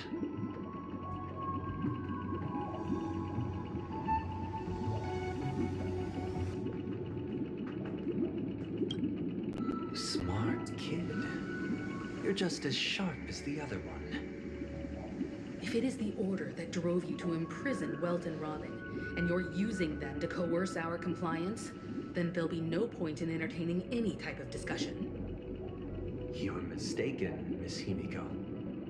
They are in very safe hands, and just as the family has always proclaimed, no one can be harmed in the dreamscape, least of all in the beautiful new world belonging to the Order.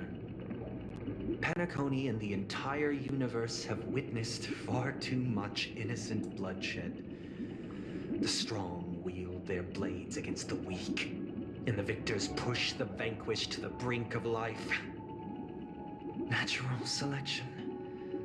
The world abides by this principle, establishing the well-being of humanity atop the corpses of the downtrodden. Only we, or rather, I, possess the power to put an end to this farce. So you've decided to resurrect a dead Eon? No one's ever done such a thing. If Miss Himiko is interested, let's draw back the veil and speak candidly. I've always firmly believed that people can understand one another through peaceful means. I'm willing to divulge the unembellished truth as to the intentions of the Order's Pathstriders. so that you will make better judgment for the Astral Express, for Penacony, and for this stretch of the universe. Words can hardly do justice to the beauty of that ideal. So, come with me, everyone. Let us retrace our steps and see once again where this road leads. Huh? Where'd he go? Welcome.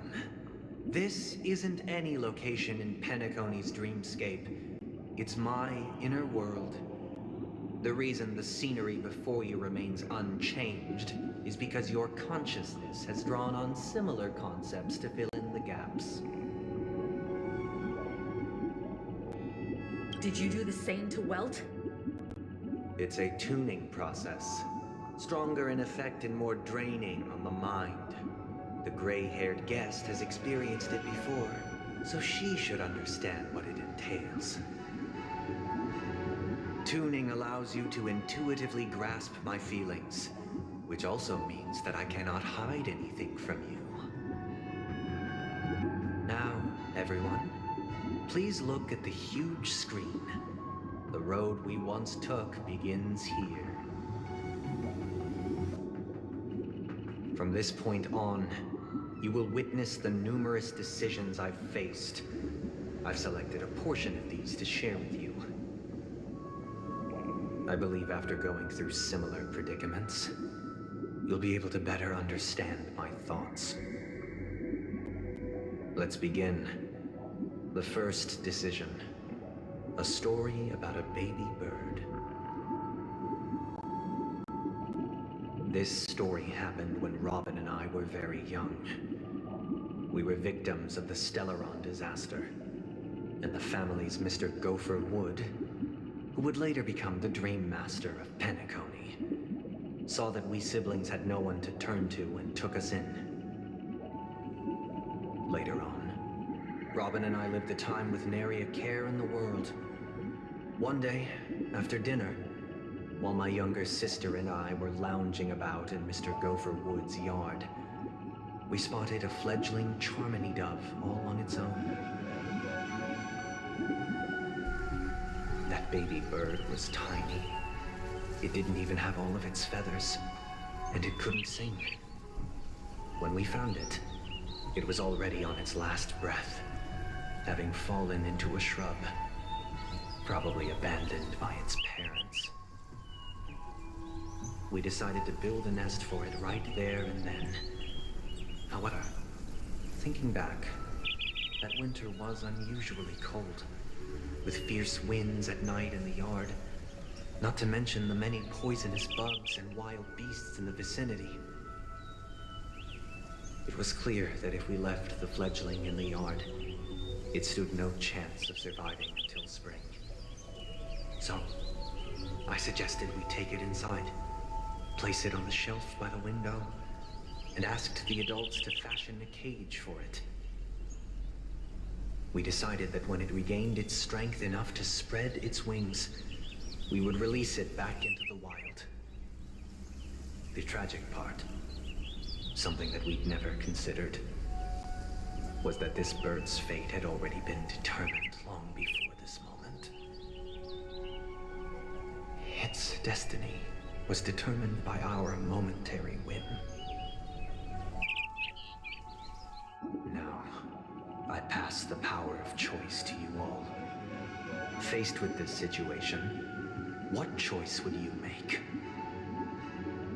Stick to the original plan and build a nest with soft net where the Charmony dove fell. Or build a cage for it and feed it, giving it the utmost care from within the warmth of a home. I eagerly await your answer.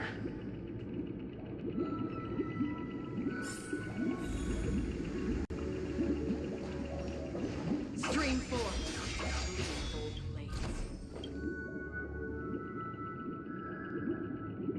Interesting. Since you've made up your mind, allow me to reveal what fate this choice. From what I've observed, there are at least 3 predators in that yard that prey on small birds. The Vossical scorpion, as Donna Wolverine and the Huntington Winged Snake. Even if they shy away from humans, these animals are still near apex predators in a fenced location like a yard. In such a location, only one fate awaits that little Charmony dove. A painful death. As for the choice you made, I am deeply sorry. Now, let us advance to the second decision. This time, it's the story of a dream chaser. This story happened when I was appointed as Bronze Melodia, a position exclusive to the Oak family, charged with listening to the problems and vexations of dreamscape residents and providing them with the relevant guidance. It was during that period that I had the opportunity to hear voices from all corners of the dreamscape. Joy, sorrow, arrogance, regret. The complex tapestry of human nature that formed the world. And I was fortunate to catch a glimpse of it. He was a dream chaser and an illegal stowaway. Just like the rest of them, he came to Penacony in search of a better life, except that, to most people, the price he paid,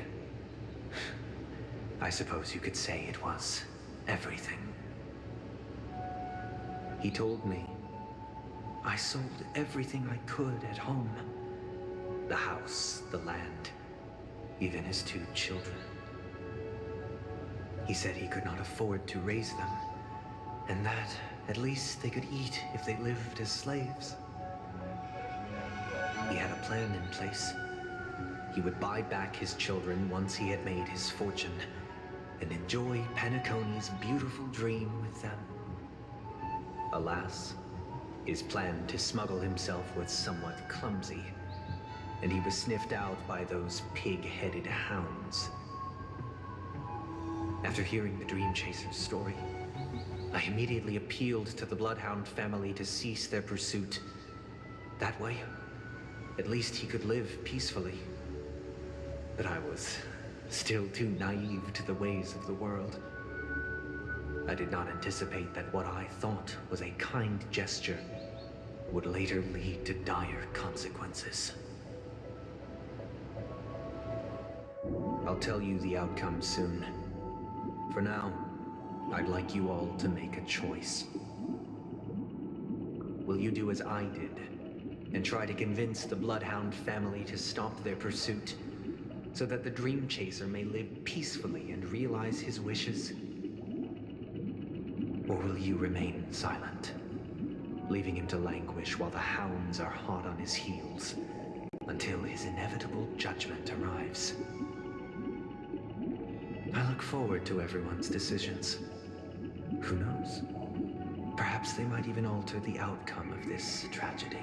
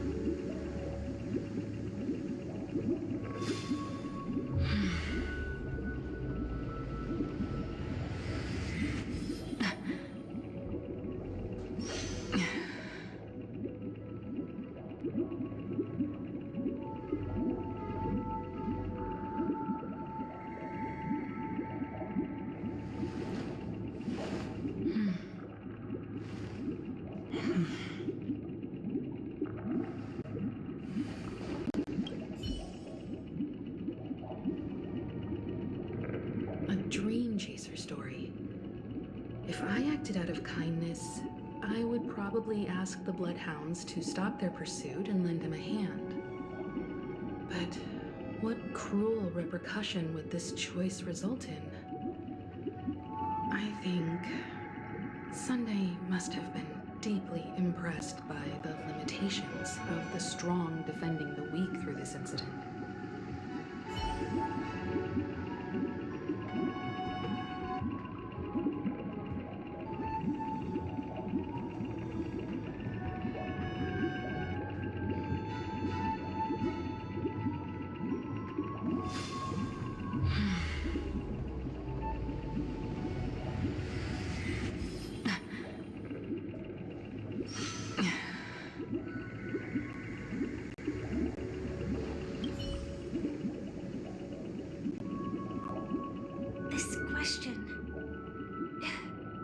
Surely it has some connection to the baby bird story. And this connection is precisely the breakthrough Sunday aims to use to persuade us. I'd probably choose to ask the Bloodhounds to cease their pursuit.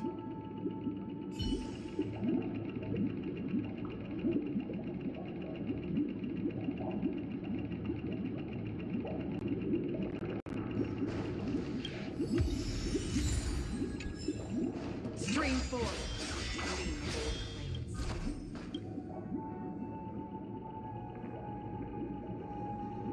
I'm honored to witness you arriving at the same decision.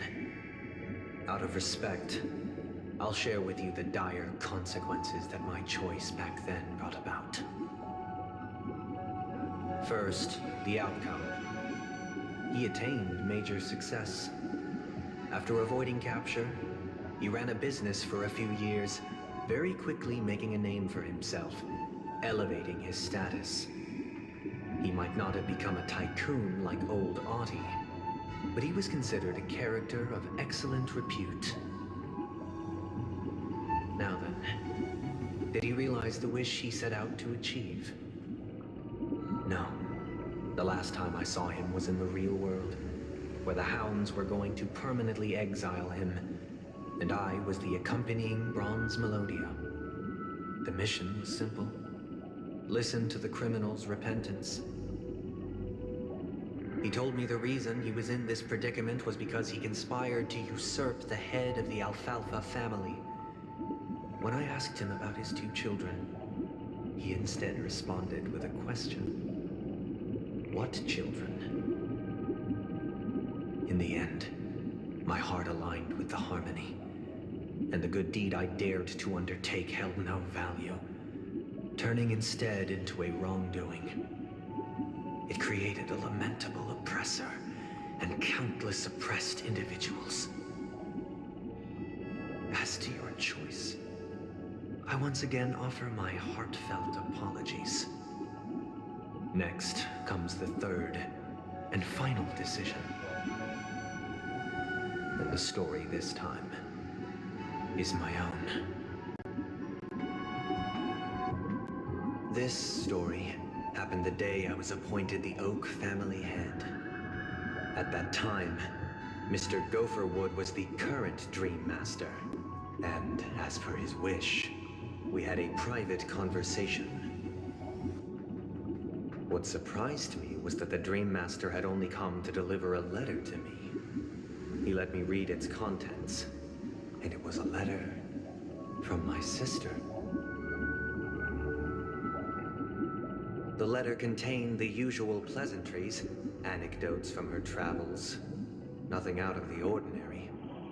Just as I started wondering how this letter related to our discussion, the Dream Master began to speak.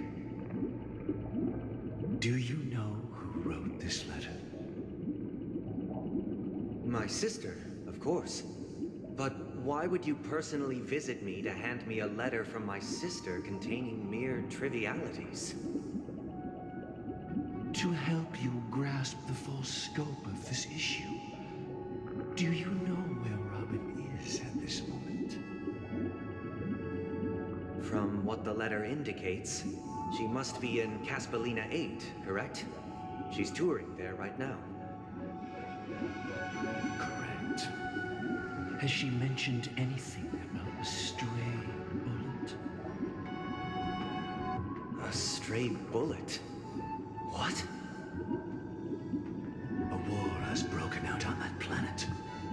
because of this very reason that Robin chose this destination.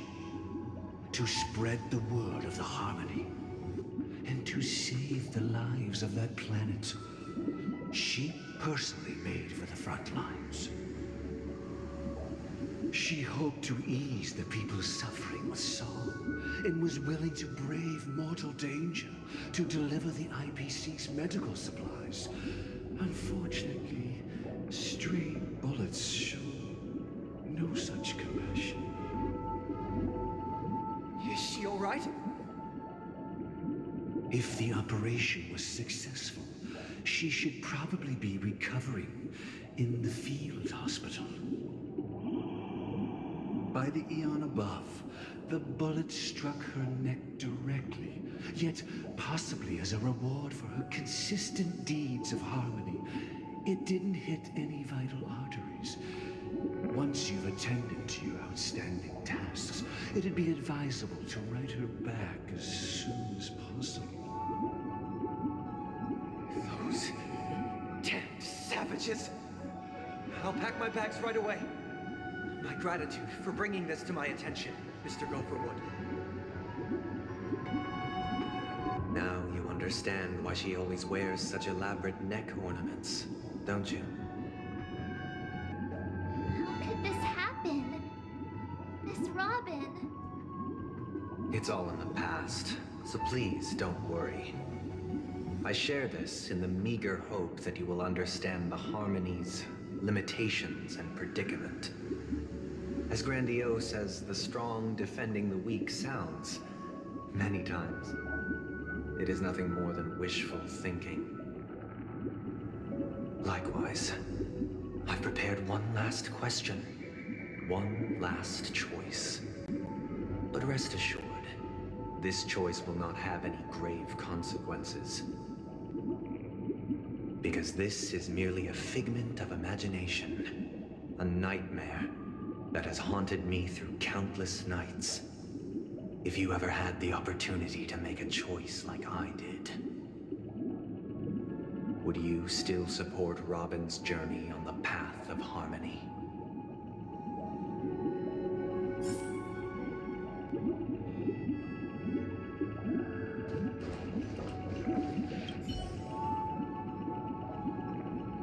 I can't believe that happened to Miss Robin.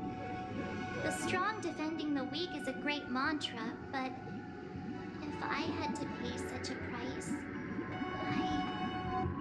I don't know what I'd do.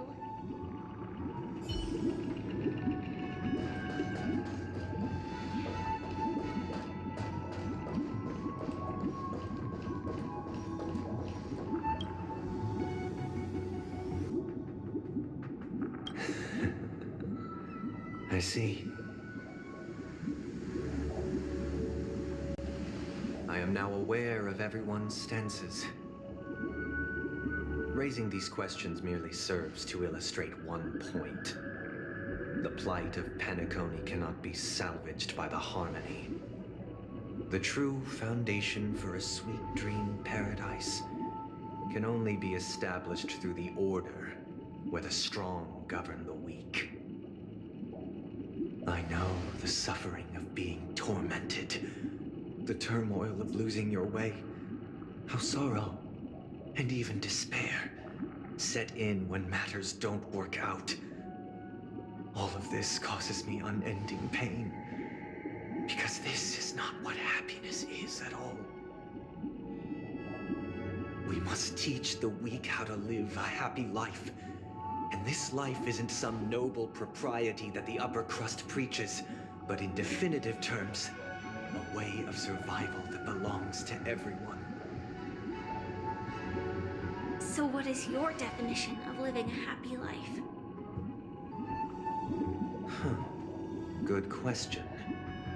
Human consciousness is fundamentally an illusion, a cage known as self-worth. People lured in by this illusion make mistakes, yet still ask that external influences bear the burden. When one mistake after the next permeates the masses, they become impossible to trace. Thus, The amassing of these individual cages culminate to form a prison. A place dictated only by the rule of survival of the fittest. Nature is always accompanied by predation and sacrifice. Its antithesis is known as order. That is what I want to do. Unite people's happiness under the banner of order. They won't need to make bitter choices any longer, nor face the weaknesses of humanity. They can cast aside their primal instincts to build a haven for mankind. Simply describing thoughts is far too abstract, so allow me to provide a simple example. As you all may know, there are societal norms like weekends and long weekends that exist on some worlds. During these hard-earned rest days, people are given the chance to extricate themselves from the stresses of everyday life, allowing a certain tranquility to return to their souls. And it is only on these days that people do not have to adhere to the law where the strong prey on the weak. They can live out their lives happily during these brief intermissions. It's just a pity that 2 or 3 days are still too fleeting compared to the span of a lifetime. From where I stand, society's ideal system should be 7 rest days. Following Sunday, there should ensue a second, a third, and indeed an infinite procession of Sundays. This should be the face of the new world. Idyllic, eternal, peaceful days. And thus, every person can return to their base selves in this utopia. Some gaze in reverence at the stars, pouring their whole beings into calculating the distance between us and the isolated world of Pagana. Meanwhile, some seek refuge in quiet corners, holding one another, unencumbered by the chains of unwelcome obligations. There would be no need to bear the hardships of reality. Only in this way can humanity face the inevitable end with the purest of spirit, living a life of dignity. This is what it is to live in bliss. Miss Firefly, you who are stricken with entropy loss syndrome, you of all would surely understand this.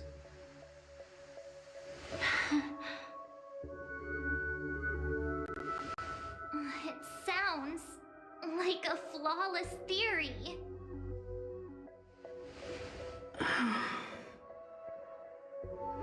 But what is the price to attain all this? The cost is minute, merely a personal and eternal sacrifice. If this paradise is to be maintained for everyone, someone must remain trapped in solitary awakening until the end of the cosmos. Awakening. Which means that this so-called paradise is still a dream. Stepping into this paradise means forsaking reality, correct? It is not forsaking, but transcending. Flesh, blood, sorrow, weakness. If the physical is the root of spiritual suffering, it is only logical that we defeat it. But in this supposed bliss, people won't have defeated their demons. The chance to overcome their tribulations would be forever lost to them. In other words, it is an escape. That's another way of understanding it. But there is no shame in escape. On the contrary, the seeds of escape exist in everyone's hearts. Don't you agree, Miss Firefly? And as to why we sleep, it is because we are afraid to awaken from our dreams. But this is not in conflict with the grand plan. Only in acknowledging this can we truly understand the frailty of human nature, and from there, show compassion and protection.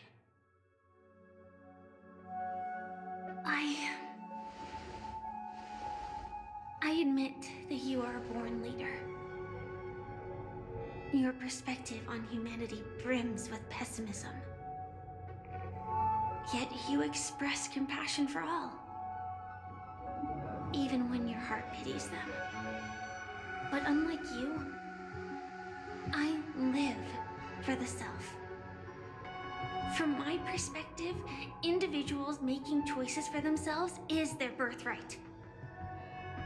The want to escape may be innate in the weak. But whether they are weak or not, it is not up to another to decide. Perhaps in your mind, you also view me as weak?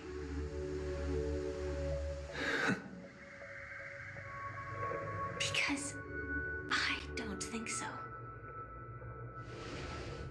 Since Miss Firefly has said her piece, the Astral Express will also naturally give you our answer. We'll leave it to you. Just as Mr. McHale instructed before, tell him our choice.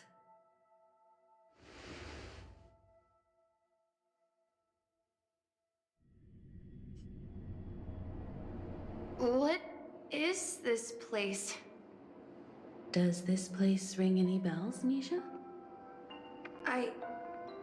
I don't know, but I feel a sense of deja vu. What is this place? It's the realm within a dream bubble. This was left to the Astral Express by a nameless, but weirdly, when we entered it, it was completely empty. Dr. Edward from the Dreamscape sales store told me that dreams are formed from memories, and a dream bubble can't take shape if its core is empty. So I thought you might be able to help us in unraveling this mystery, Misha. As a hotel doorman, you know Penacony best among us. I don't know much about dream bubbles, but if you want to figure out what this mansion is, I'll do my best. I'm counting on you then. Himeko, I still don't get it. Why were you so sure that Misha had a connection with this dream bubble? I wasn't sure. It was just a hunch. But since Misha feels familiar with this place, my hunch might be correct.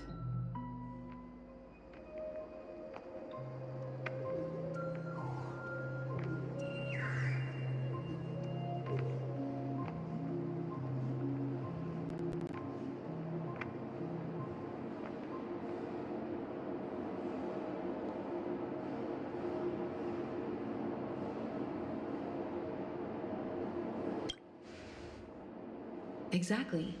This is where you and Firefly encountered death, which we now know as dormancy. Considering its connection to Dreamflux Reef, it's not surprising it appeared here. The question now is, who brought you here?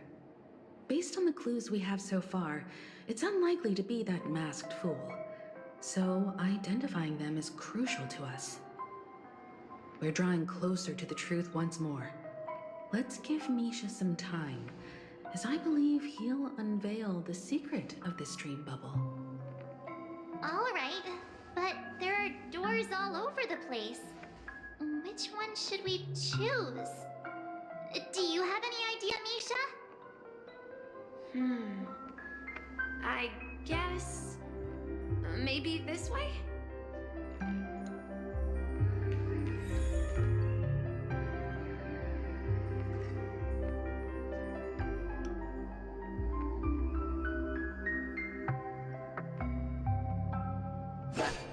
I'm not entirely sure, but let's give it a try.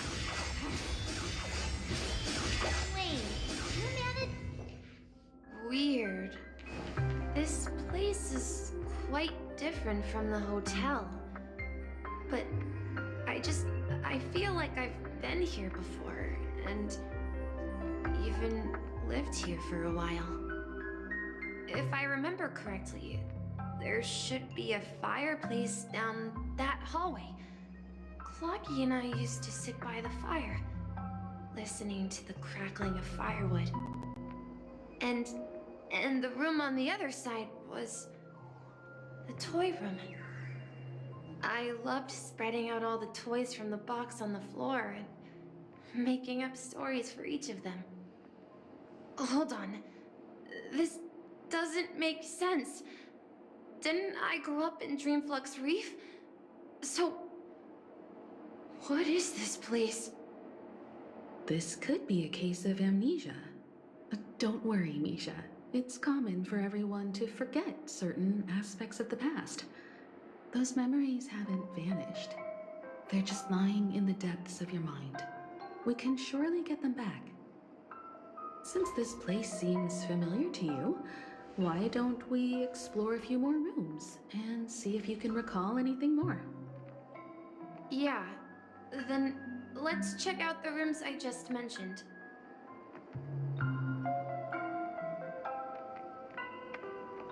Stream 4. Mikhail, that's the name. Now we all know him as the Watchmaker. So, who is he talking to? Do you know anything about it, Misha?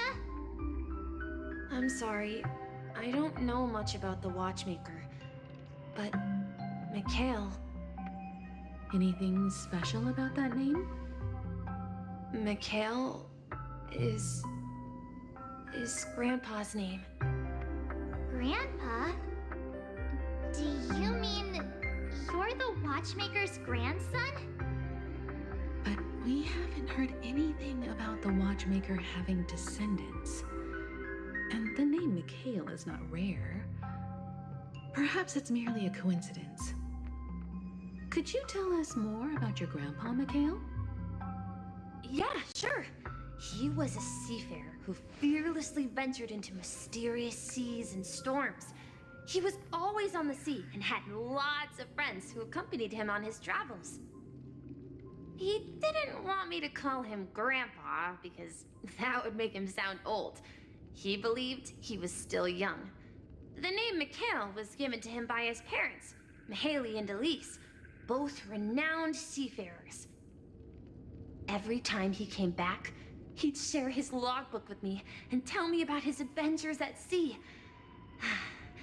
I want to become a great adventurer, just like him.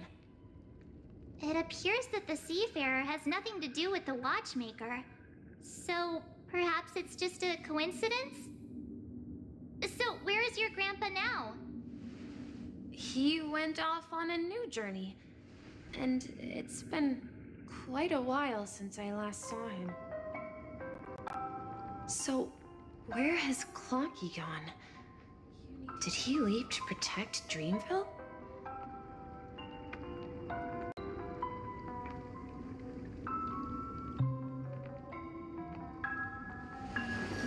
Stream 4.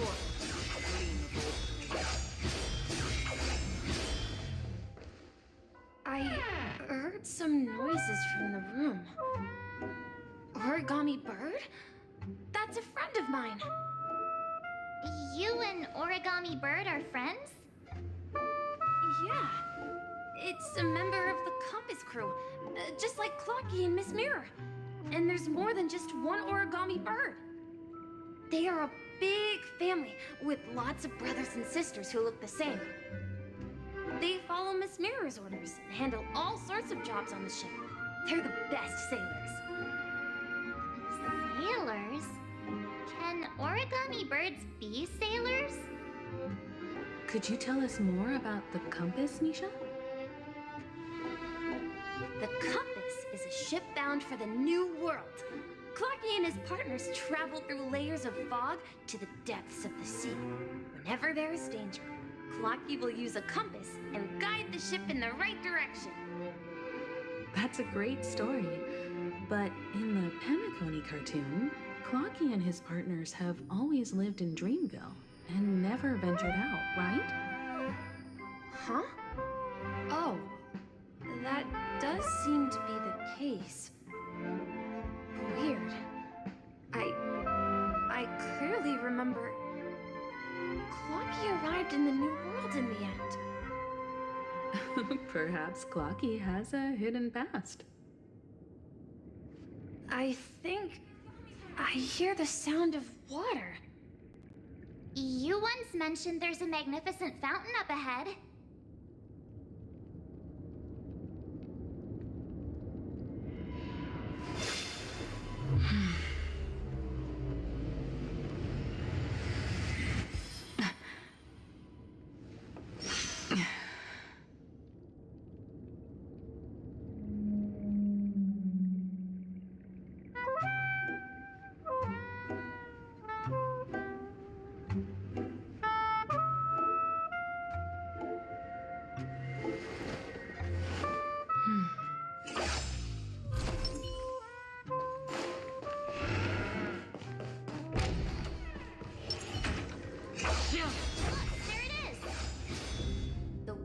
Resembles a precious jewel, bedded in the dreams of all seafarers.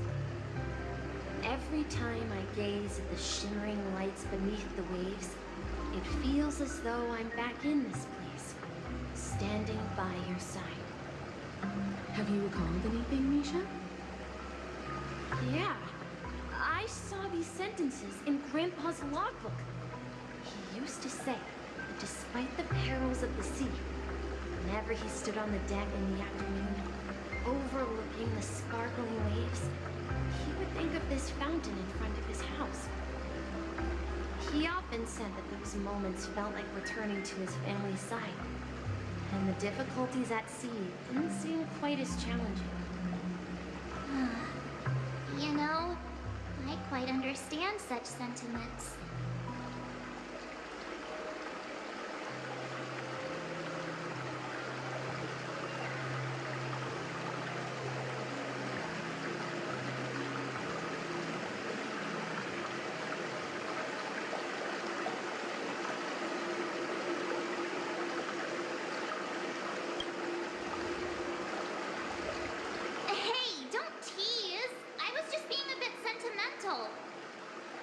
Perhaps every adventurer far from home carries a fountain within their soul. Even though the other side of the sea remains shrouded in the unknown, the fountain in front of his house serves as a compass, leading him back to his cherished ones. Yeah, while Grandpa was at home, we would stand by the fountain and place the compass, a toy boat that I made, into the pool. Back then, I would ask him when I could go on adventures like him, and he would always laugh and say I was still too young. It seems this Mikhail is truly a seafarer and has nothing to do with the watchmaker. Yeah. Based on Misha's recollections, the scenes in the dream bubble appear to be his childhood memories. But this raises more questions. According to Misha, he was clearly born on an oceanic planet and led an ordinary life, with no connection to Penacony at all. Could this be some sort of metaphor? Perhaps the sea refers to the memory zone. I'm sorry. I don't know. My memories keep pouring out uncontrollably, like water flowing from a fountain. Perhaps I'll remember more things if we go further. I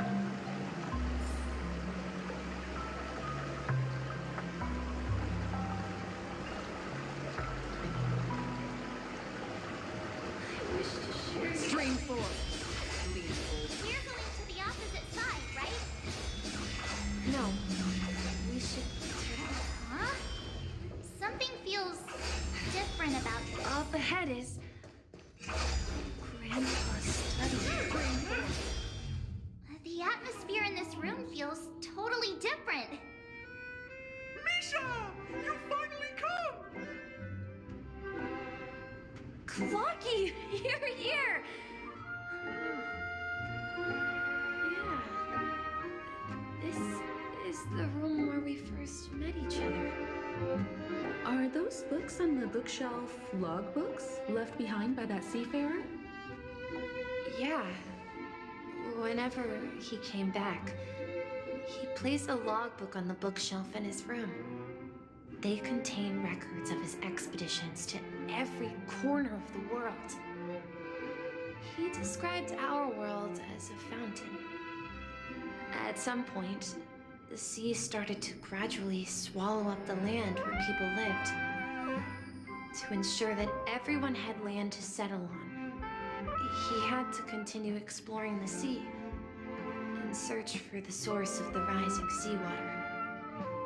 On that day, he called me to his study, telling me that he was embarking on another journey. However, I could sense the gravity in his expression. It was the same look I had seen on my father's face before his final voyage. I asked him if I could go with him, but he said that my adventure lay elsewhere and told me to stay home and patiently await a certain sound at the door. What sound? He told me about a vast ocean in the sky. An ocean of stars. He spoke of a train that transports children with a desire to venture far away, traversing the sea of stars without ever stopping. He said that he knew the crew on the train, and that he had asked them to take me along. He said the journey I had always dreamed of would start there. A train? Could it be? It's the Astral Express. I remember now. Grandpa's friends are a group of nameless who came to this world to resolve a disaster caused by a star. Then, he gave his pocket watch to me. It was his cherished treasure, appearing in every one of his adventure tales. He explained that difficult times were ahead, but assured me that the watch would guide me. He said, as long as I kept moving forward, I'd eventually reach my desired destination.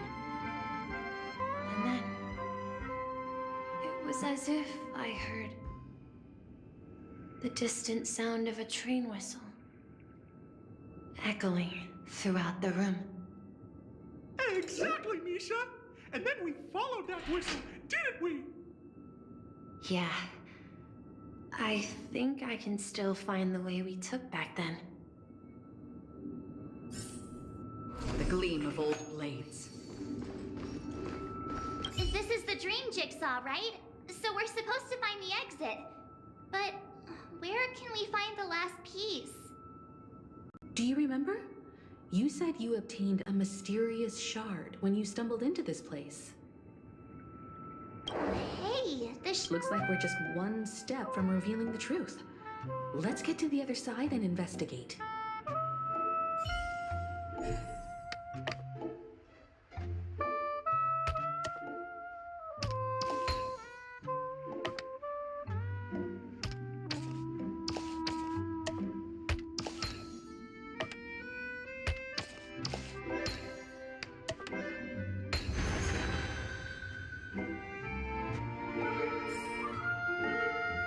Stream forth, gleam of old blades.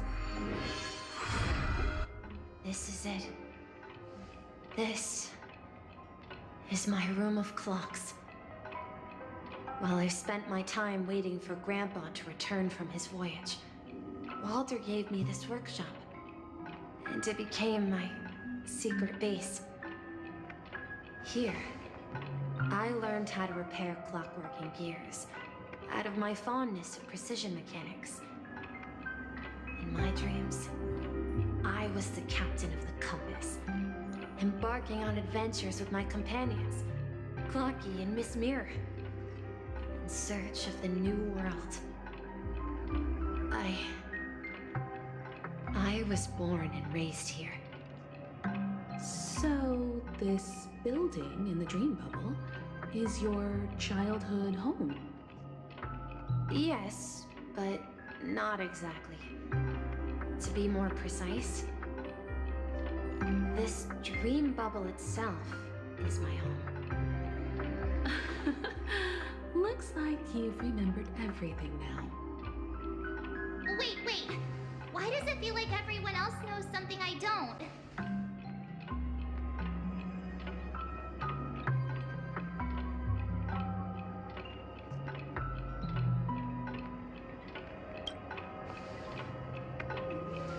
March, do you remember when she mentioned the clocky that only she could see?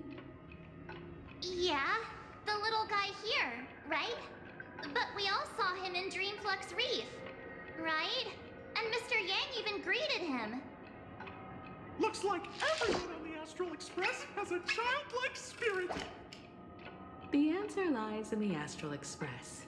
Her experience shows that neither Firefly nor Acheron can see this clocky.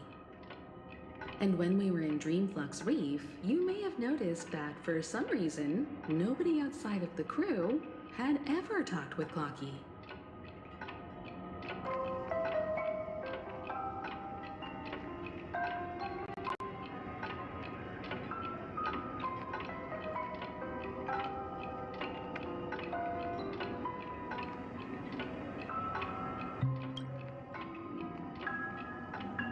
A mimetic life that can only be seen by a select few. It's just like a hidden message left by someone for the nameless. But Misha can see Clocky too, right? They even grew up together. But Misha hasn't started the way of the Trailblaze yet. That's the key to the mystery, March. Now take a moment to recall. Have you ever seen anyone outside of the crew interact with Misha? Wait. No way! That's the answer, March 7th. This dream bubble is the place where I was born. And I'm a dweller in this dream. Just like a memory zone meme. I should have stayed here and waited for you. But when reality and memories merged, I unconsciously pushed open that door and left the bubble with Clocky. So it's not that the Watchmaker's dream bubble is empty, but rather the stuff inside ran away? And the whistle you heard was the sound of the express arriving at Penacony? That's one way to see it, but I believe there's a longer story behind all this.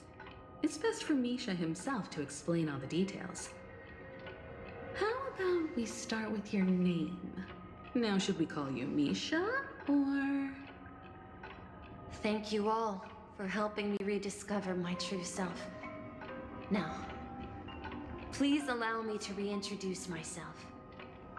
I was born on Lushaka, in the Presmere system, adopted by seafarers Mikhail and Char.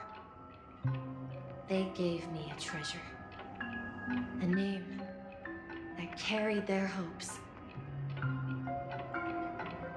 Mikhail Char Legwork, or simply Misha. If you prefer, you can call me by a more familiar name, the Watchmaker. So, you're the Watchmaker himself? Unfortunately, that legendary figure is no more. I'm only a reflection of his life. As for the child who has been with you, he's the innocent protagonist of Misha's childhood dream. Friend of Clocky, a young apprentice, and a future mechanic on the Express. And this also marks the beginning of his journey, devoted to the Trailblaze. At the end of the journey, I left this little flame, which I so cherished. In my deepest dreams, hoping to pass it on to the nameless of future generations. However, he somehow left the dream bubble and forgot all about his task. I apologize for all the confusion this caused. Because he was born with a desire to trailblaze, wasn't he? I don't think Misha has forgotten his role as a guide. He remembered it, and that's why he mistakenly appeared as a hotel doorman in her dream from the very beginning. The one who brought our unconscious friend here must have been Misha. If that's the case, we encountered the Watchmaker's legacy from the beginning, didn't we? Well, I have a sarcastic friend who says I always take big detours and end up back where I started. Perhaps that's what every nameless has to go through. But in the end, you found me. I'm sure you're all wondering what my legacy is. I believe my hound has mentioned the Stellaron and my wealth. If I may apologize, the Stellaron part is real. As for my wealth, however, it's nothing more than a baseless rumor. I left my homeland as a child and embarked on the journey of Trailblaze. I traveled to various planets until finally reaching Esdana, where my friends and I built the original Penacony and fought for its future ever since. I've been moving forward all my life, doing what I could to overcome the obstacles in my path. But ultimately, my journey reached its end, and I left behind no possessions worth entrusting. So, if you ask what's left within this worn-out train engine that can be called a legacy, I suppose it's the things that are still burning in the engine's furnace. Now that you're well aware of the current situation of Penacony, I certainly hope that you'll help me get this world back on track. But I'll leave that decision to you, for the path of Trailblaze is never paved by others.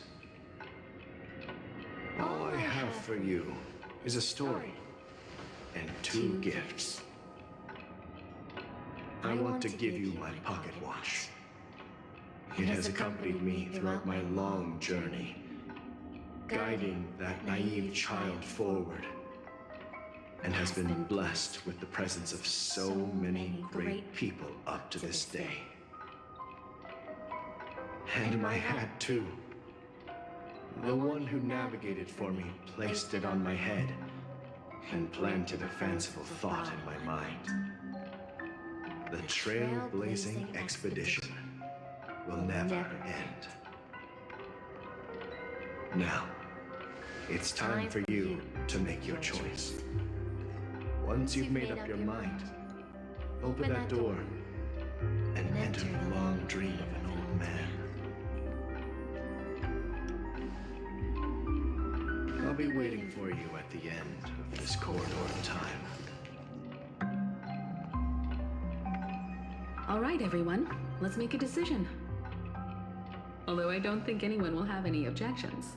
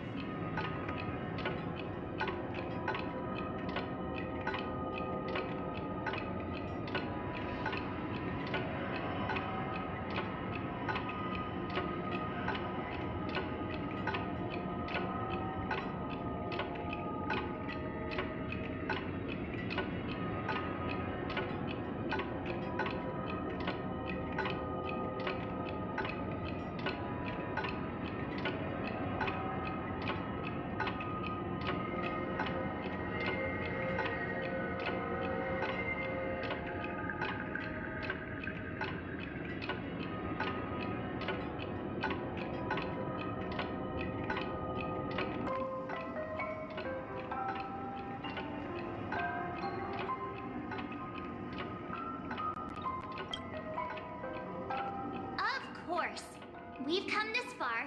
Surely there's no other option than moving forward. In that case, it's unanimous. Then let's proceed together to the end of this dream and tell Mikhail our decision.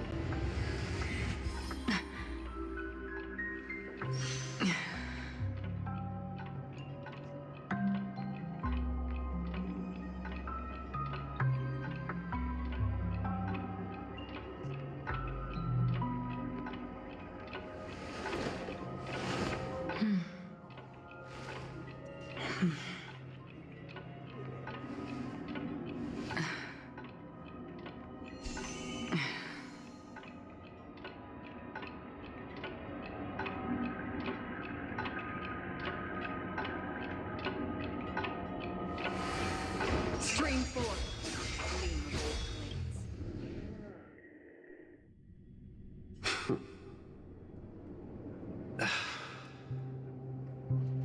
Mikhail, where are you going? Someone has to step up and save Lushaka. So why can't it be me, Misha? Please don't go. And if you must, please take me with you. Don't leave me alone. Even without me, you know how to proceed forward, brave Captain Misha. The compass is waiting for you. Haven't you always wanted to be a better adventurer than me? Now go, board that train and start your journey. Where are you going, Mikhail? I'm going to clean the floor in the parlor car. I've promised the conductor. Wait, first tell me, did you fix this watch? Yeah? I know what it looked like before. Its chain was broken, the back case torn, and the marks on the dial all worn out. How did you manage to fix it? Well, it's hard to explain, but I knew it could be fixed.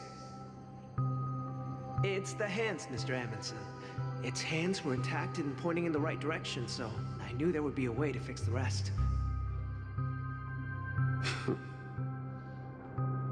I see. You'll work with me from now on. Haven't you always wanted to tinker with this train?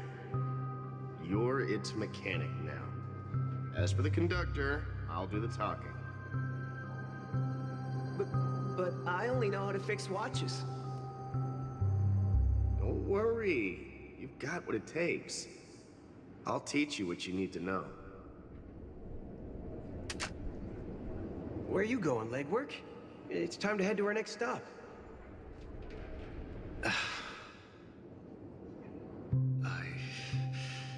I'm staying in Astana with Rosalina and Tiernan. I see. This place reminds you of home. The people of Astana have only achieved a tiny victory and still have a long way to go towards true freedom. Hanunu needs us. Don't worry, not all journeys lead to the stars. Even if I leave the Express, our path of Trailblaze will continue. Yeah. I knew you wouldn't stay on the Express forever. Leave in peace, my friend. And, take this with you. This is Mr. Amundsen's hat. But why? When he departed, he said he would leave it to his best student. Well, I suppose the time has come. Farewell, legwork. Take care of Tiernan and Rosalina.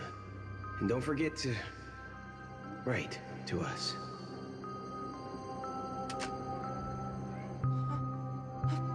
Where are you going, Watchmaker? Don't worry, Micah. Just going on a little trip. Someone has to be at the forefront of the interstellar frontier, and I'm the only former nameless in Penacony. So why can't it be me? Because you're all we have! Have you forgotten about Tiernan? The cosmos is way more dangerous now. What will happen to Penacony if we lose you too? But what will happen to Penacony if we don't find a way out? Ah, Tiernan. How could I ever forget him? I've spent countless sleepless nights asking myself why I didn't go with him back then. We Nameless won't stop. Don't worry, Micah. It's just a matter of getting back to my old profession. Just wait for me to come back. What if, and it's a big if I don't come back in one piece, then you'll become the next Watchmaker.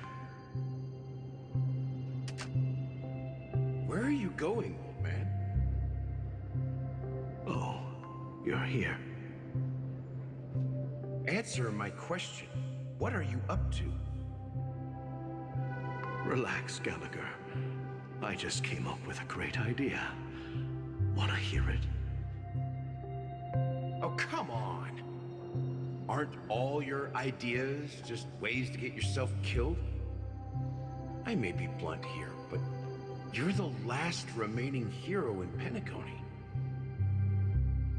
If you die too, the secret of Stellaron will go to the grave with you. Yes, I'm afraid there's no way out in Penacony, so I'll have to consider alternatives beyond Asdana. We'll organize a festival using the Watchmaker's legacy as a facade and send invitations to the entire cosmos to gather people here. So, a desperate struggle against the family?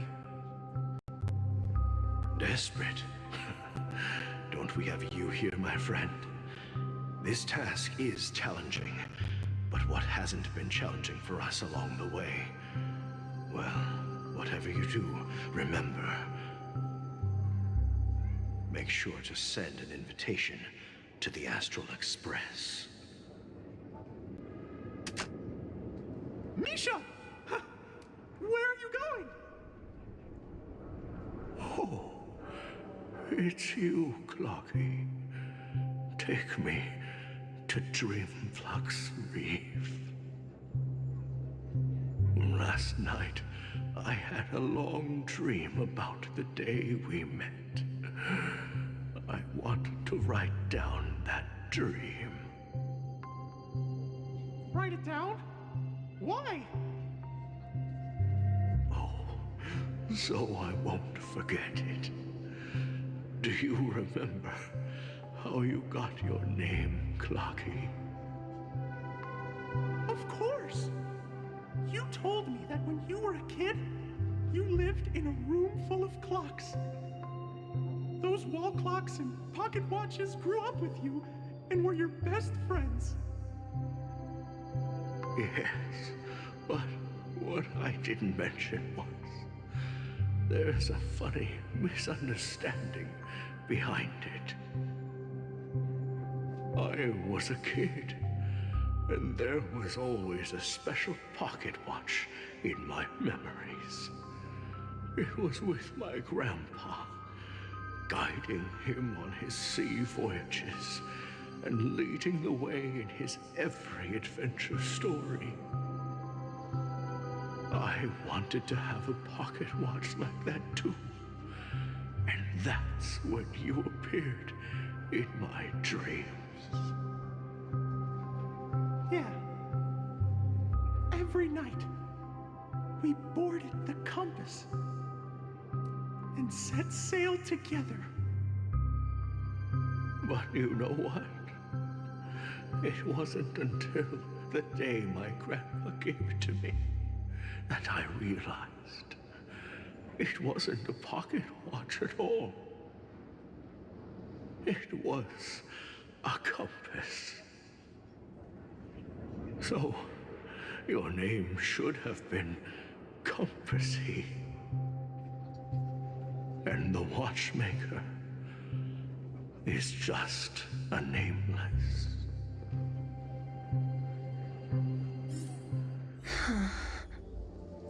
We've arrived at Dreamflux Reef. So, where to next? You know, Clocky, I don't think I'll be going anywhere else.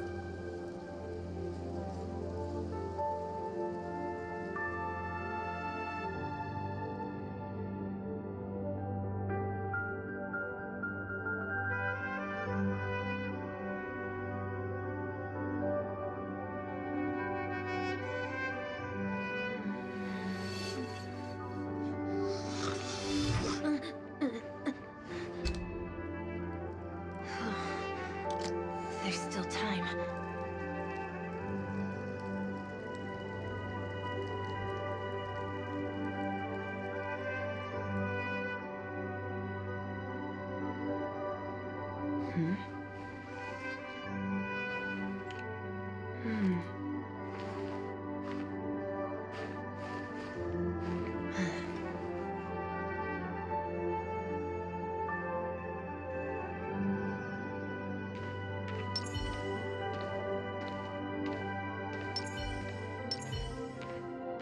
Please, wait a sec!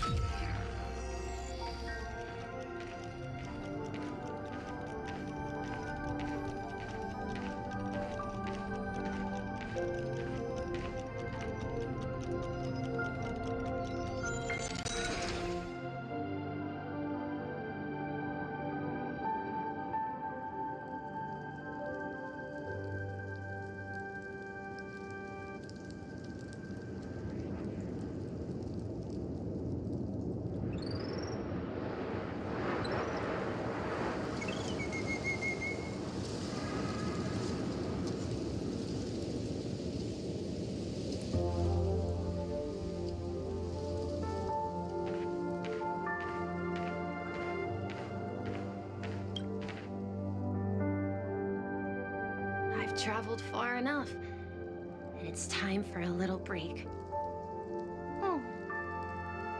So, we'll set out again.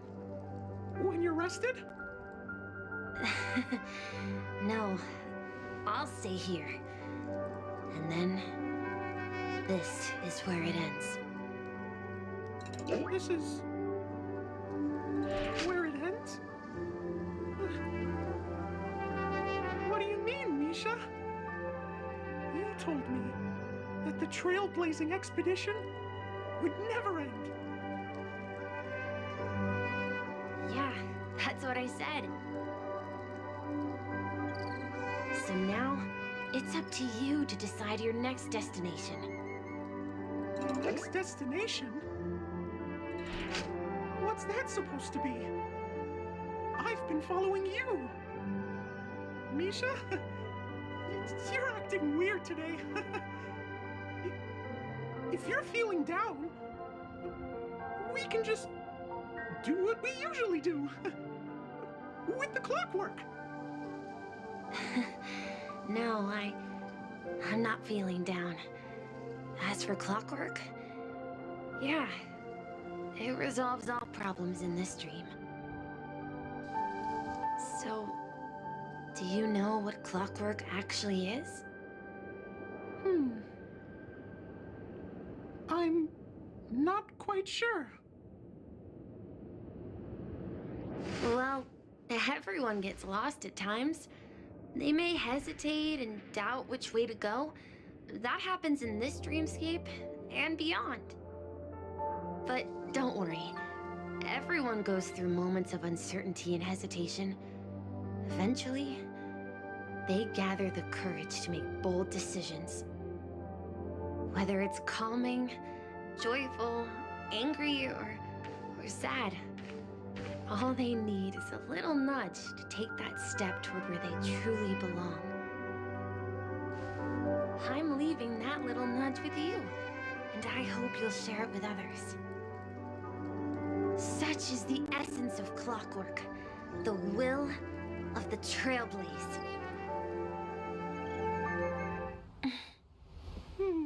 Clocky's hands spin around non-stop, indicating confusion, frustration, and weakness. But ultimately, people still need to move forward. Just like your hands, always pointing ahead. This is where my journey ends. From now on, it is your path to walk. Trailblazing means taking paths your predecessors forswore and venturing even further. The Penacony in Mikhail's dreams does not belong to order.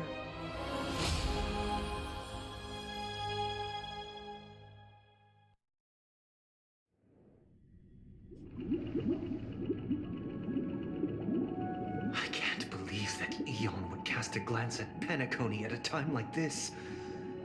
Is it because of the resonance from the legacy of the Trailblaze? Or perhaps the bond between you is so strong that it even impresses an Eon? Well, there might be another possibility. Perhaps they want to witness, on behalf of the fallen Eons, who will hold the future of Penacony.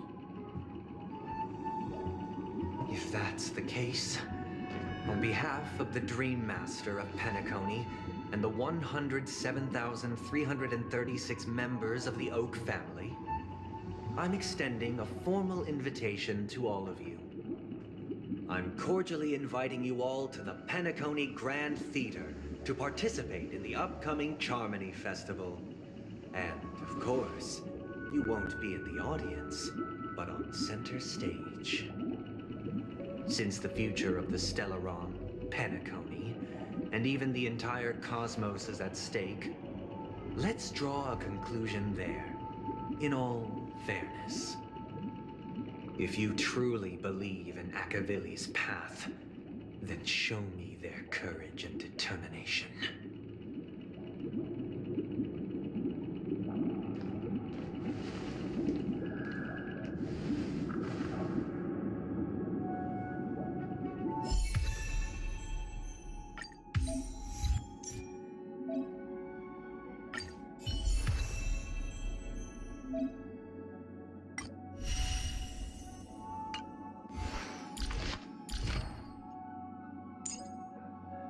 Before our paths diverge, savor the shared journey. Before our paths diverge, savor the shared journey.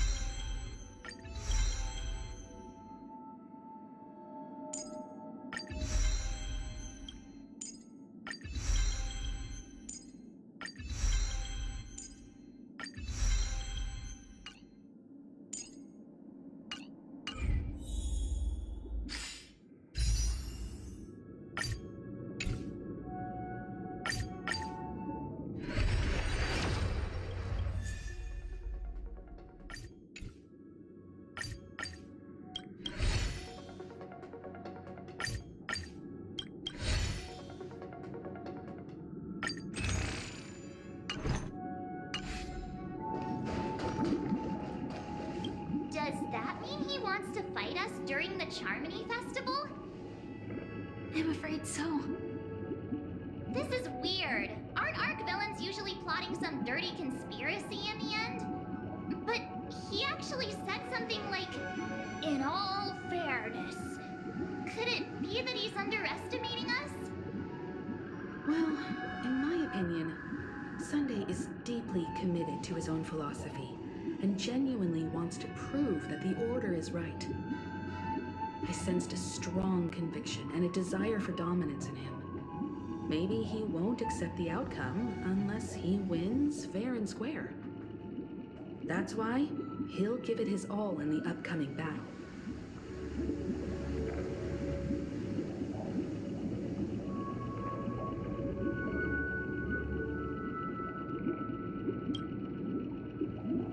Yeah, you're right.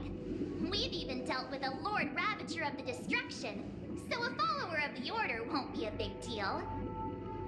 Anyway, we can't leave the Stellaron unchecked. This is about trailblazing a bright future for Penacony and fulfilling Mikhail's and his predecessors' long-cherished wishes. Now that we've taken up the mantle, we can't afford to fail them. However, the same applies to the Order. Their plan didn't materialize overnight, and they have the profound collective consciousness of the planet of festivities behind them. A desire to dream, to slumber and escape reality. All those hidden emotions have given birth to the sweet dream of the Order.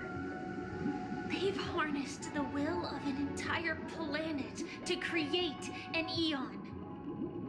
This confrontation is far more complicated than a simple power struggle. To secure Penacony's future, fighting on the stage alone is not enough. What do you mean? Are you not coming with us? I believe Firefly is trying to say that she's heading off to another battle.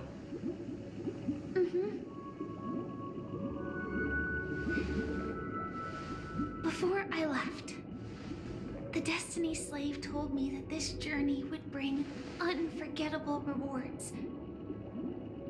Even though the script he gave me only had a few lines, I couldn't ignore them.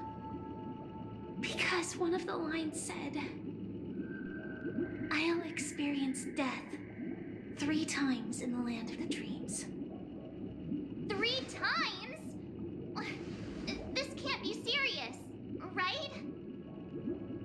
The first time was a painful death when I was stabbed by the Blade of Dormancy, which led to all subsequent events. The script will always come true, but in a way that will only be revealed when that page is turned. So now I've understood the meaning of my second death. And I am prepared to face it. If all goes well, my efforts will provide crucial support for you. Only by achieving victory in this battle can we secure a future for Penacony. And only then, my third and final death won't come true in the most terrible form. The most terrible form? Does that mean... The true death, where everyone in Penacony loses themselves completely in the eternal sweet dream of the Order. We must do everything we can to prevent that. Have you made up your mind, Firefly? Yes. Otherwise, I wouldn't be here. Thank you again for your assistance for the Astral Express. May we meet again, in reality. Yeah. Farewell, everyone. May your trailblazing expedition never end.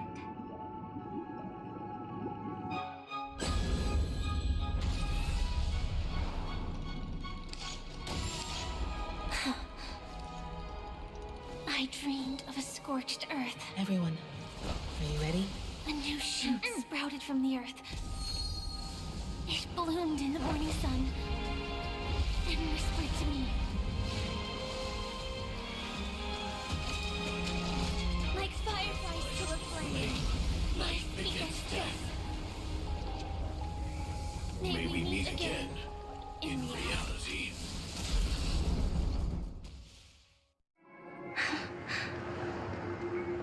After today, Chapella's name will disappear from cosmic history, and the Everflame Mansion will take its place. In the not-too-distant future, you'll receive an invitation. That's your next stop. Land of the Dreams. Penacony. I hope you find whatever you seek there. Be it answers or salvation. You mean my 3 deaths? Silverwolf told me about it. It's such a shame that it's not part of my script. Well, I want to live. I'm never afraid of death. The opposite of death is eternal life, and that's something I'll never desire. People die, and I am no exception. Death is like a script, a fate that cannot be defied. But that's exactly why we have to choose where we want to rest forever. Do you exist just to perish? Are you not the same, Blade? The end you desire is not one dictated by others. If I were to die now, I would only be a weapon. I believe I should die as a human. Though its definition escapes me, isn't this the answer that ordinary people look for their whole lives? A name that can be carved onto their tombstone. A tombstone that belongs to me once bore the inscription, Glamoth's Iron Cavalry. Then it changed to Stellaron Hunter. But one day, it will bear the name Firefly. And all the brilliance she showed at the end of her life.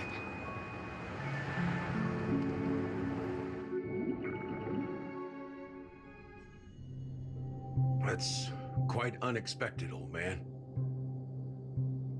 Who would have thought your crazy plan would actually work? Do all you nameless fools just act on a whim? I can sense that this false sweet dream is coming to an end. The Nameless may be young, but they had the ability to achieve this goal. Just like you did in your time. It's a shame you won't be able to see it firsthand. Maybe I won't either. Once something fictional is seen through, it ceases to exist. Yeah, not just those Nameless. Even Mr. Wings is just like you.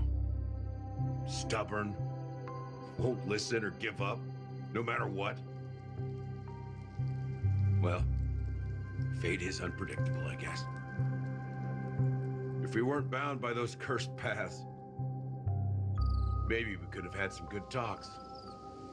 But in the end, we managed to do it. Now we can find solace. Remember how those idiots cursed us? They said, "Go to hell, you worthless traitors." Well, I don't know if they really meant it, but if longing for freedom means going to hell, then I'll be joining you soon, you old fool. Let's get together and have supper again in hell. Oh, I almost forgot. There's one more thing. Here's to you. A glass of hello and goodbye, Trailblazer. To the imperfect tomorrow.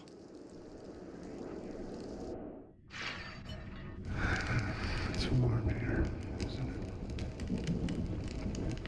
You're lucky to have found shelter from the rain. Let alone fresh berries in this desolate place. I was just following the scent of life. It's particularly strong in a place like this. It's a shame these berries don't have much flavor. Seriously? In case you didn't know, this fruit is pretty juicy. The only downside is that when you chew it, it becomes extremely spicy.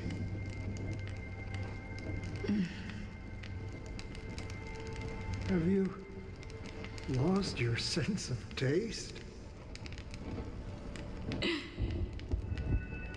I can still taste certain things, like a faint sweetness.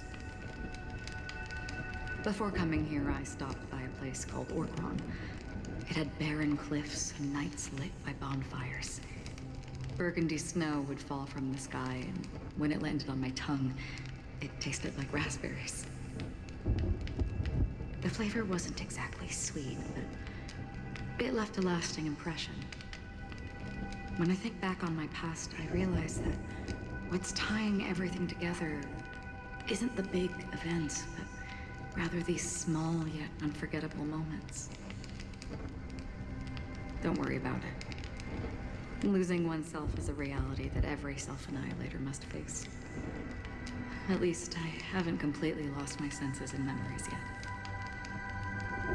Well, congratulations on adding another footnote to your journey. By the way, are you always alone? No, I had a companion in Orkron. She's a short, nameless girl who aspired to explore IX. She always said she'd walk a path deeper and farther than Akavilis.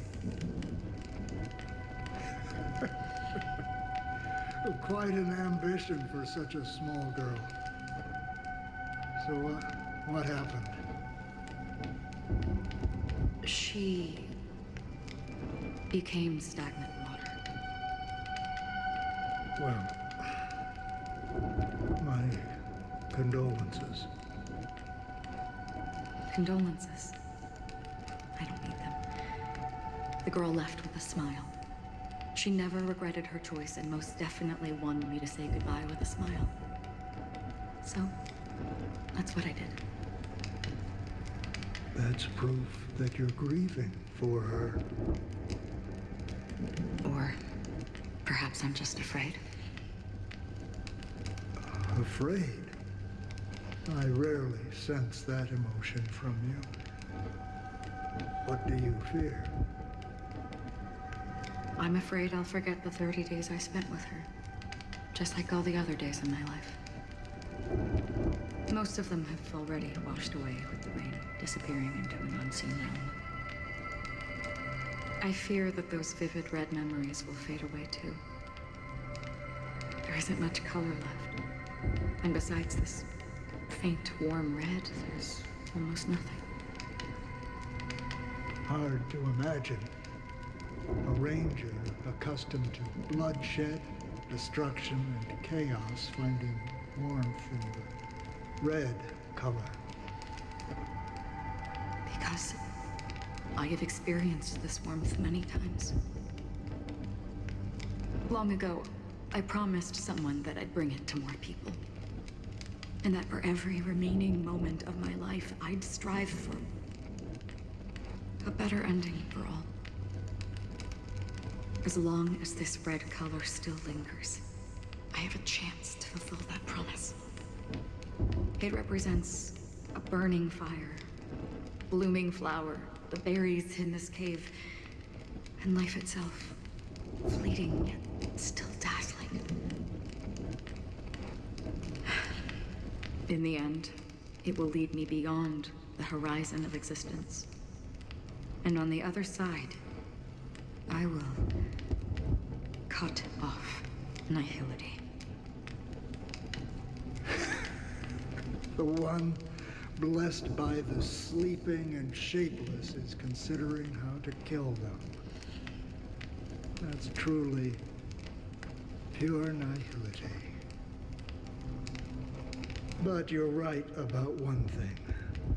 after spending so much time near this stagnant water. Only when I look at this vibrant red fire do I realize that I'm still alive. When will this rain ever stop? Perhaps when the sorrows of the departed have finally quieted down, the sky will clear up.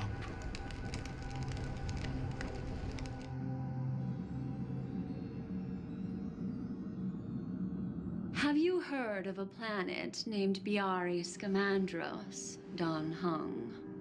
It's one of the Paradise Kingdoms under the influence of the Harmony.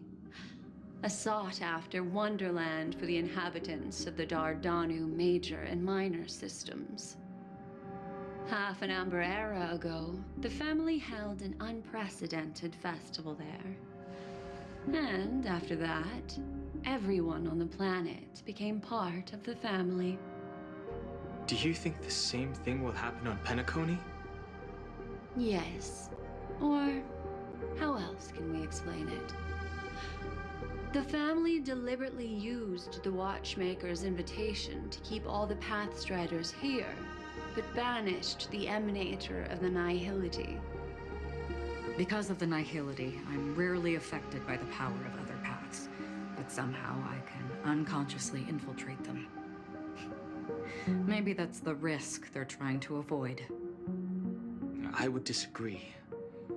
Biaris Scamandros is not part of the credit system or connected to the Silver Rail.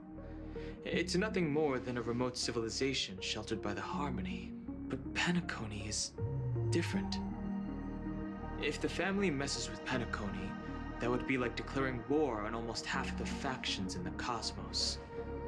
They have no reason to do that. No, they don't. If they truly serve the Harmony, that is. What do you mean? The path in Penacony is impure. The Harmony here has impurities. Do you remember the Ancient Swarm disaster? Tazerond, the propagation, brought endless havoc to the universe, and it eventually evolved into a fierce battle among all eons. 2 paths lost their eons in that war, the propagation and the order. Coincidentally, their downfall is related to a certain eon. Shipe, the Harmony. Legend has it that they participated in the crusade against the Imperator Insectorum and devoured Anna the Order for unknown reasons. Holy forgaroni. So you're saying that the 2 leaderless paths are working behind the scenes? But I don't see any descendants of the propagation in Penacony. Could it be that the remnants of Beyond the Sky Choir are hiding within the family, trying to resurrect a fallen eon? I can't say for sure, but they're definitely planning something for the Charmony Festival. This is getting way too complicated. Is this why you want us to leave Astana right away? Are you giving up? The Charmony Festival will start soon. There's one thing that I need to confirm no matter what. A warp jump is the best way to do so. Time is running out. I have another plan.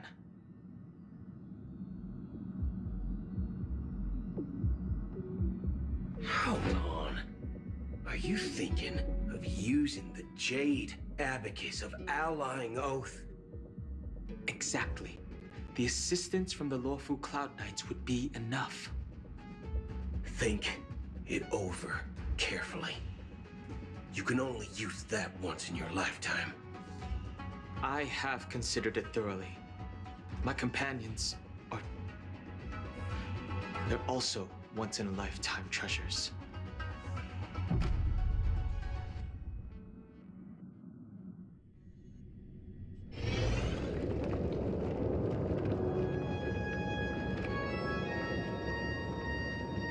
Are you the only one here, my child? The Nameless is quite the diplomat. Our secrets have spread like wildfire within the family. And IPC starships are gathering towards Astana. This is a crucial moment for us. So, where is the chosen one who harmonizes the varied sounds?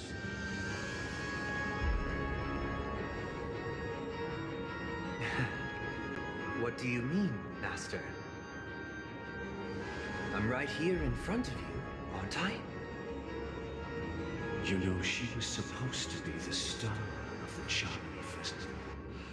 In our plan. But the plan has changed. As her brother, I know she doesn't want to sing for the Order. So I'll take her place. You've always been wise beyond your years. I'm sure you understand the consequences of your choice. If you consider this a betrayal, well, there can't be two suns in the sky. I'll step up and take down the other sun if necessary. Do you believe in karma? If karma exists, then everyone has their own karma. You have yours, and I have mine.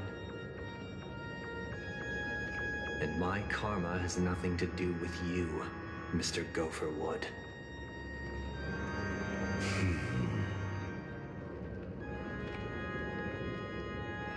All right. Since you're willing to sacrifice yourself for her, I'll grant your wish. Well, the compromise came sooner than expected. Why? You and your sister were born as twins of the Order. And one of you is destined to follow this path to the end.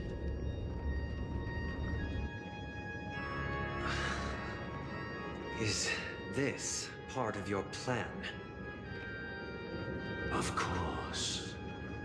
You're still as clever as you were when you were a child.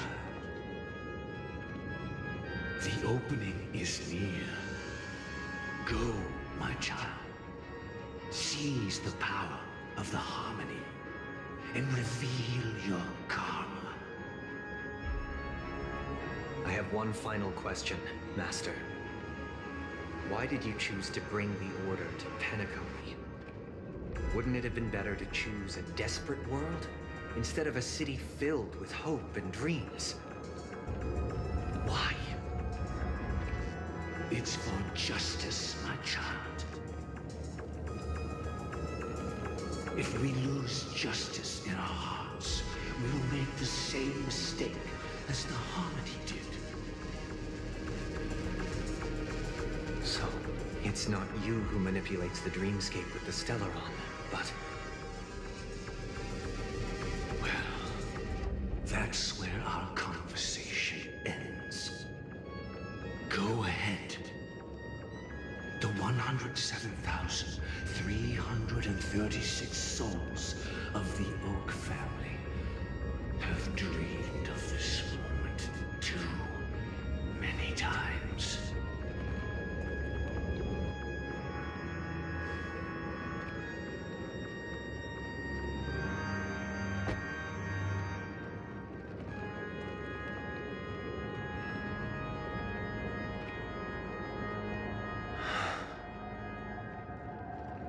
I shall ascend to the heavens, becoming the scorching sun. Bathed in my light, my people shall flourish, while all evil shall be eradicated.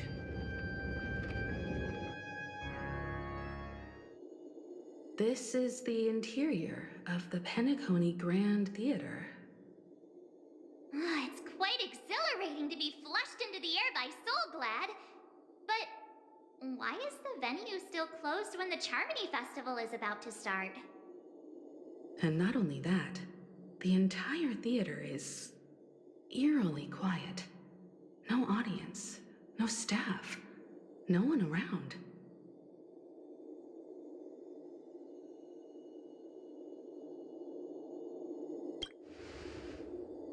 Yeah, I wonder how many tickets. Hey, that's not what we should be concerned about. Let's explore around. Be careful, everyone.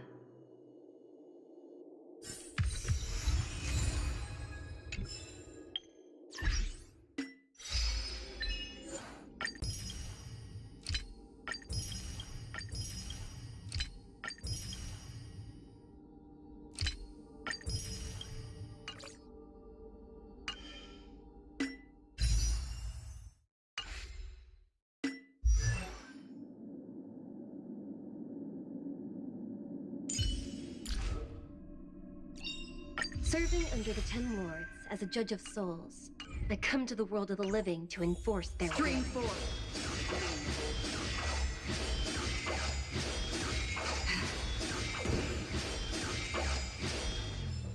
Gosh, the atmosphere here is so creepy and unsettling. Even if there's no audience yet, there should be some staff around. Why is it so silent?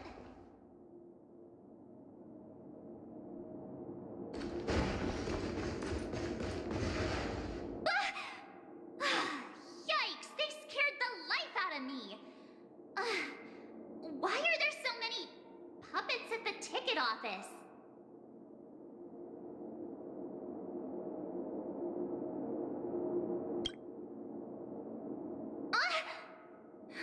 Stop it! Are these puppets part of the stage setup? Even so, it's so eerie that the entire front hall is empty.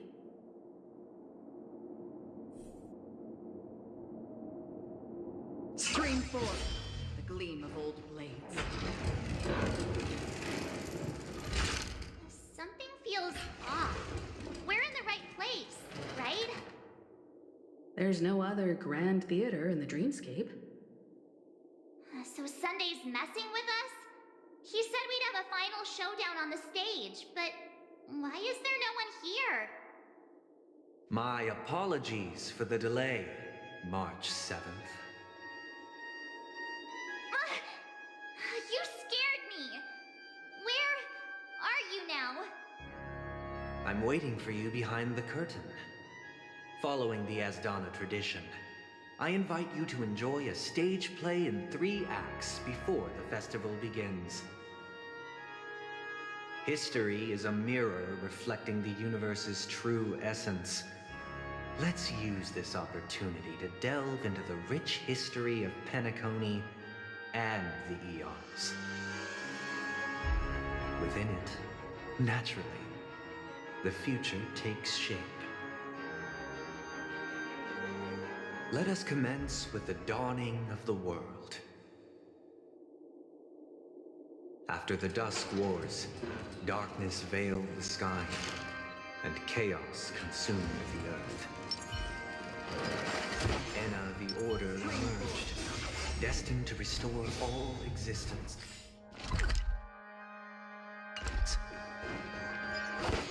That marked the first day. Stream 4.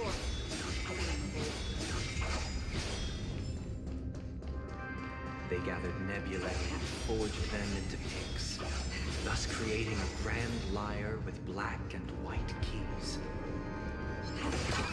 Strike the white keys, and the sun rose. Strike the black keys, and the moon rose. And so, the cycle of day and night arose. That marked. The puppets are gathering around the frame. Are they expecting us to enter it?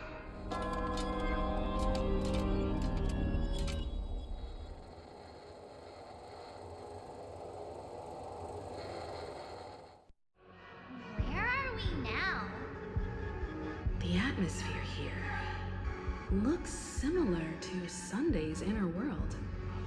Perhaps this so-called stage play is created with his abilities.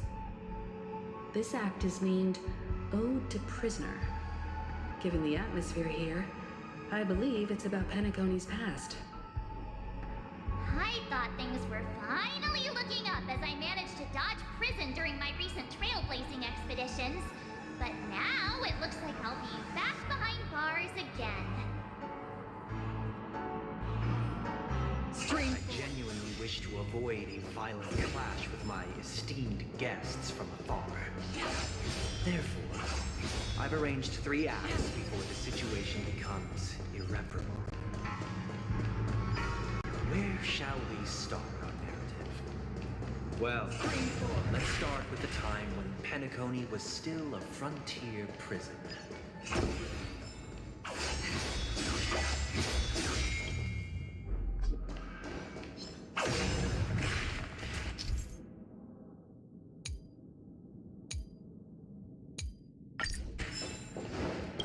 Screen 4. Blades.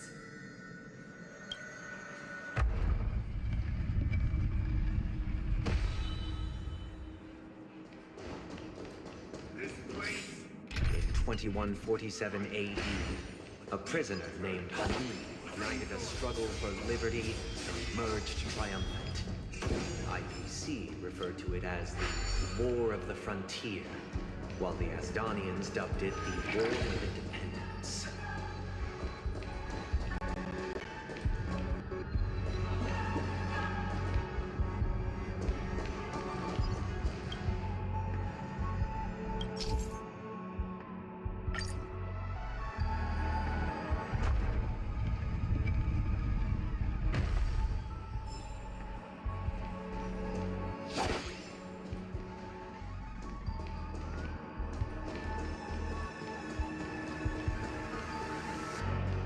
Screen 4. It's true that Ngốc was a legendary hero, but it must be acknowledged that while he bestowed freedom upon the prisoners, he didn't grant them true liberation. A free, nameless state was planned, endeavoring to spread the tenets of Trailblaze throughout the frontier prison. Alas, their efforts proved futile.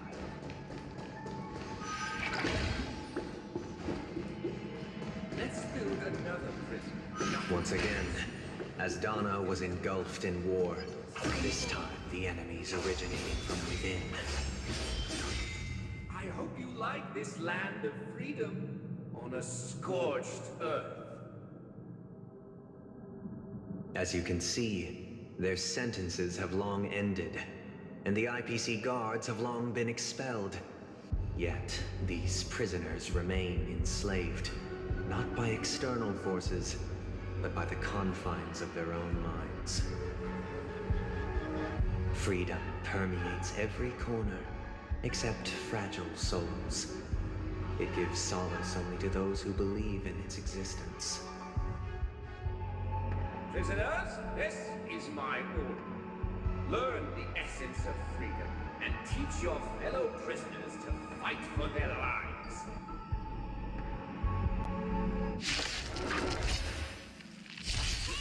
Why do we have to fight while enjoying the show? Not only your enjoyment, but also your assistance in the Time for a good old counter! I weep for the departed. Its hate shall fall. Survive or be destroyed. There is no other choice. Destined for oblivion. Ready for another? Good. Still waters of oblivion. Netmark Festival. Time for a good old counter!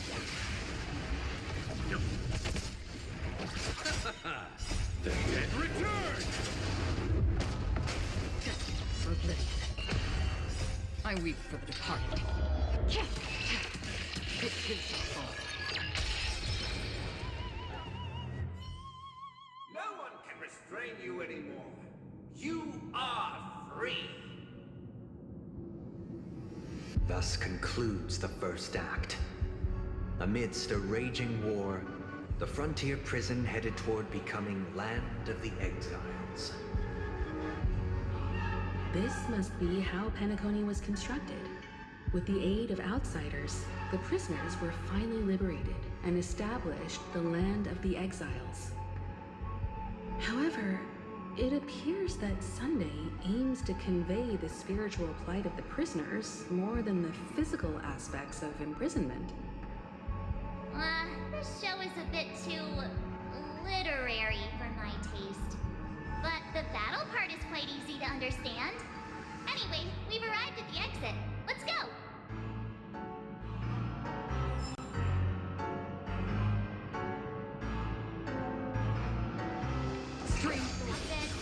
Where are they guiding us this time?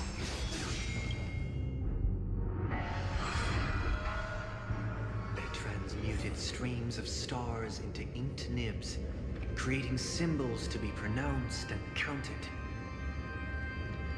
They molded stardust into flowing rivers, assigning the righteous upstream and the unjust downstream.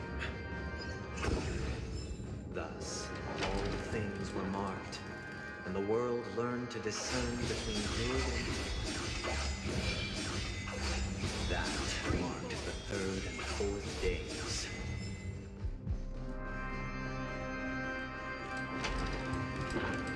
Look!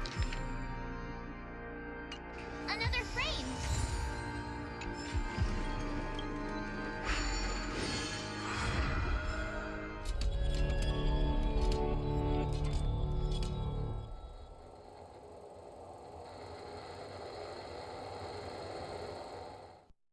Ode to Fool. This must be the 2nd act. The surroundings are different from before. The stage decorations look a bit tidier now.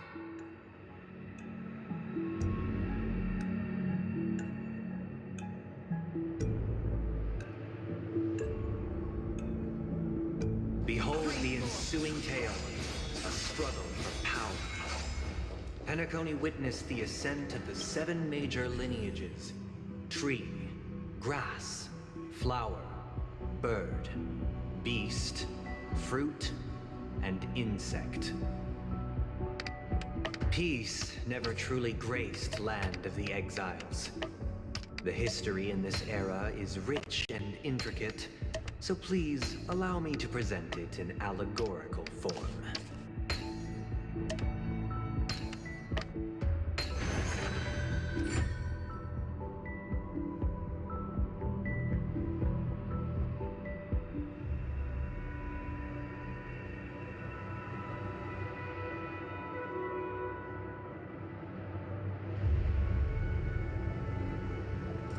Stream forth, gleam both blades.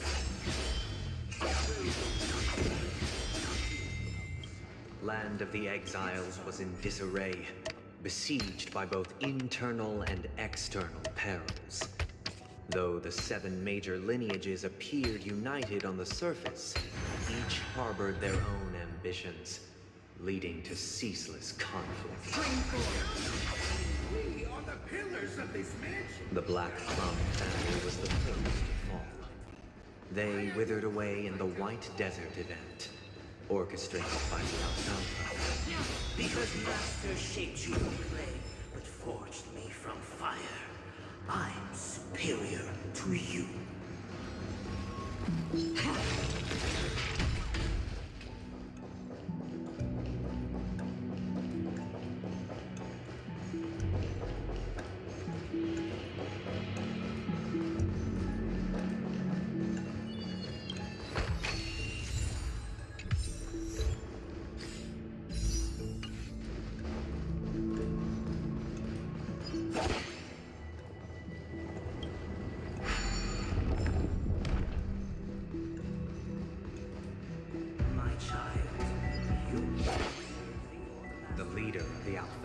Family sought to defect to the IPC, trading freedom for survival. However, his eldest son slew him in the name of righteousness and ascended as the new family head.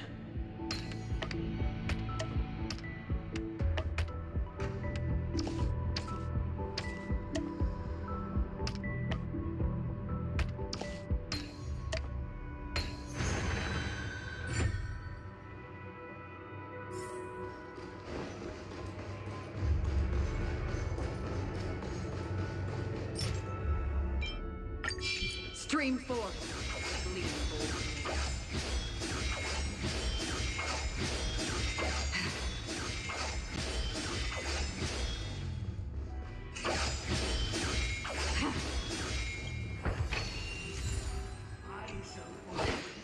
Only when Gopher Wood led the family to land of the exiles and earned recognition from all 5 major lineages did Penacony earn its name.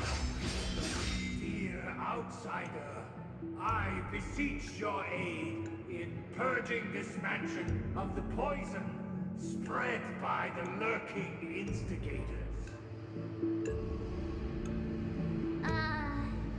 You want us to help you? What do you need?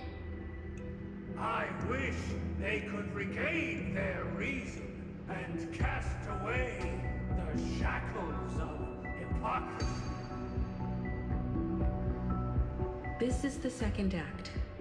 Looks like it's about Penacony's journey to becoming the land of the dreams, during which the family plays a crucial role. But this new master seems like a bad guy to me, don't you think?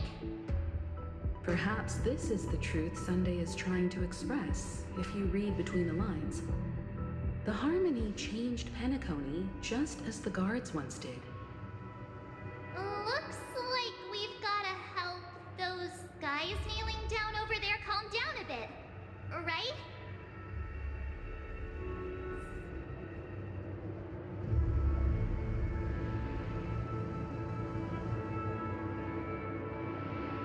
Stream forth. Either I shall be my own master, or I shall return to my former master. I shall not submit to a new master under any circumstances.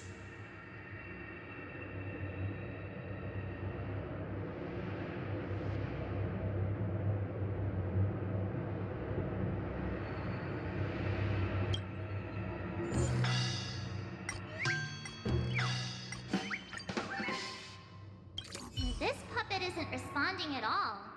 Did something?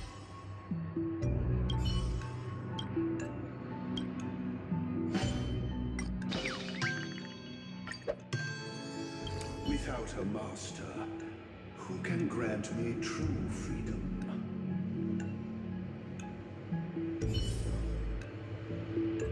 Stream forth. The Gleam Master is no longer here. I thought I'd be free, but I'm not. Now, without my master's command, I'll have to seek guidance from the blind.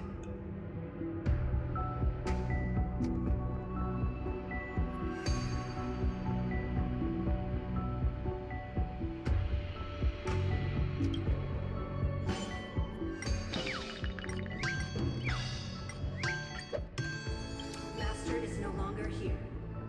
I must seek a new master and serve them faithfully.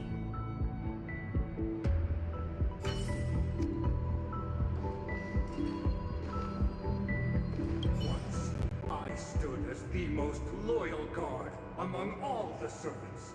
Now, with my master banished, it's my right to assume control of his dominion.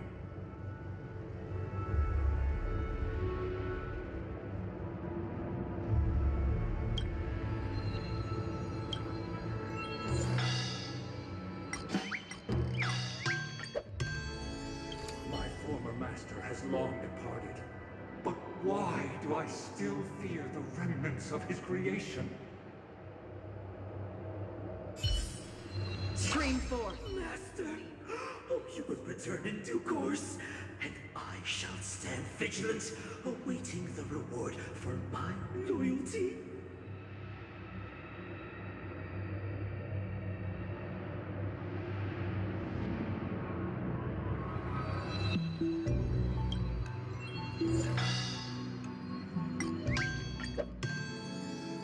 Master, now that you have gone, I shall wait no longer for my reward. I shall seize what is rightfully mine. Stream forth. In the absence of my master, I am free. But without their guidance, for whom shall I sing?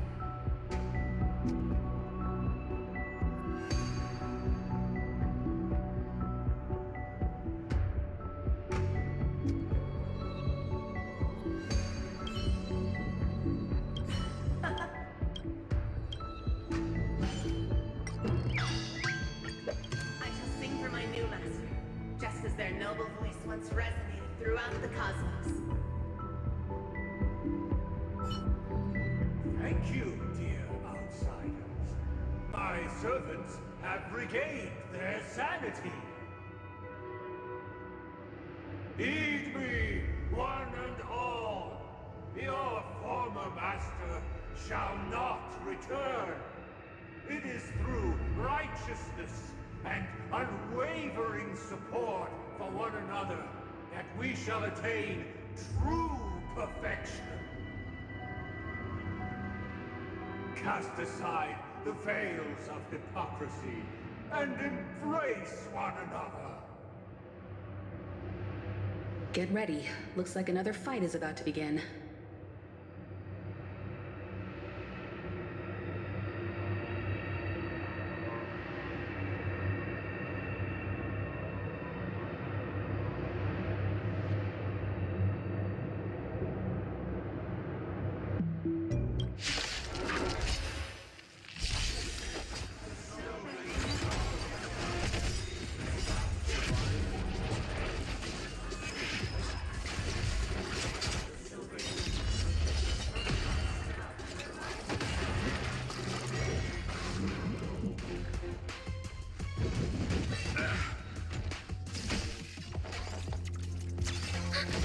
Enemy data secure.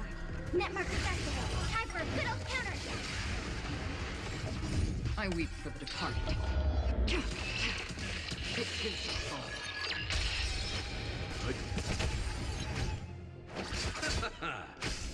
Still water to uplift.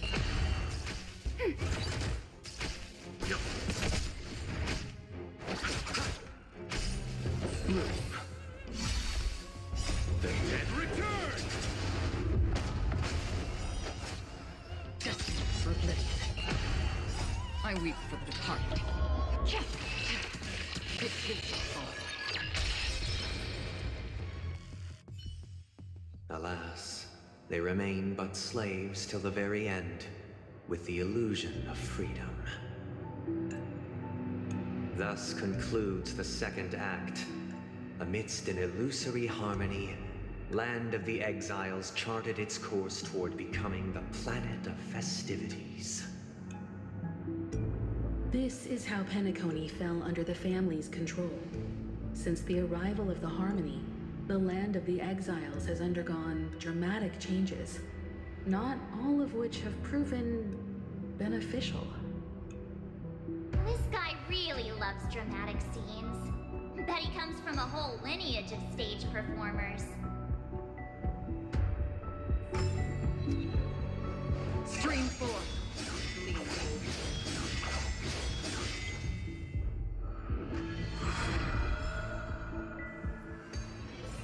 Let's wait.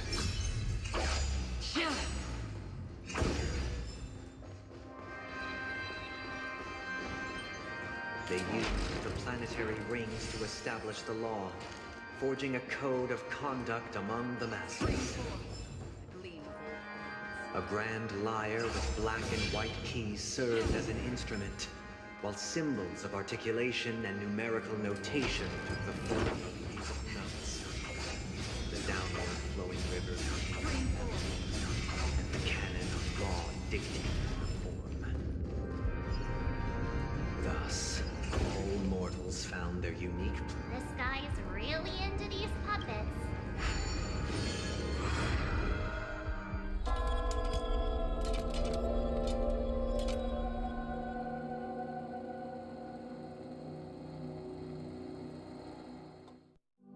Oh, I get it now. The last scene is all about singing the praises of the Order. And the atmosphere here is completely different from the previous two scenes.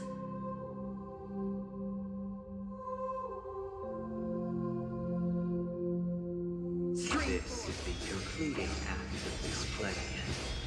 I have showcased the past and present of Penacony, hoping that my desire for change resonates with you. Now, I shall reveal its future to you. The people lack foresight. They make choices on their behalf and bear the responsibility. support.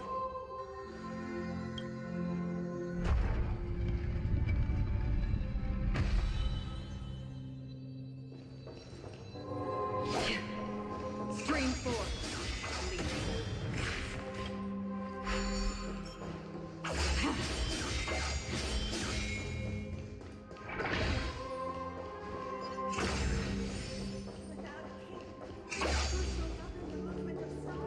Before the arrival, everything followed its natural Stream 4. and so shall continue even after the king's departure.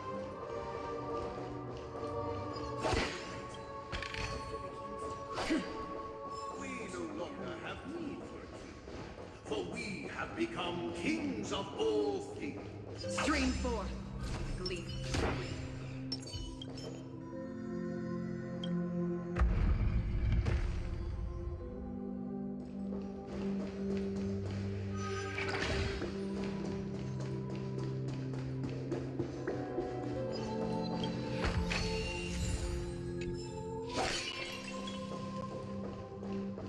Stream. Hey, aren't we supposed to kick off a short story and have a fight here just like we did in the previous acts? Why aren't any of these puppets saying anything? Perhaps we'll need to complete the story ourselves, just like we did before. So, do you think their mind needs tinkering or something? Stream 4. The gleam of old blades.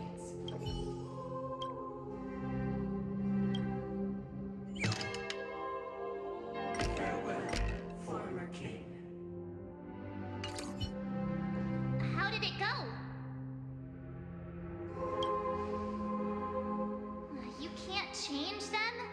What does that mean? My apologies for my negligence. I forgot to inform you that the final part was scripted long ago. Let our previous king recount it to you. Now it is time for the final rite. Prepare for battle. Looks like we'll have to fight again.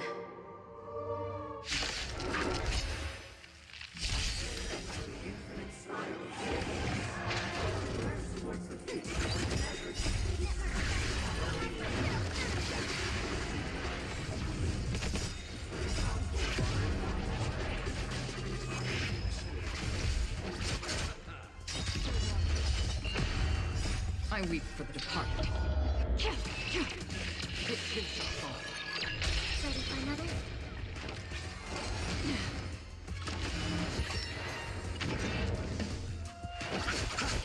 Destiny for oblivion. Netmark Festival! Time for a good old counterattack!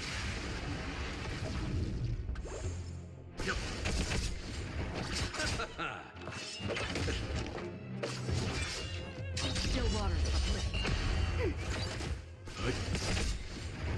I weep for the departed. It too shall fall. In the hushed expanse of a nocturnal reverie, I leave faint traces behind. No need to remember me, or to recall the essence of dreams. What is mine shall wane, while you shall transcend its delicate nature.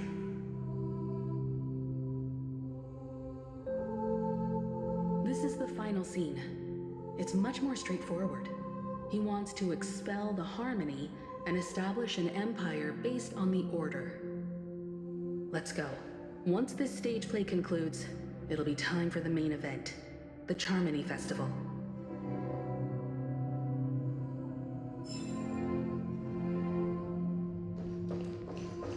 Stream 4.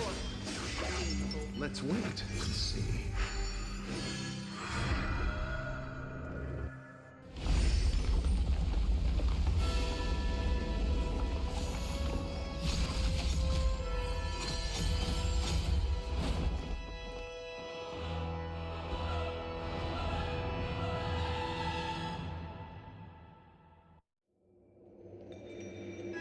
They imbued the world with meaning, perfecting all things in the heavens and on earth. Then, They rested from the labors of creation. Yet, all beings cried out to Enna.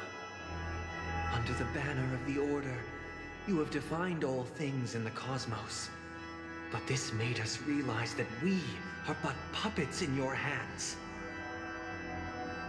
Thus, on that day, all beings united and cast the Eon into the abyss of oblivion. This Grand Theater looks totally different. Is this the power of the Order? Everyone, get ready. This could be a tough battle.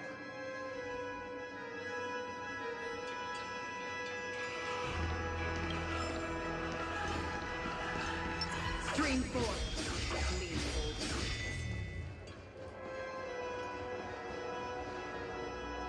That marked the seventh day.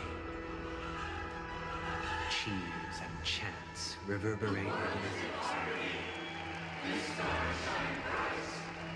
Praise the Great One.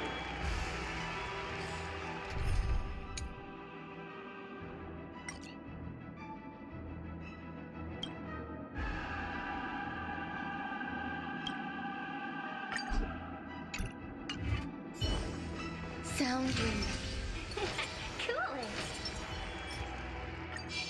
I commend.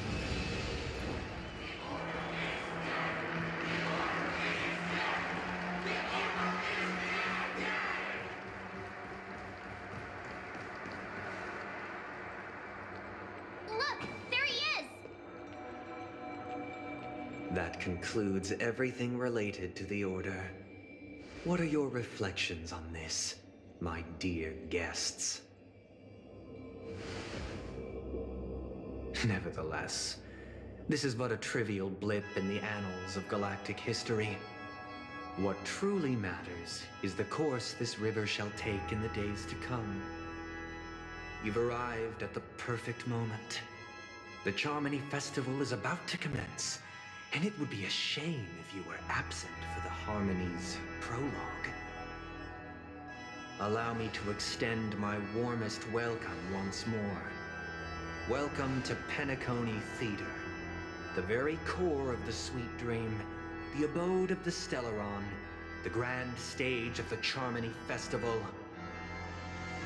and the very place where the future of Penacony shall be determined through conflict.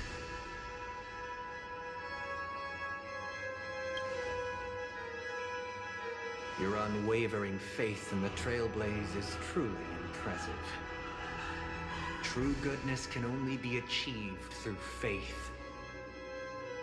Allow me to point out that falling into a permanent slumber is not happiness, especially when those people are driven by someone else's will in their sleep. Do you still believe that the Order only seeks to control the universe as their puppet, Himiko? No matter how perfect your vision of paradise may be, a cage remains a cage. People will never achieve true happiness in a world like that. They would just be toys for the Eon. It seems you have misunderstood my intentions. Allow me to clarify. My desire is not to resurrect a fallen Eon, or become one myself. My sole objective is to create a paradise free from Eons, where the Order ensures the dignity and happiness of all humanity. A paradise exclusive to us human beings. That's not the case. If people are to live with dignity, there must be nothing and no one above them. In your so-called paradise, you would be the one reigning supreme. Looks like we won't be able to convince each other. Now that our conflict has been destined, let's unveil our paths and reveal to the universe the true path. However, before the prelude to the future begins, please take a moment to ponder the questions I've posed. Is darkness equal to daylight? Are sinners equal to the righteous? If you are born weak, which god should you turn to for solace?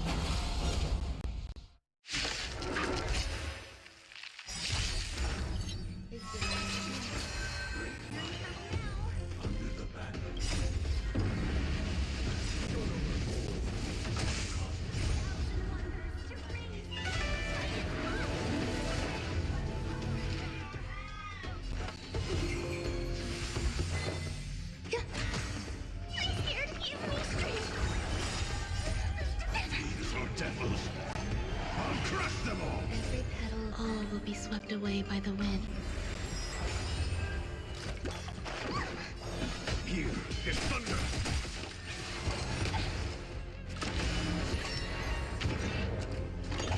Enjoying yourself? Seize the moment.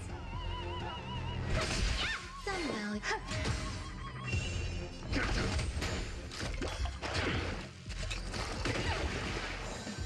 Conflict is pitiless. Done. Show no mercy.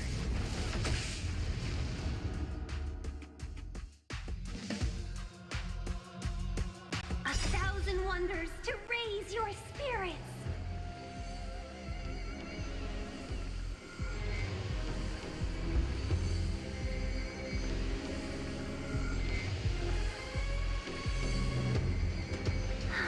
We were supposed to attack yesterday.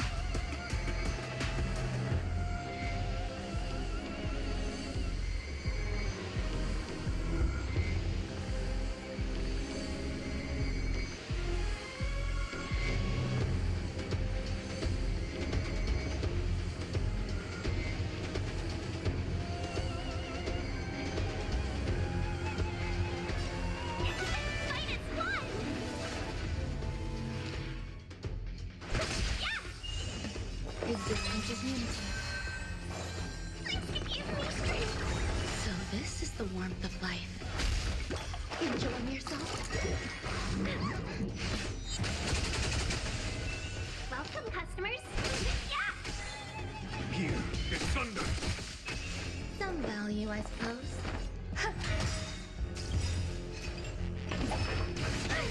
Every petal, all will be swept away by the wind.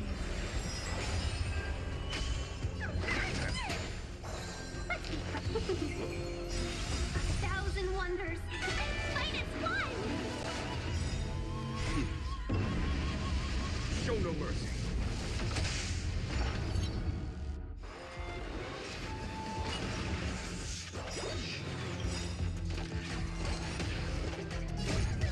These are devils. I'll crush them all. Conflict is pitiless. There's more to life. Thousand.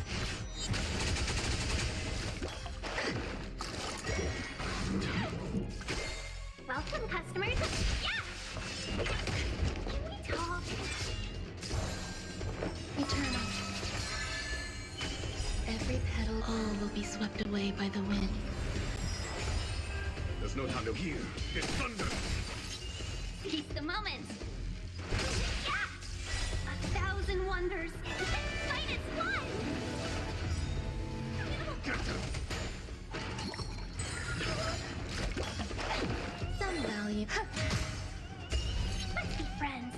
So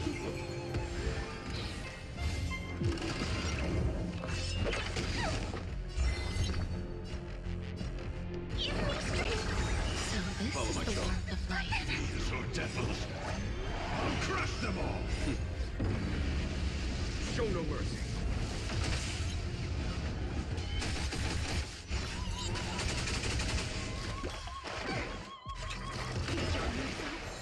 Grace and elegance.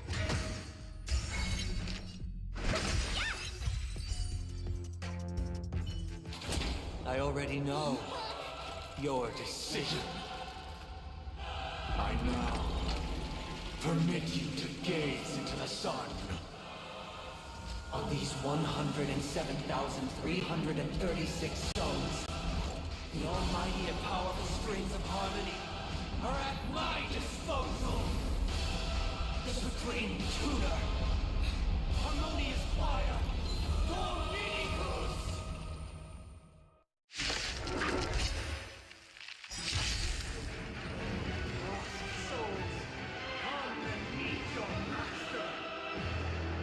Embodiment of the harmony. So the true purpose of the Charming Festival is to usurp it?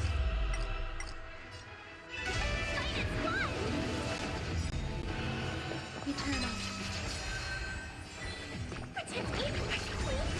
Every petal, all will be swept away by the wind. Show no mercy.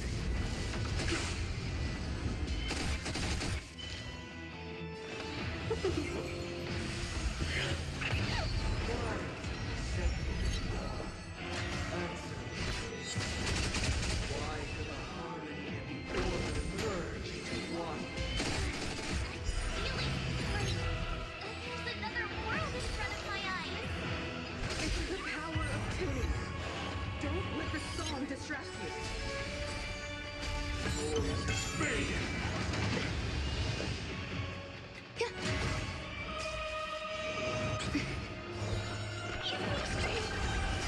Better late than never. So devilish. I'll crush them all. 1,000 wonders. Fight is fun. Show no mercy.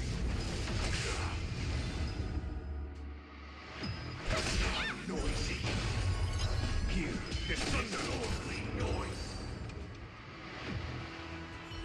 The time has come.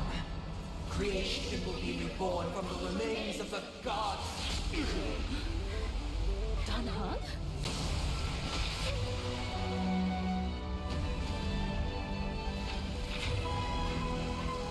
Radiant spirits, heed my word. Show no mercy!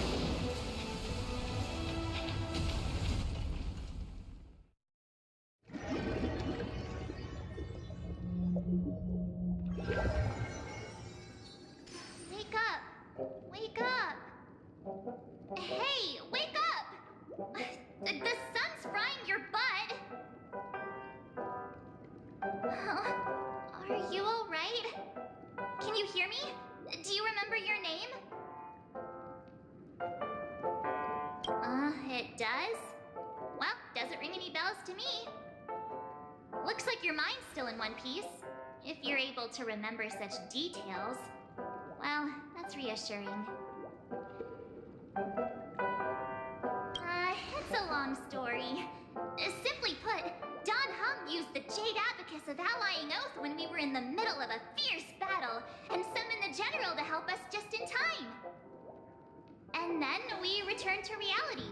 Look, this is your room. Everyone else has also returned from the dreamscape. Himeko and the rest are at the lobby discussing matters with the General. And now that you're awake, we should tell the crew that you're all right. Come with me. Not going to come chat with me? Sleepyhead. That voice. I commend. Is that Black Swan? Hey! Where are you going?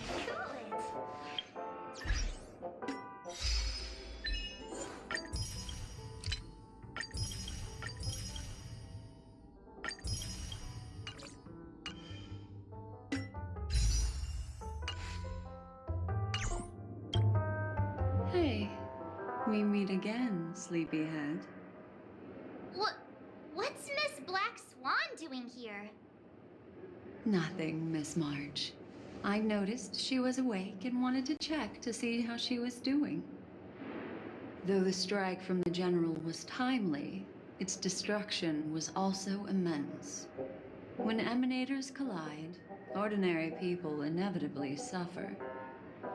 But, luckily for them, the dreamscape is my home turf. Thankfully, I managed to get everyone out before the harmonious choir collapsed. Oh, so that's what happened! Thank you, Miss Black Swan! Don't mention it. After all, I wouldn't want to see such precious memories vanish. You're heading to see your friends, aren't you? Would it bother you if I walked with you for a short while? Of course not. But you're not planning on doing something like last time, are you? Why would you think that? I've never harbored any ill intentions. Well, not when you are around, anyway. Himeko and Mr. Yang are probably still busy. Let's go look for Don Hung first.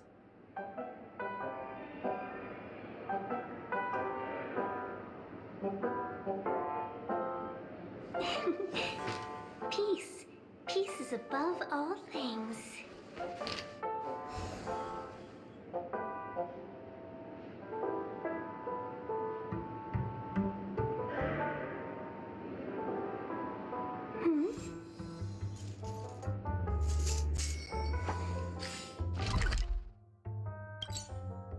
Look, he's still talking to that cowboy. One peach sold. You're awake. How do you feel? Well, fork me. You must be that Stellaron they were talking about.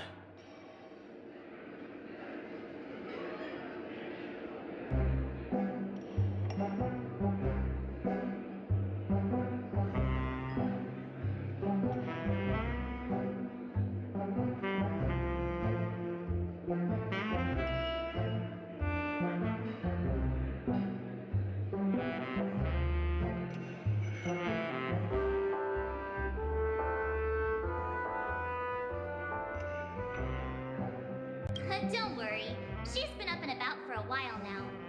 But hey, Don Hung, why don't you introduce this cowboy to her first? Allow me to introduce him to you. This is Boot Hill, a Galaxy Ranger.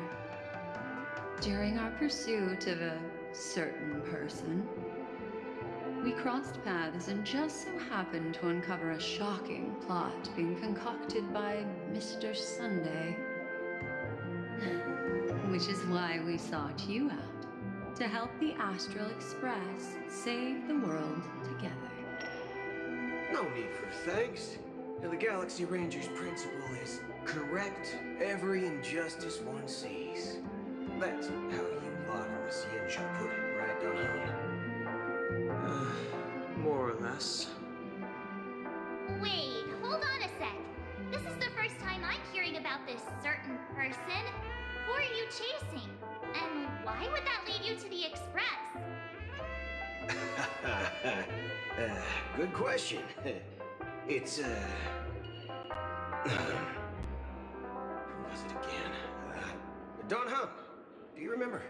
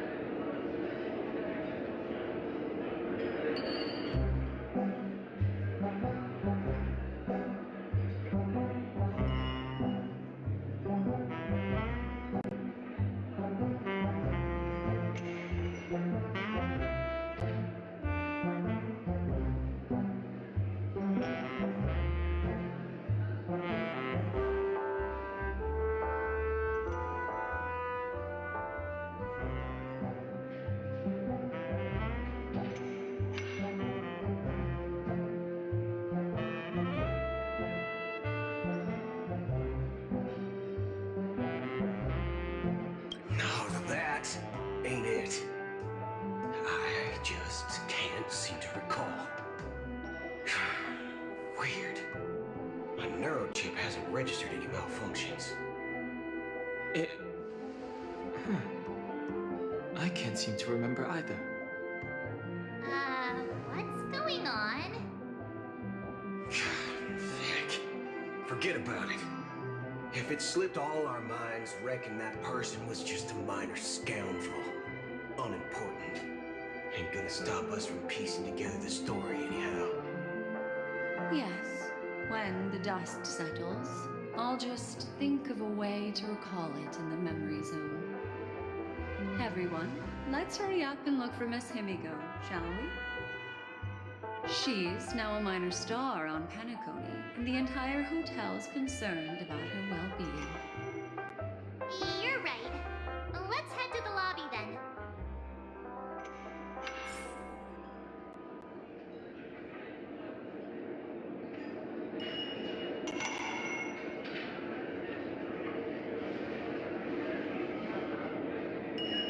One peach soul glad, shaken, not stirred.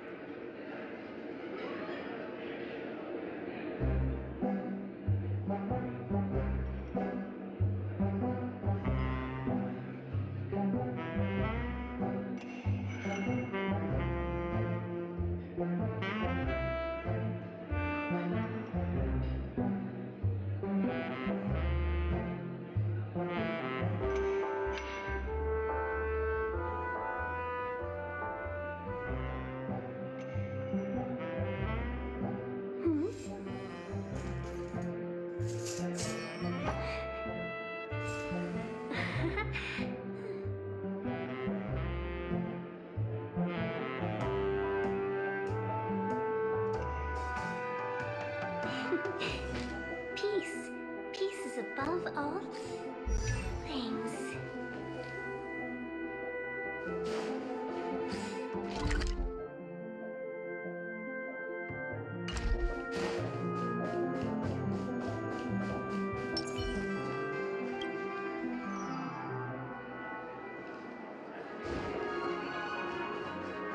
Look, they're with the... That's all right. In these times of conflict for the sake of utmost safety, it is only right that the Alliance steps forward to mediate on behalf of the Astral Express. We must not allow you to take unnecessary risks. Furthermore, despite the IPC's eagerness for success, it prioritizes peace above all. And the family, trapped though it may be, professes a desire for harmony. The Alliance has always won people over with reason. I firmly believe both parties can indeed put aside their differences and come to a peaceful agreement. The General possesses a deep understanding of the greater good. With the Cienjo Alliance mediating, peace for Penacony is within reach. You flatter me. But ultimately, it's been all down to the Express. Without your efforts, this sweet dream paradise would have been claimed by the last remnants of order before there was even a shot at peace. Well, would you look at that? Here comes the big hero.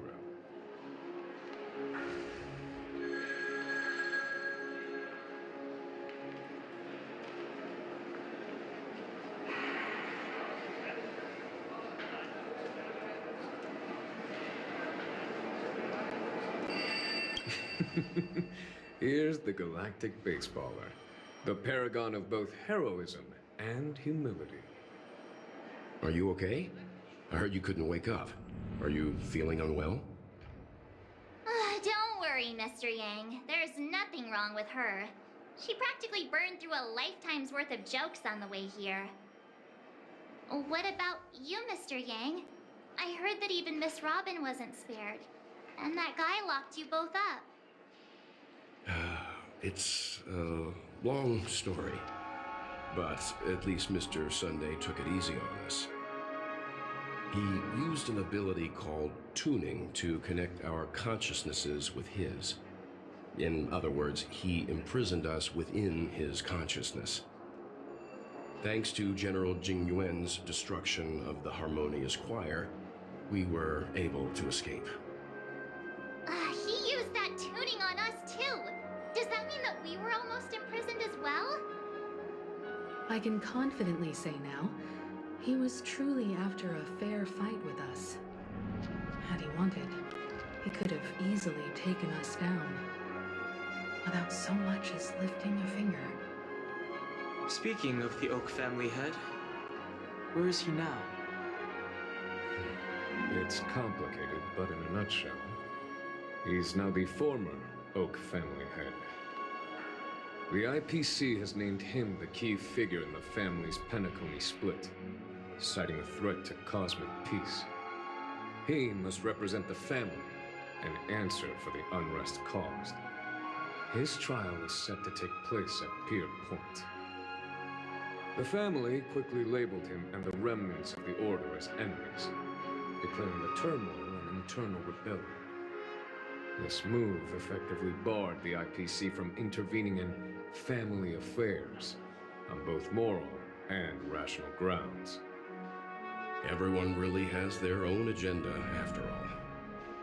Then, what's going to happen to Miss Robin? She and Sunday won't be able to deny their involvement in the Charmony Festival. They're siblings, after all. Why the sigh, General? I can only say that this incident is an unexpected mess for the girl. The Alliance will try to persuade the family to consider this matter carefully during mediation. It's time, everyone. The IPC's key members and I have agreed to consult one another before the upcoming negotiation. Do any of you wish to sit in? Given the General's invitation and the matter's significance to the universe, the crew will naturally accept. However, if the IPC has any reservations... Why, of course you're welcome. They've mentioned that your team is a trusted ally of the IPC in Penacony, so there's no reason not to welcome you. Besides, if there can be reliable observers from the Astral Express present, discussions will go more smoothly. So, what do you all think? Well then, we shall oblige. I'm kind of allergic to those types of situations. I think I'll just head back to my room and start packing. Not to worry. Himiko and I will take care of things. I'm afraid I'll also have to return to the Express first. The conductor is worried about us. It's best I go and explain the situation. Thank you. What about you?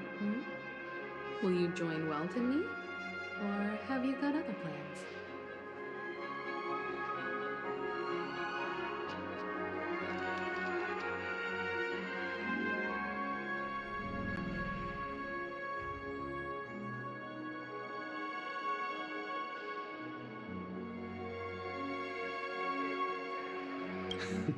Great. Although I'm not too sure of the reason, the representatives from the IPC have insisted on her presence. Allow me to lead the way. Follow me, please. The negotiation will commence at the hotel lobby. Everyone, please follow me.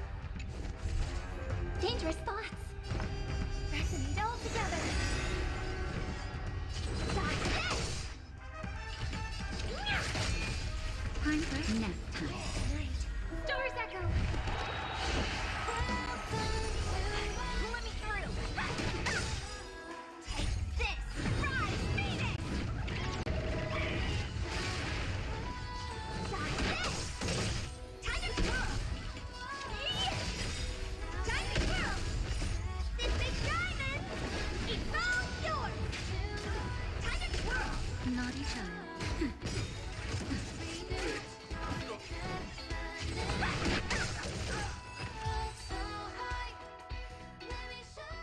The negotiation will commence at the hotel lobby. Everyone, please.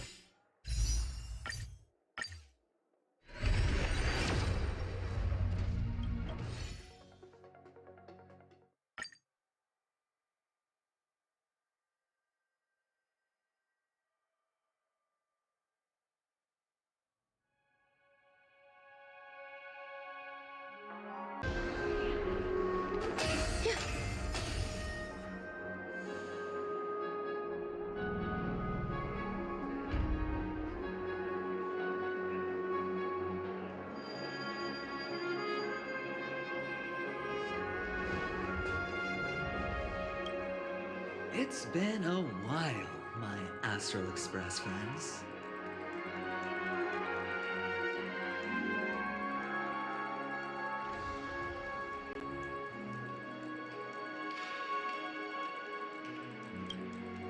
I would also extend my sincere thanks to you, General of the Wafu.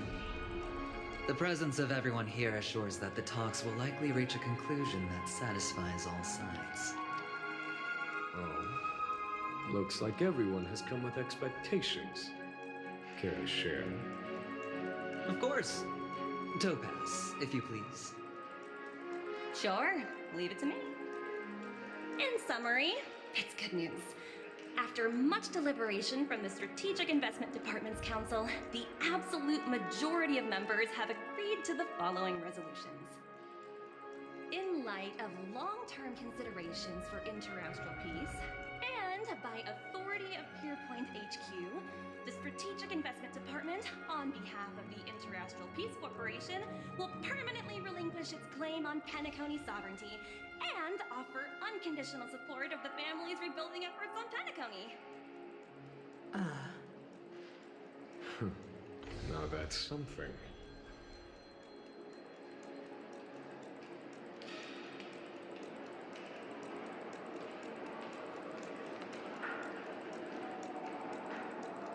All in the name of peace.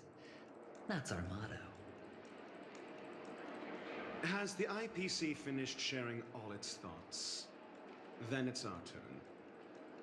The Guild, much like the Genius Society, has taken a keen interest in the recent calamity in Penacony. Ultimately, both parties have agreed to a comprehensive collaboration, offering technical support for the reconstruction of Penacony. The floor is yours for the finer points, Mr. Screwlum. Enlighten us, please. Organic life's unrelenting surge to understand the realm of inner spirituality is something I both admire and envy. Inorganic life has no mechanism to evoke dreams. But when my mechanical impulses are activated, my inspiration circuits will start to operate, and I will enter a state defined as imagination. Every time, within the realm of imagination, there emerges a fire from the shadows. It is warm, bright. I frequently ponder this flame might represent the essence of intelligence, a cluster of inspiration ignited by high temperatures. The future direction of the universe may well lie within it. Alas, they are nothing but projections of my thought system to me. Desired, but unattainable. But after learning of Penacony's accomplishments, I have come to realize that the flame is not beyond my grasp.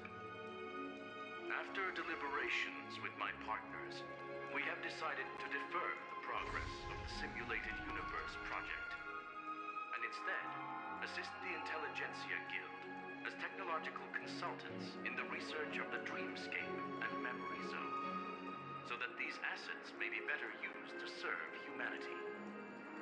Not only that, we've also established contact with the Garden of Recollection through the IPC, and they've pledged their support for our research endeavors. I'm truly happy for the Dream Chasers on Penacony. The cosmos' brightest and, let's admit, dimmer intellects are now at their service.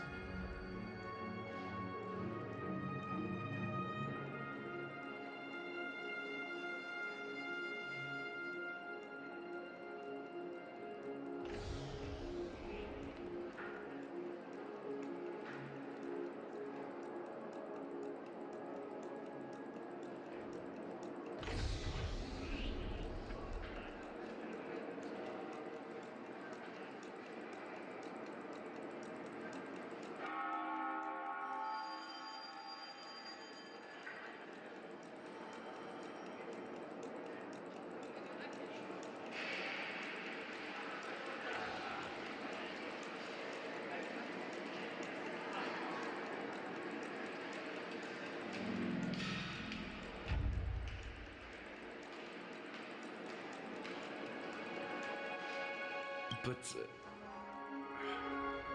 never mind. At the end of the day, this is a positive outcome. No wonder everyone insisted that she be there. It heartens me to learn that everyone is willing to put aside their differences for Penacony's plight. I trust that everyone will surely reach consensus in the upcoming negotiations. Looks like Penacony's future is decided. I'm wondering, is there anything else the crew is concerned about? Peace is our greatest wish. Beyond that, we desire nothing else. Well, that's good. Now that everyone's minds are at ease, I shall take my leave. You may now depart with peace of mind. The Alliance will deal with all subsequent procedures. If that's the case, it appears that we have nothing else to worry about on Penacony. Looks like it's time for us to embark on a new voyage. Sounds good to me. You two head back to the Express first. I'll pick up March and deal with the checkout procedure. Oh, also, Miss Black Swan, you have a matter to discuss with me, yes?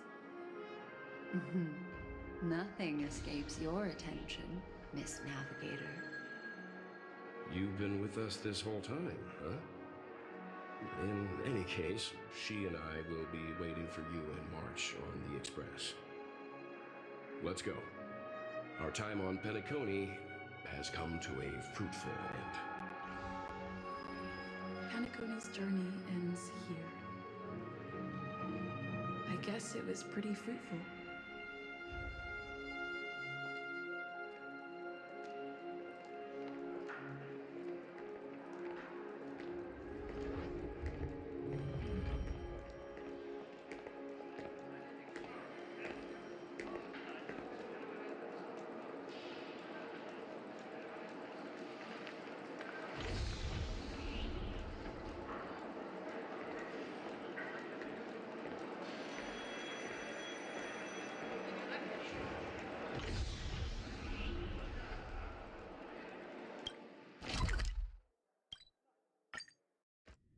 The navigation meeting is about to start.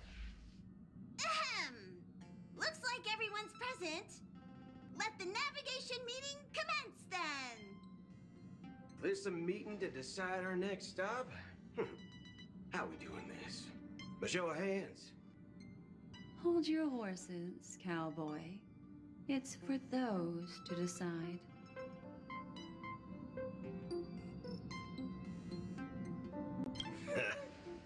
I'm just catching a lift. Don't sweat it. Allow me to explain. Mr. Boothill and Miss Black Swan submitted a request to temporarily travel with the Express for their own personal reasons. As you all may know, the Astral Express never declines any passenger whose heart yearns for the distant stars. Therefore, they will be traveling with us for a while until they reach their destinations. Whoa, the Express is going to be much livelier now. But, Miss Black Swan, you better not use your memo keeper abilities to pull any pranks. Understood, Miss March. I promise you, you'll never see me in your room while you're taking a break. Don't! You're freaking me out. All right. Now that everyone's met everyone, we can continue our navigation meeting. Firstly, Pom-Pom wishes to thank everyone. If it weren't for you all unearthing the truth about Penacony, Pom-Pom would have never known where Mikhail and the rest had gone. What they had to go through was regrettable, but I reckon they all fulfilled their wishes. And it was thanks to all of you. Thank you, everyone. Now then, we come to the crux of this navigation meeting. We must decide on the Express's next stop. Let me introduce our current options. The first choice is from Himiko, the oceanic planet of Lushaka, a planet composed entirely of water. Many aquatic races reside there. Of course, it's also the home planet of the venerable, nameless Mikhail. The second choice is the agate world Melustanen, suggested by Welt. It's famed as one of the initial sites of the Stellaron disaster, and the place where the beauty Idrilla ascended. Today, it's celebrated as a planet of undying allure. The third choice is Edo Star, a planet nestled within a vast ion storm region, currently under assault by the Antimatter Legion. However, the distress signals from there have recently ceased, prompting the IPC's wish for us to check in on the situation. The last choice, courtesy of Black Swan, is the glass belt Petravia, a massive belt of asteroids that was turned to glass by the Lord Ravager Zephyro. These days, it's apparently known to house one of the branches of the Morning Actors Troupe. Ooh, so many options. I'm seeing stars already. Next up, everyone will select the destination that they wish to visit, and then we'll put it to a vote.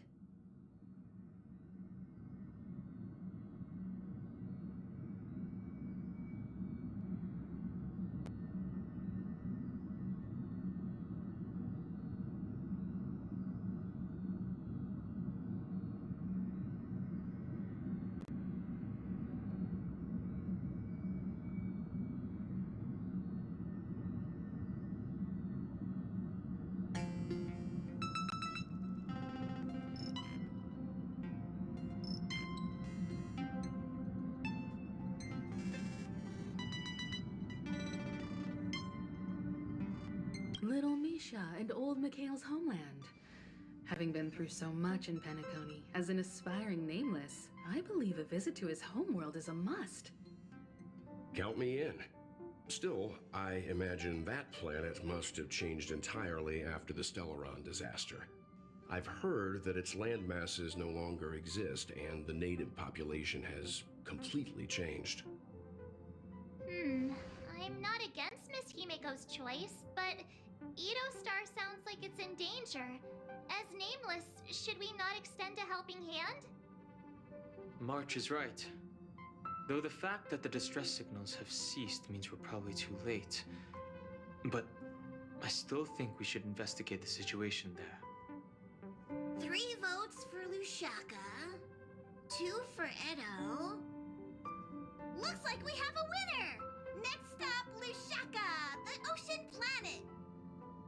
Then this navigation meeting is adjourned. I'll go check the warp jump coordinates.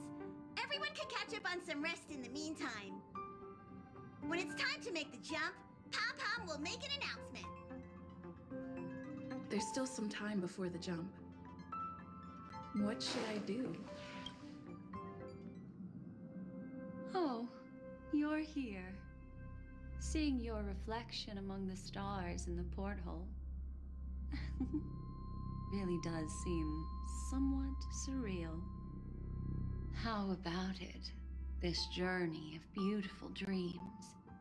Was it to your liking?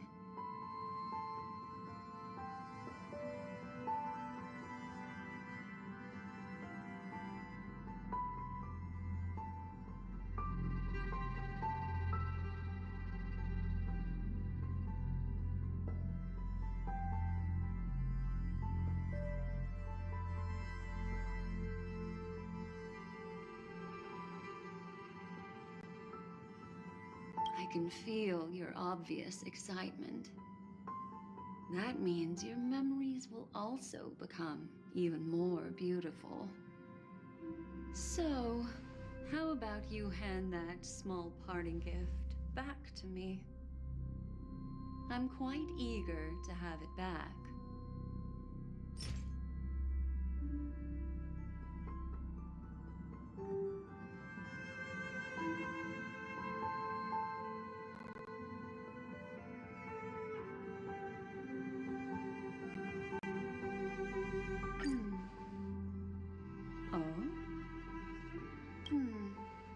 Never mind. I just stumbled upon a particularly fascinating spot in your memory. Before I explain, I would like to apologize to you. This farewell gift I gave you isn't really a compass from the memory zone, but merely an empty light cone. remember when we entered the hotel in the dreamscape for the first time, and I procured a few trinkets from your companions? Their functions are similar. This way, I can always be attuned to your location, ready to assist immediately if you encounter any threats. But this is not its most intrinsic function. Light cones are slices of light used to encapsulate solidified phenomena. This empty light cone is the same. It can etch your memories in their most vivid form, and then allow me to admire and manipulate them, turning them into unique mementos. All the world is born from the power of mind and soul, and that power is memory. To prevent ourselves from being forgotten by the world, we must make the world remember us, or use our memories to recreate it. Life, seemingly vast, offers but a scant collection of impactful memories. Some joyful, some sorrowful, some light, some heavy. But you are different. Memory is a reflection of the future. Within that reflection, I see your unparalleled worth. You have the power to craft memories that can captivate the world. Your memory can illuminate the universe's future path. And that memory will be as scintillating as the star clusters you see in this portal.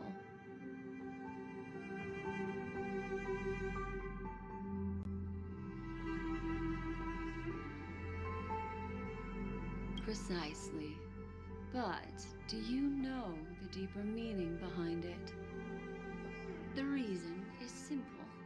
In this grandiose and ostentatious dream of the families, only you personally experienced the entire course.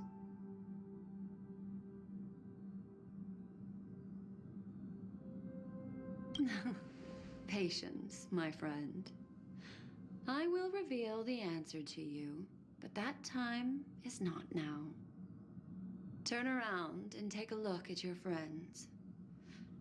Every one of them is reveling at the arrival of their next destination, all filled with hopes and expectations of their own present and future.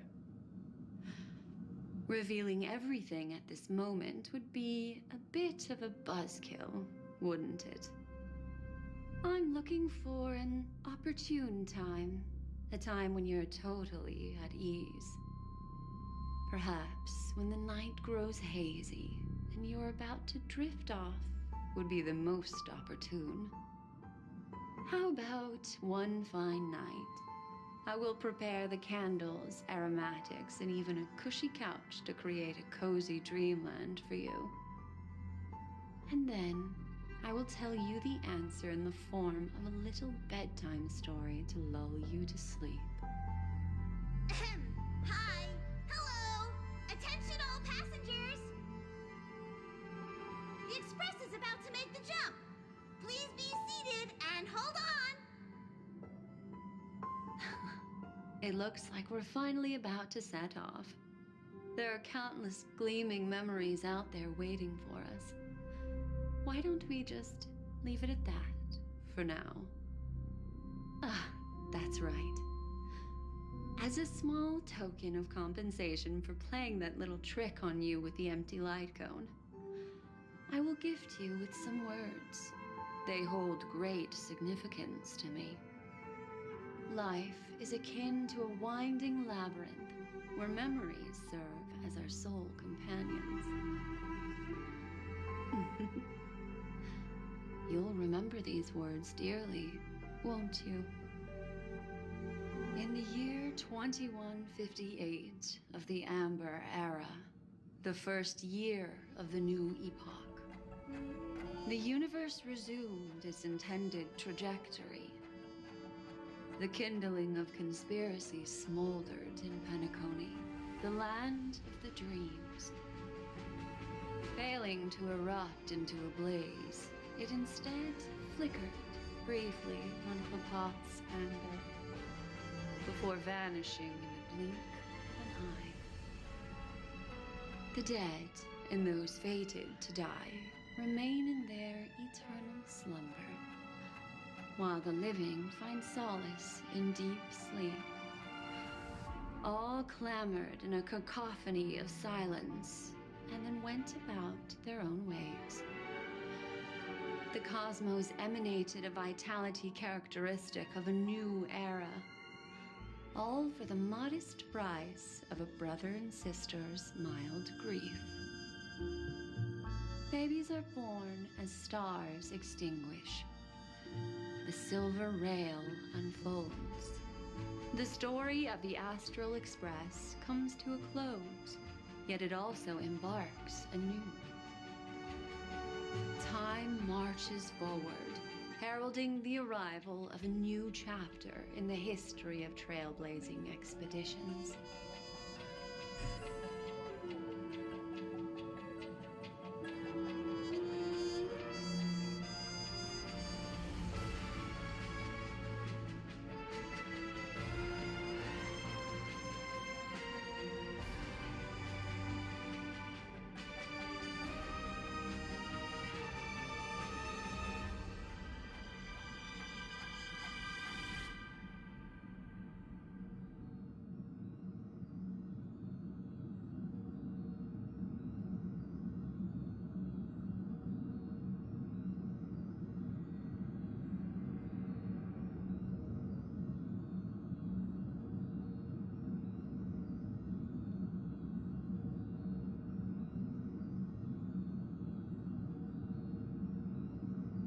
Countless shooting stars streak the sky tonight. If you can pick the right one, it will carry your wish to thousands of distant worlds. You're feeling very relaxed now, aren't you? So, then, it's time to tell you a little bedtime story. Well, let's start with a conclusion. The crew was defeated in the battle against Sunday. Everyone in Penacony failed, and no one survived. But don't panic. The truth, as horrifying as it may be, is not yet irreversible. There's still a glimmer of hope, and that's why I'm here. Next, I'll use this empty light cone that carries all your memories to relive everything that happened before. And when this story reaches its end, I'm sure someone as clever as you will notice that. There's a major flaw in the story you have experienced, yet within that flaw lies a glimmer of hope. Are you ready for it? Do you remember everything?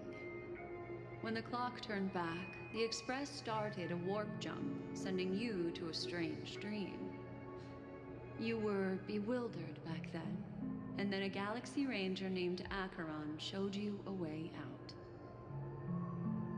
When you arrived at the Reverie Hotel, you met the doorman Misha and had a confrontation with Aventurine, an IPC representative. Thankfully, Acheron appeared again and helped you. After that, you saved Firefly and explored Penacony together. During the tour, you ran into Sparkle disguised as Sampo and accidentally entered a child's dream. There, I rescued both of you from death, but Firefly didn't return to reality. She realized the truth and tried to involve you in her plan, but that resulted in an accidental death.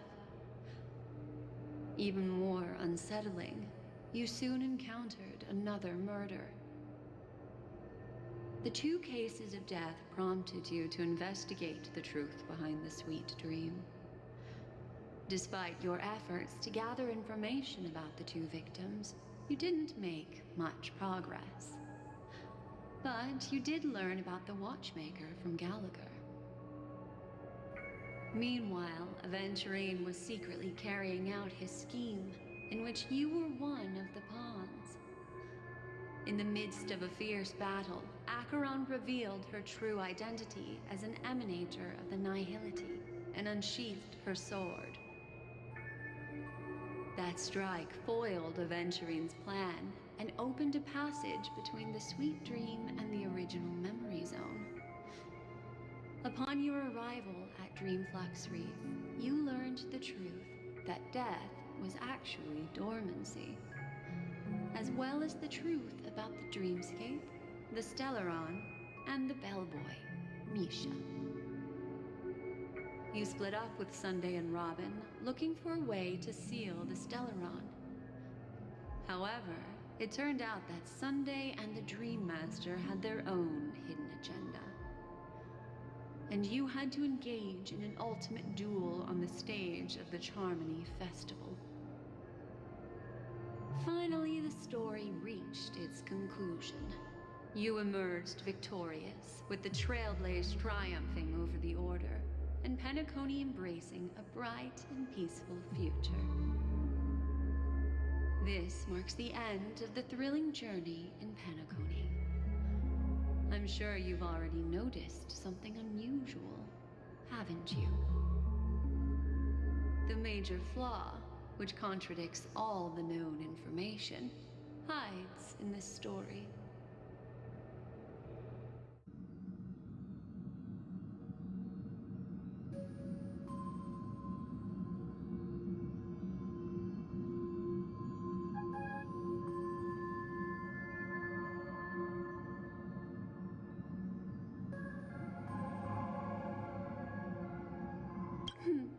Little Misha.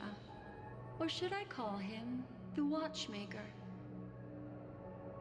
He's only a segment of memory in a dream bubble, but his ambition for the Trailblaze led him to leave the bubble and embark on a grand adventure in Penacony. While Misha is a rather special Memory Zone meme, and he was granted power by the Trailblaze, there's still one thing that he shouldn't be able to do. A life born in the Memory Zone could never manifest in reality. So, why did he appear in the Reverie Hotel in reality? The answer is simple. He is the one fatal variable that contradicts all our known information. This means that you, who wholeheartedly believe in this memory, are still trapped in the dreamscape at this very moment. Wake up, sleepyhead. Break free from this eternal dream and return to the real world. We'll find our answers there. The train is about to make the jump. 5, 4, 3, 2.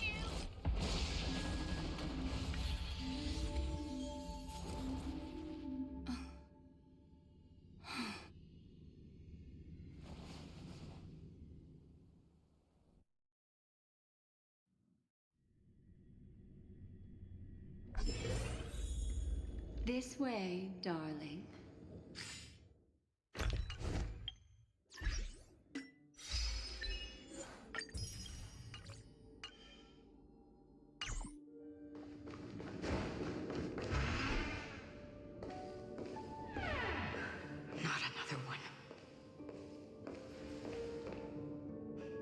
Thank you so much, Black Swan.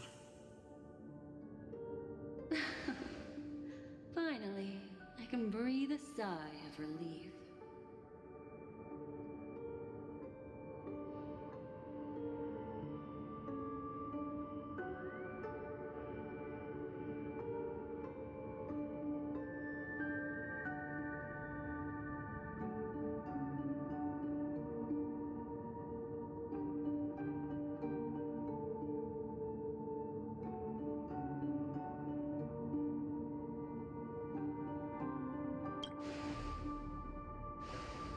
I understand you must be confused, and will do our best to shed light on the situation.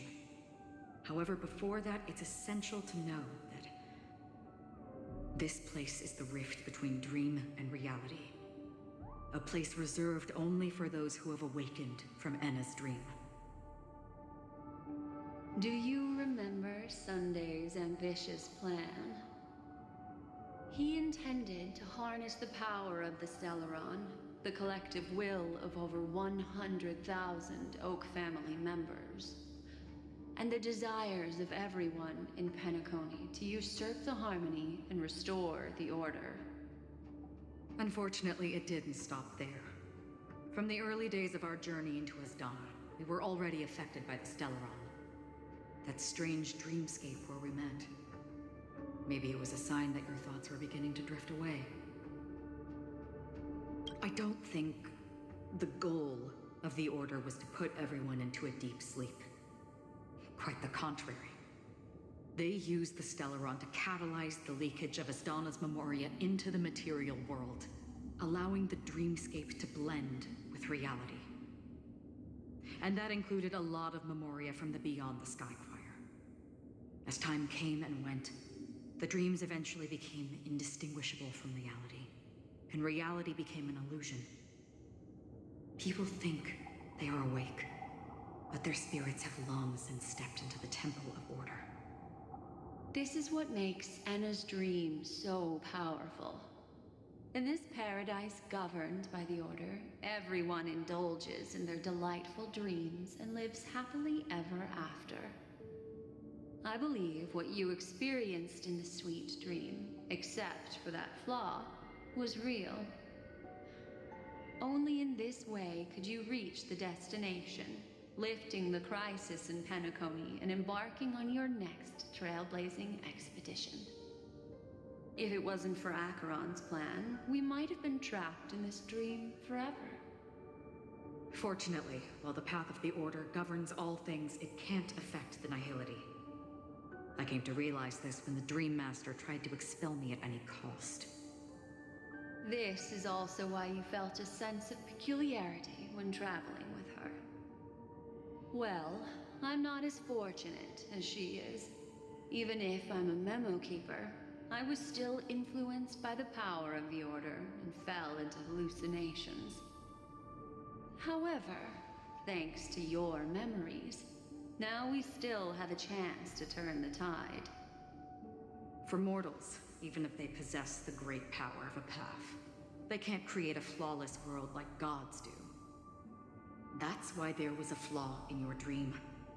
In other words, once you have realized the world is not real, you'll have a chance to break free from the dream. The flaw in your dream lies within Misha, who could have never appeared in reality. When I turned the pages of your memories, I realized that I was in an illusion too.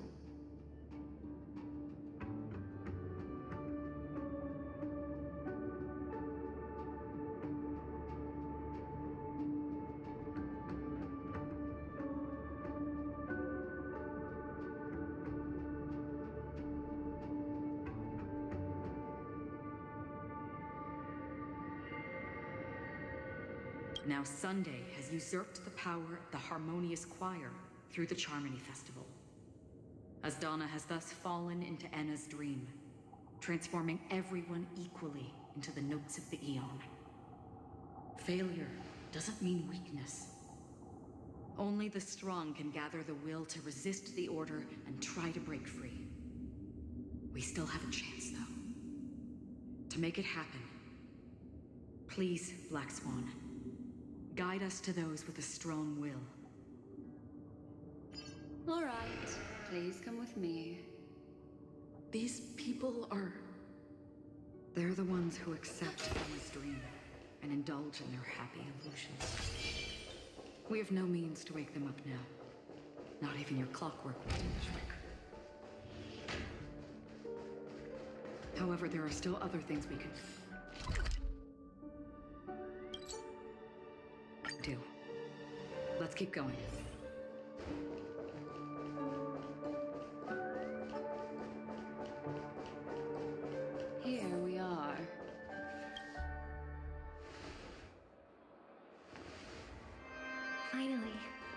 You've arrived. Let me introduce you to Robin. She woke up from Anna's dream by her own will, and it's this tough lady who led us here with her song. I woke up for the same reason as all of you. In the dream, I experienced something that could never occur in reality. Are we going to lock it up in a cage? I want to see it fly freely in the sky. Without us, this bird would be too fragile to survive on its own. Do you want it to die? No, but... Then let's take care of it together until it can return to the sky. Uh-huh? Birds have wings because they're meant to fly. Even if they may crash on the ground one day, they shouldn't be trapped in a cage. Birds belong to the sky, so we should help them return there, right? The illusion was so impossibly blissful that I realized it was just a dream. And this is our final hope. Anna's dream is founded upon the harmonious choir, namely everyone's shared wishes. It will only materialize once the aspirations of all beings in Penacony merge as one. At present, it has become impervious due to people's desire to remain slumbering within the dream. And in order to destroy it, we must make everyone in Penacony want to wake up. Now comes the tricky part. How do we do it?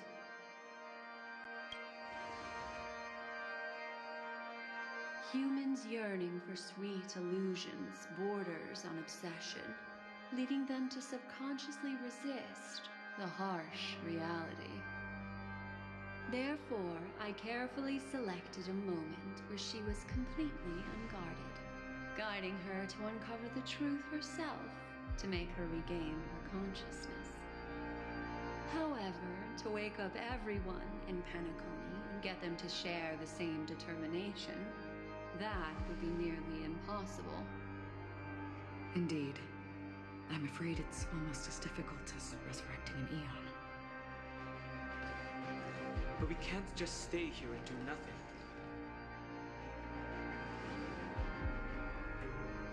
This is a critical moment for the whole universe. Who cares about some dumb number? Thanks to Black Swan. You're welcome.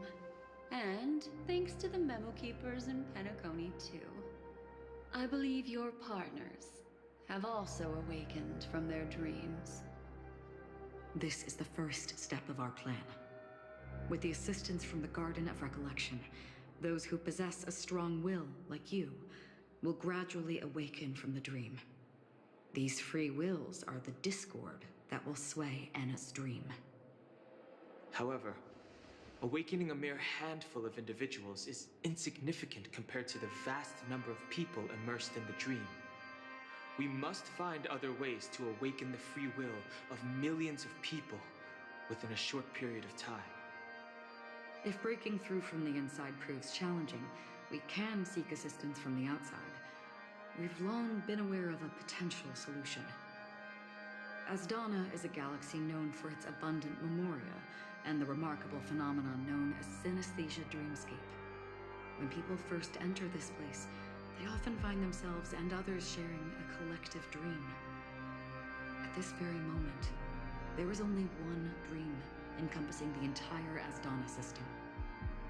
So, you mean, if we can attract a large number of outsiders to this system, their free will would intertwine with this dream and shake it to its core? However, those outsiders might also succumb to the dream and become the foundation of the Order instead. The real challenge is, how can we gather a huge number of people as determined as you within a short period of time? Looks like the Jade Abacus of Allying Oath will be the only solution. No. No need for that. Keep your once-in-a-lifetime treasure. We don't need to bother the Cienjo Alliance for such a tiny request. You want thousands of people with unwavering free will? That's easy. Just leave it to us Galaxy Rangers. You can gather Galaxy Rangers? Outsiders may see Galaxy Rangers as elusive and disconnected individuals, and actually, they're right. And that's why we have a tacit understanding among us. Do you know what it is, Acheron? It's the relic I returned to you. Exactly. Its owner must have told you that it's meaningless to anyone other than a Galaxy Ranger. That it can only fulfill its purpose when returned to its rightful owner. Because it's a burial artifact, worthy only of a hero who has served the Galaxy Rangers with honor. When its light illuminates the universe, it means the fall of a hero. And in the direction it falls, countless meteors will streak across the sky. Those meteors are Galaxy Rangers, coming from all corners of the cosmos, driven by a shared purpose, without questioning the cause or counting the cost, because we abide by a common principle. The shooting stars of the hunt only descend on the longest night, and with them comes the dawn. We've stayed silent for far too long. Now, it's time to remind all the cowards, oppressors, and villains of the universe of our presence. I'll be the one to ignite the first spark. Once the dreamscape is swayed, I'll complete the second step. I'll fine-tune the slumbering souls with the Song of the Harmony, interrupting them with the discord of Trailblaze, and guiding them towards reality. It's true that some people are born strong, and others are born weak. If the Trailblaze is the target of heroes, then the Harmony will guarantee that the strong help the weak. Only the people of Penacony themselves can be the saviors of their homeland. Their path of happiness should be forged by themselves. While I may not be a nameless, I'm willing to instill courage in all those who need it. This includes my brother as well. Anna's dream is too cruel for him and everyone else. Your plan sounds well conceived, but still, it appears somewhat idealistic and romantic. The flaws rooted in human nature can't be eradicated overnight. Do you believe these efforts alone are enough to convince everyone to choose the right path? I agree with you, Black Swan. That's why the most critical aspect of this plan is not to convince everyone to choose the right path, but to inspire them to save themselves. So, you're the key in the end, I assume? The Harmonious Choir possesses the power of an emanator. To overcome it, you'll need the same level of power. The final step in destroying the sweet dream will be my responsibility. That's a relief to hear. Now that our roles are assigned, let's get to our battlefields and pose a grand finale. May I have a moment alone with you? There's one more thing I need to explain to you. This grand festival is drawing to its close. This is the starting point for the ultimate stage of our journey, just as it marked the beginning of all the stories in Penacony.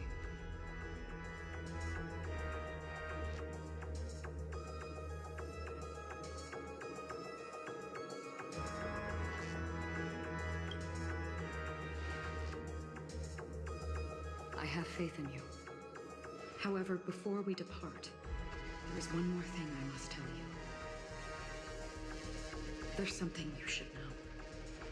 We were able to locate you within this boundless dream and find the key to breaking free from the dream.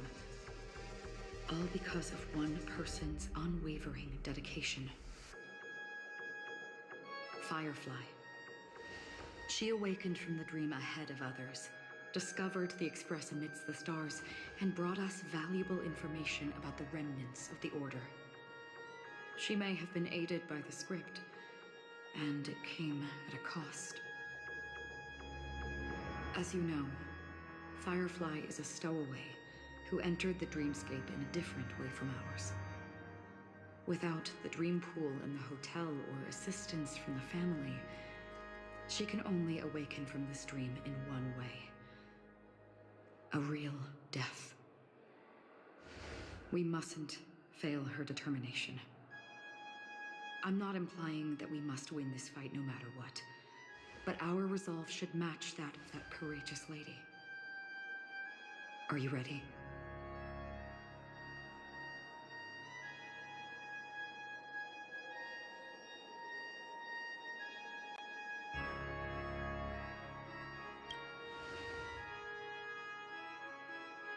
Very well. Now, please close your eyes.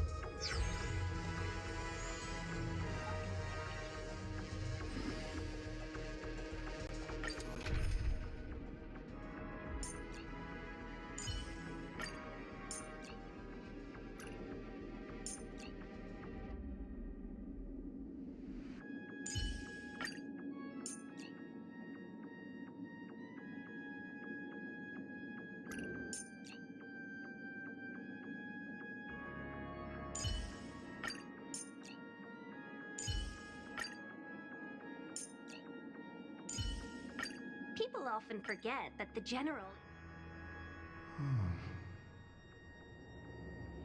How long has this reign been on, If I remember correctly, it has lasted for decades, or even centuries. The unwavering determination of the Hunt followers persists even in death. But thankfully, we've guided those lost souls to their lives beyond. They were heroes in their time. And they won't be reduced to puppets of the Mayhem of death. You see, the shadows on the sea have vanished. Do you remember? He once said that the sky would clear when the regrets of the departed had faded away. but it's still raining. I know. So, why is all this? Why did this rain choose me? Because someone's regrets haven't been fulfilled, perhaps. Mortals who walk the paths are like sailors on a vast ocean, leaving behind a trail that creates countless ripples of possibilities. These ripples last longer than the fleeting lifetimes of humans. And for some, their presence leaves such a strong mark that it's reflected in the waves. Sin-thirsters, the obsessions of the past riders. They emerge from the depths of Ix, seeing themselves as masters of their own destiny, unknowingly repeating the actions of their past lives.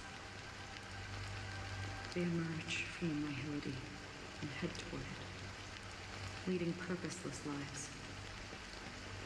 However, these hollow phantoms, they have journeyed with me for such a long time.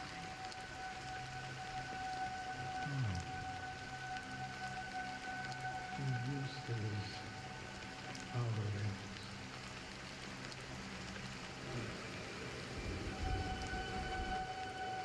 I'm already dead. Yes. You watching over me? This is my duty as Acheron the Watcher.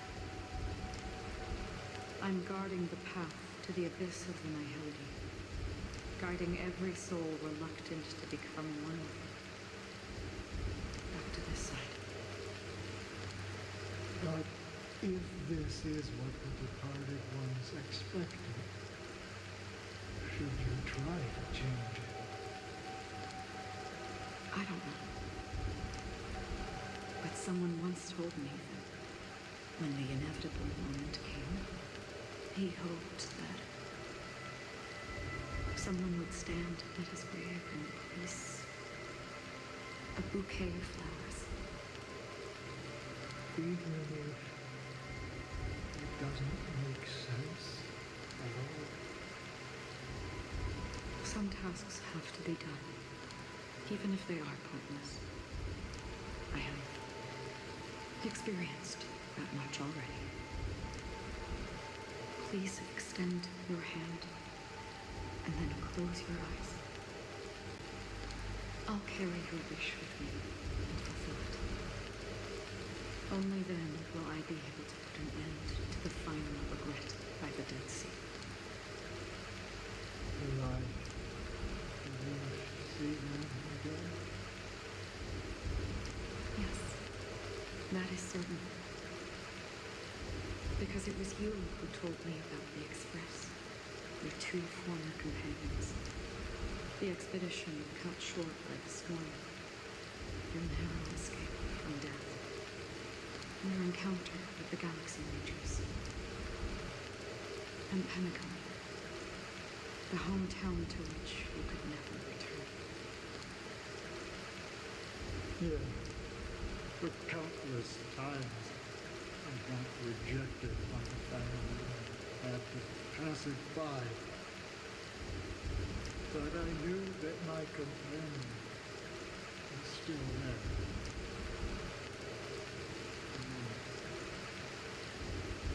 Claire, are you still there? Take my hand and come with me. We will leave this place. You'll embark on a long, long journey, shrouded in darkness. But fear not, as a touch of red will be awaiting you at the end of the path. That's the color of existence. Follow it, and it'll guide you and illuminate the way. By doing so, you'll eventually reunite in the warmth of the sunlight. Thank you. May death be the end of your boundless dream,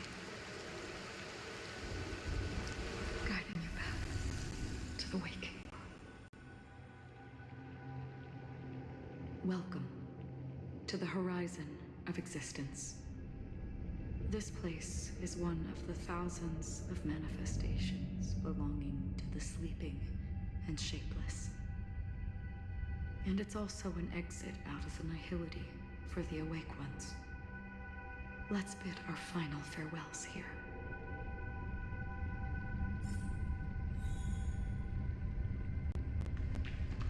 Please stay tuned.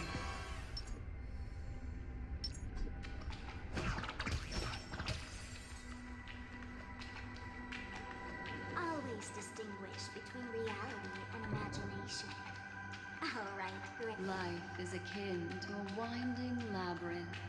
May your schemes be forever concealed. Anna's dream was too cool for him, and To the imperfect tomorrow.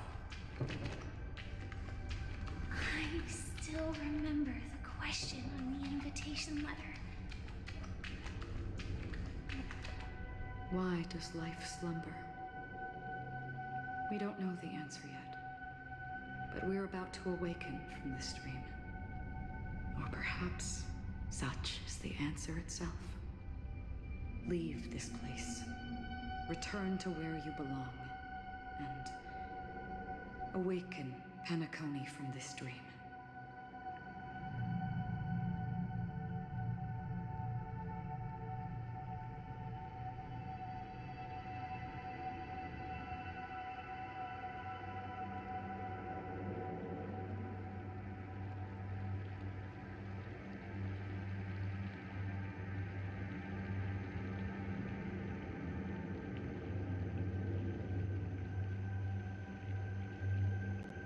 As I said, our plan is not about convincing everyone to choose the right path, but about inspiring them to save themselves. So, when will people actively save themselves?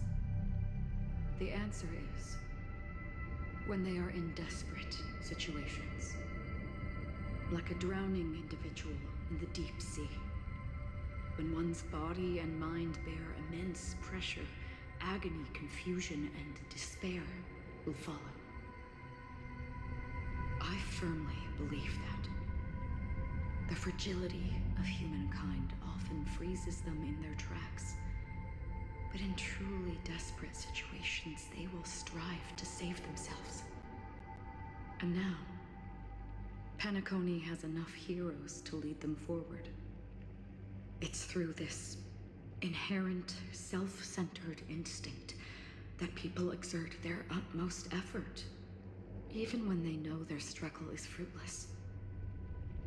As absurd as it may seem, it's their resistance. As for now, it is time to guide them, not as a savior, but as a nameless among those mortals. In this way, you will reunite in the warmth of the sunlight. The rain is intensifying. Before we part ways, please allow me to ask a few final questions. So far, you have forged unbreakable bonds with numerous individuals and entities in the sweet dream. Might I ask if you fear severing these bonds with your own hands?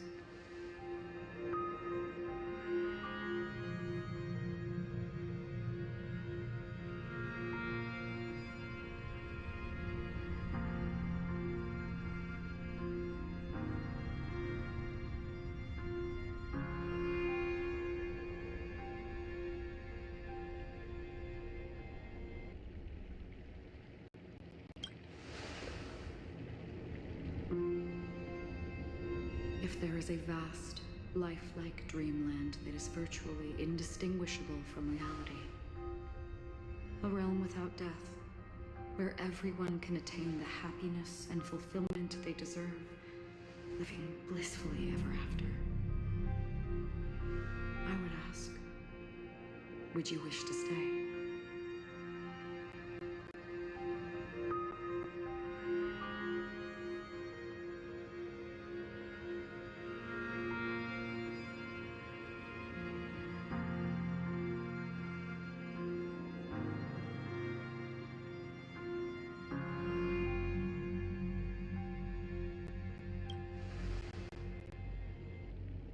Imagine if this splendid dream were fated to fall apart. Friends, family, strangers, followed by the gentle breeze, soaring birds, the stars, and ultimately yourself. Everyone, and every face they remember. The joy and the heartaches, the vows sealed and those left hanging. All will inevitably march towards a predetermined ending. If you had grasped the journey's finale right from its inception, I would ask, would you still embark on this journey?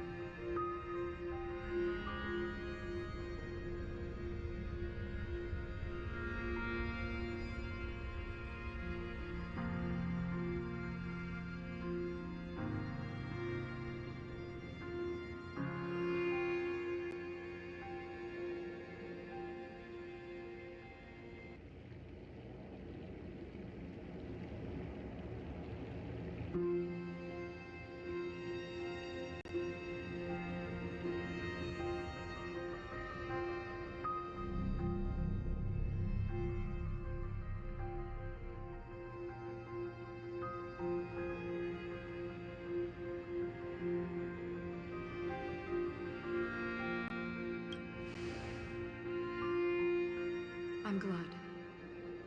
The answer itself doesn't matter. What matters is that you've made a decision. Listen, touch, and ponder. And therein lies the sensation. Cherish it, because that's what makes us exist. Such is the only answer humans can offer when facing the nihility. If the nihility represents the primal fear of life, rendering any lofty convictions insignificant under their imposing shadow, then behind this shadow, there must exist the most fervent source of light in the world.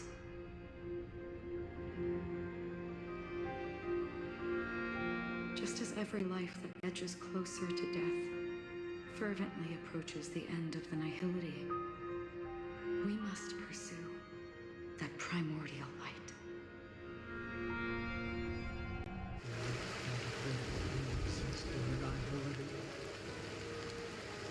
Did you watch over others to depart it? Such a task is silly and meaningless. Nevertheless, someone had to do it. As for the meaning you mentioned, even if it's a meaningless task, I've come this far, haven't I? Even if the ancient forge may not belong to you. It may not belong to me, but it definitely belongs to someone.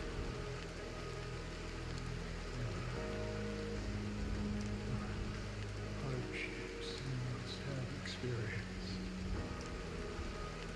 In that case, allow me to do something you must do.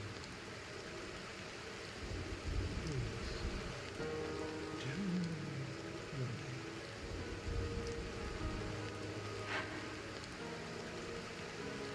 Perhaps the line of existence will vanish in the next moment. Nobody will remember this conversation or your answer.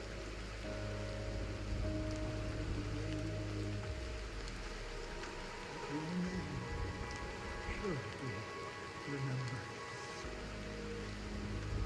This universe will remember it as well.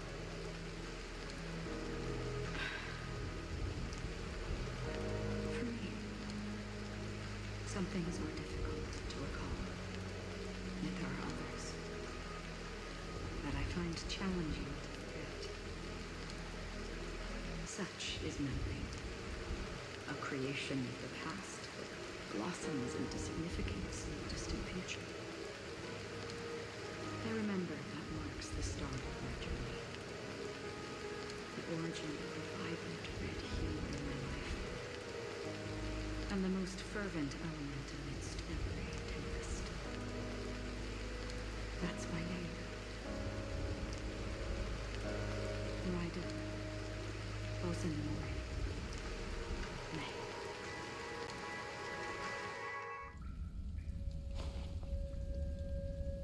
The Golden Dream is getting restless. In the coming long nights, I'm afraid you will face many setbacks and witness many tragedies. And in the end, you will only see in black and white. But please believe me, that in that monochrome world, there will be a glimpse of fleeting red. And when you make a choice, it will appear once more.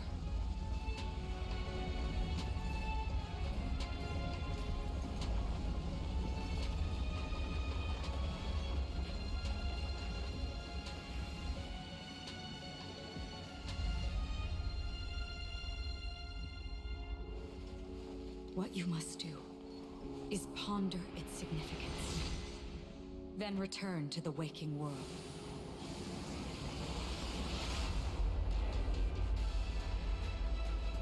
That's where we all find our answers.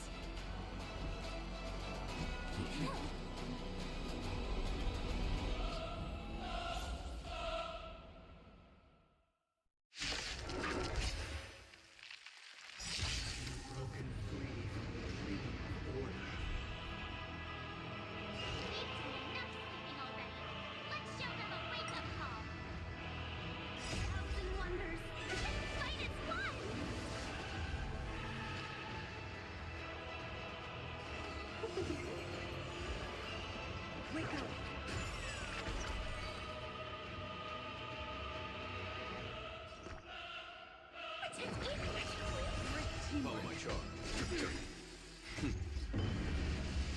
Show no mercy.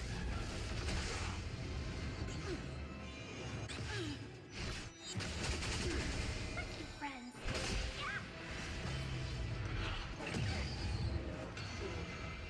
How can the weak be righteous?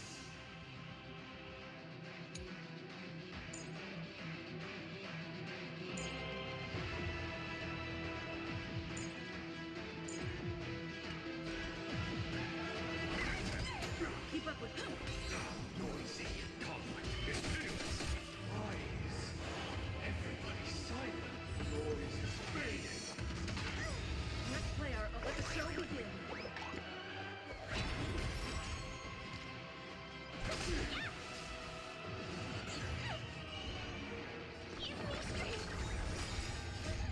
These are devils. I'll crush them all. 1,000 wonders. Fight its life.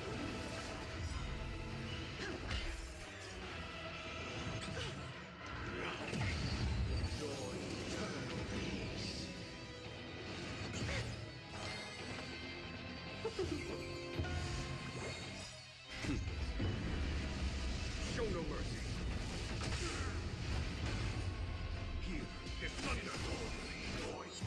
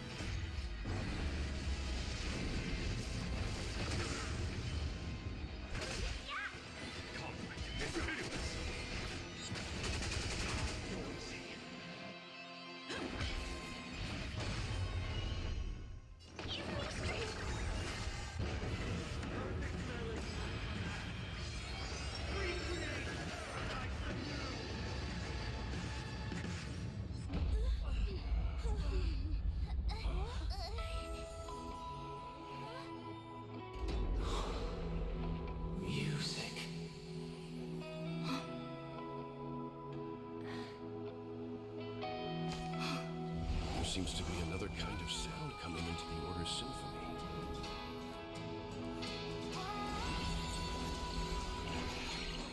Penacony's first and last disharmony.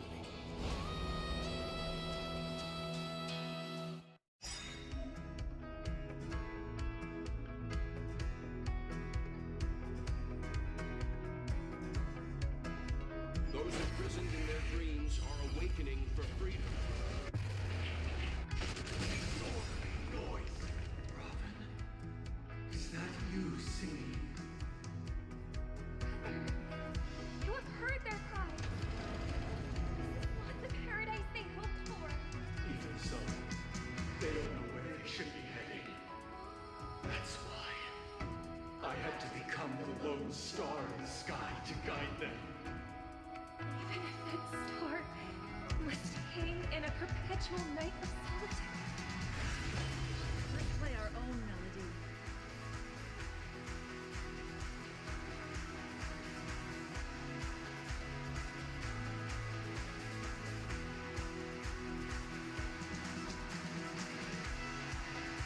Stay alert. Let the show begin. Time for the master stroke. Show no mercy. Thousand wonders to fight as one! So devils.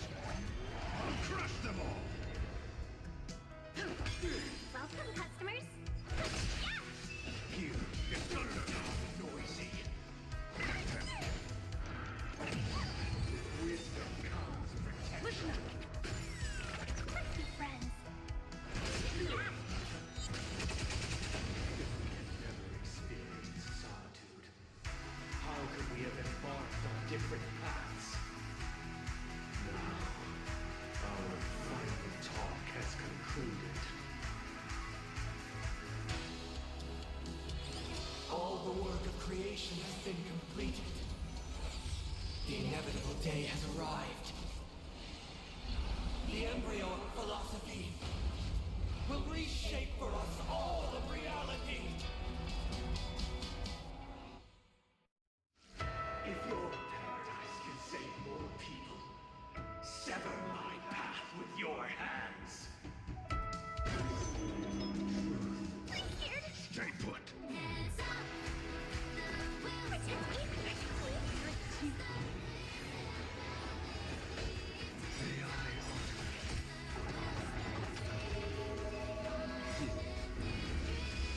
Show no mercy. The weakness of humanity cannot be redeemed by others.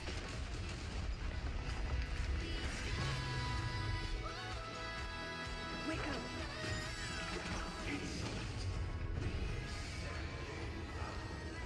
I command you to heed my summon.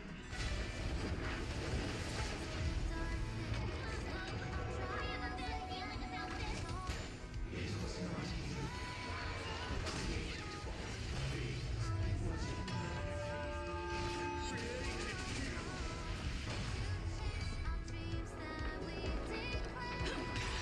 Let's play our own melody. Let the show begin.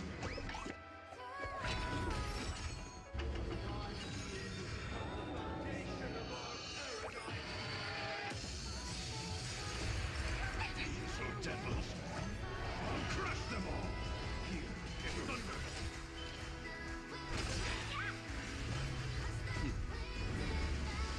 Show no mercy. Thousand wonders to fight as one! Even if the future is full of pain, we won't escape from it! Solemn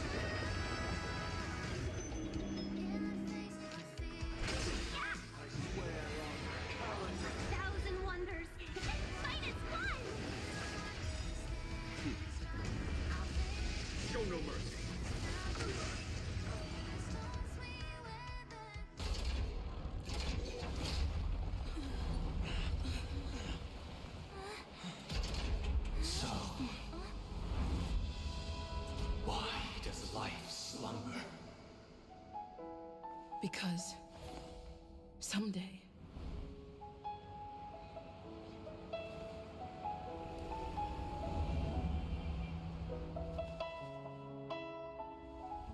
we will wake up from our dreams.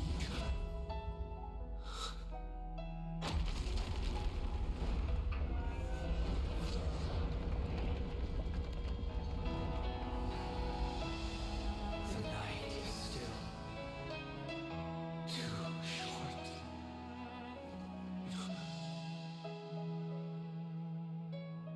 Brother, the dream is over.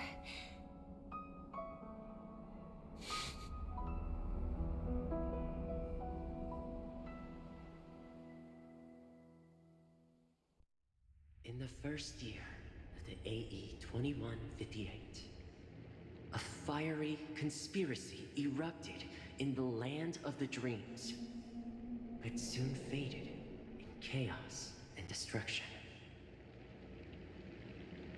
Whispers carried the tale of those fateful 48 system hours, when a sun teetered on the precipice of collapse.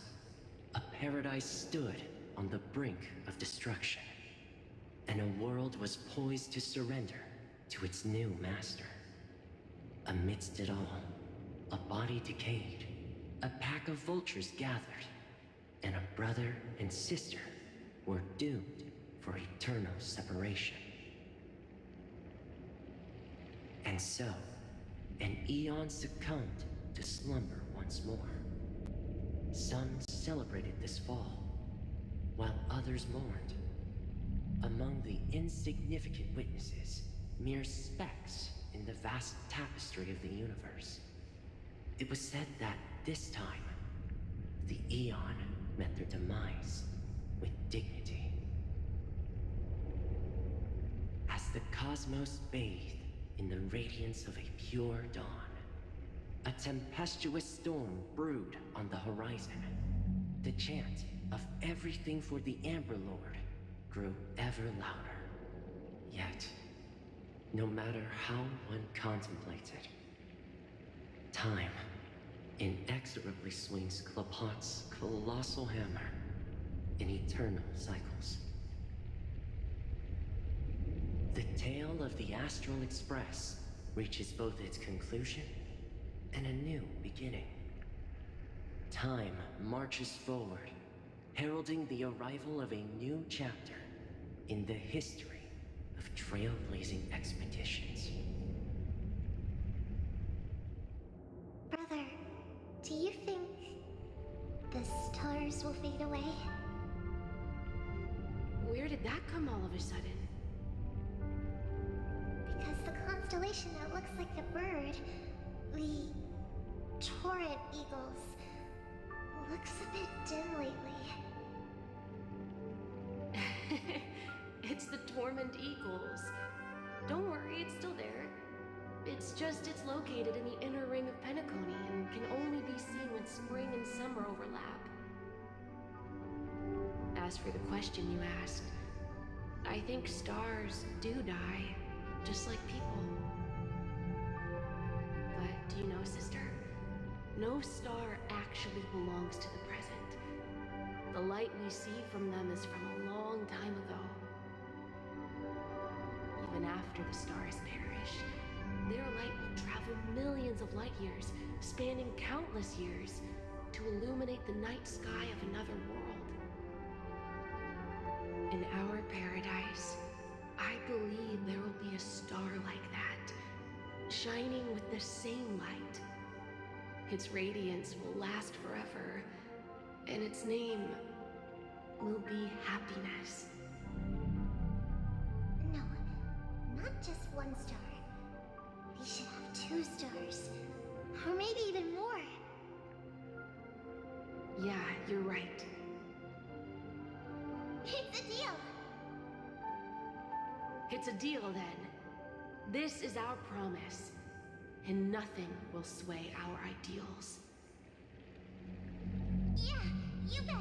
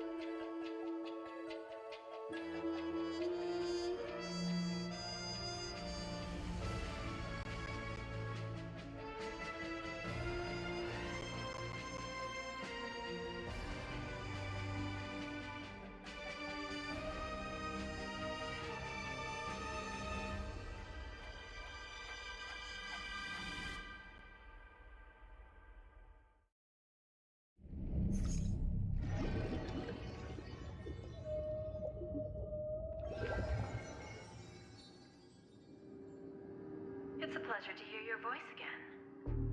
Congratulations. You've become the biggest winner of this festival. Are you calling just to poke fun at me? No. I'm just impressed. Not only did you venture alone into Penacony and discover the truth of Dreamflux Reef, but you also managed to escape with the help of that Knight of Beauty. Remember the recording you received from your Trailblaze friend? It's now the most valuable chip in this game. However, this came at a high cost. Losing a cornerstone is a hefty price to pay. Diamond just called a meeting to discuss what to do with you. Just as I expected. So is Diamond planning to demote me? Or kick me out of the 10 Stonehearts? Why don't you take a wild guess? Well, alright. Then I'll guess. He's going to promote me to P46. Alright. What will you wager? Are we talking about a real bet here? I don't want to wager anything just to escape your clutches. But if it's just a friendly bet, I'll put on the line what I did when we first met. I'll bet my life, ma'am. Interesting. But since it's Diamond's call, no one can predict the outcome. I'm on my way to Penacony. Once everyone is settled, we'll return to Pier Point for the final showdown. Sounds like I'll be out of the action for a while. Finally, a chance to kick back and relax. Yeah. Leave everything to me and Topaz, child. Thanks to you, as soon as the Jade Stone was delivered to the family's compound, we finished up our preparations. The seeds we planted have taken root.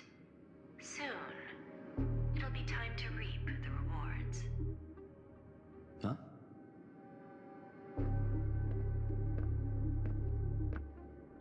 Let's wrap it up for now. Looks like I've got a visitor here.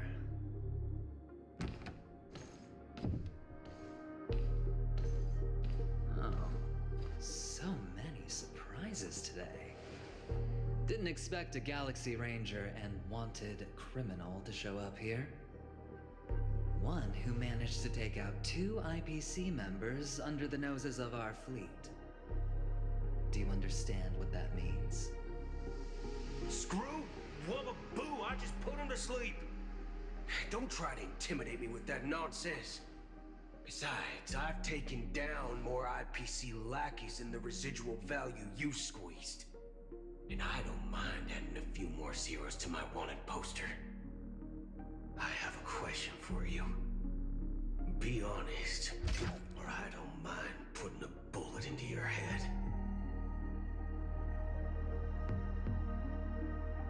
Tell me, where is Oswaldo Snyder?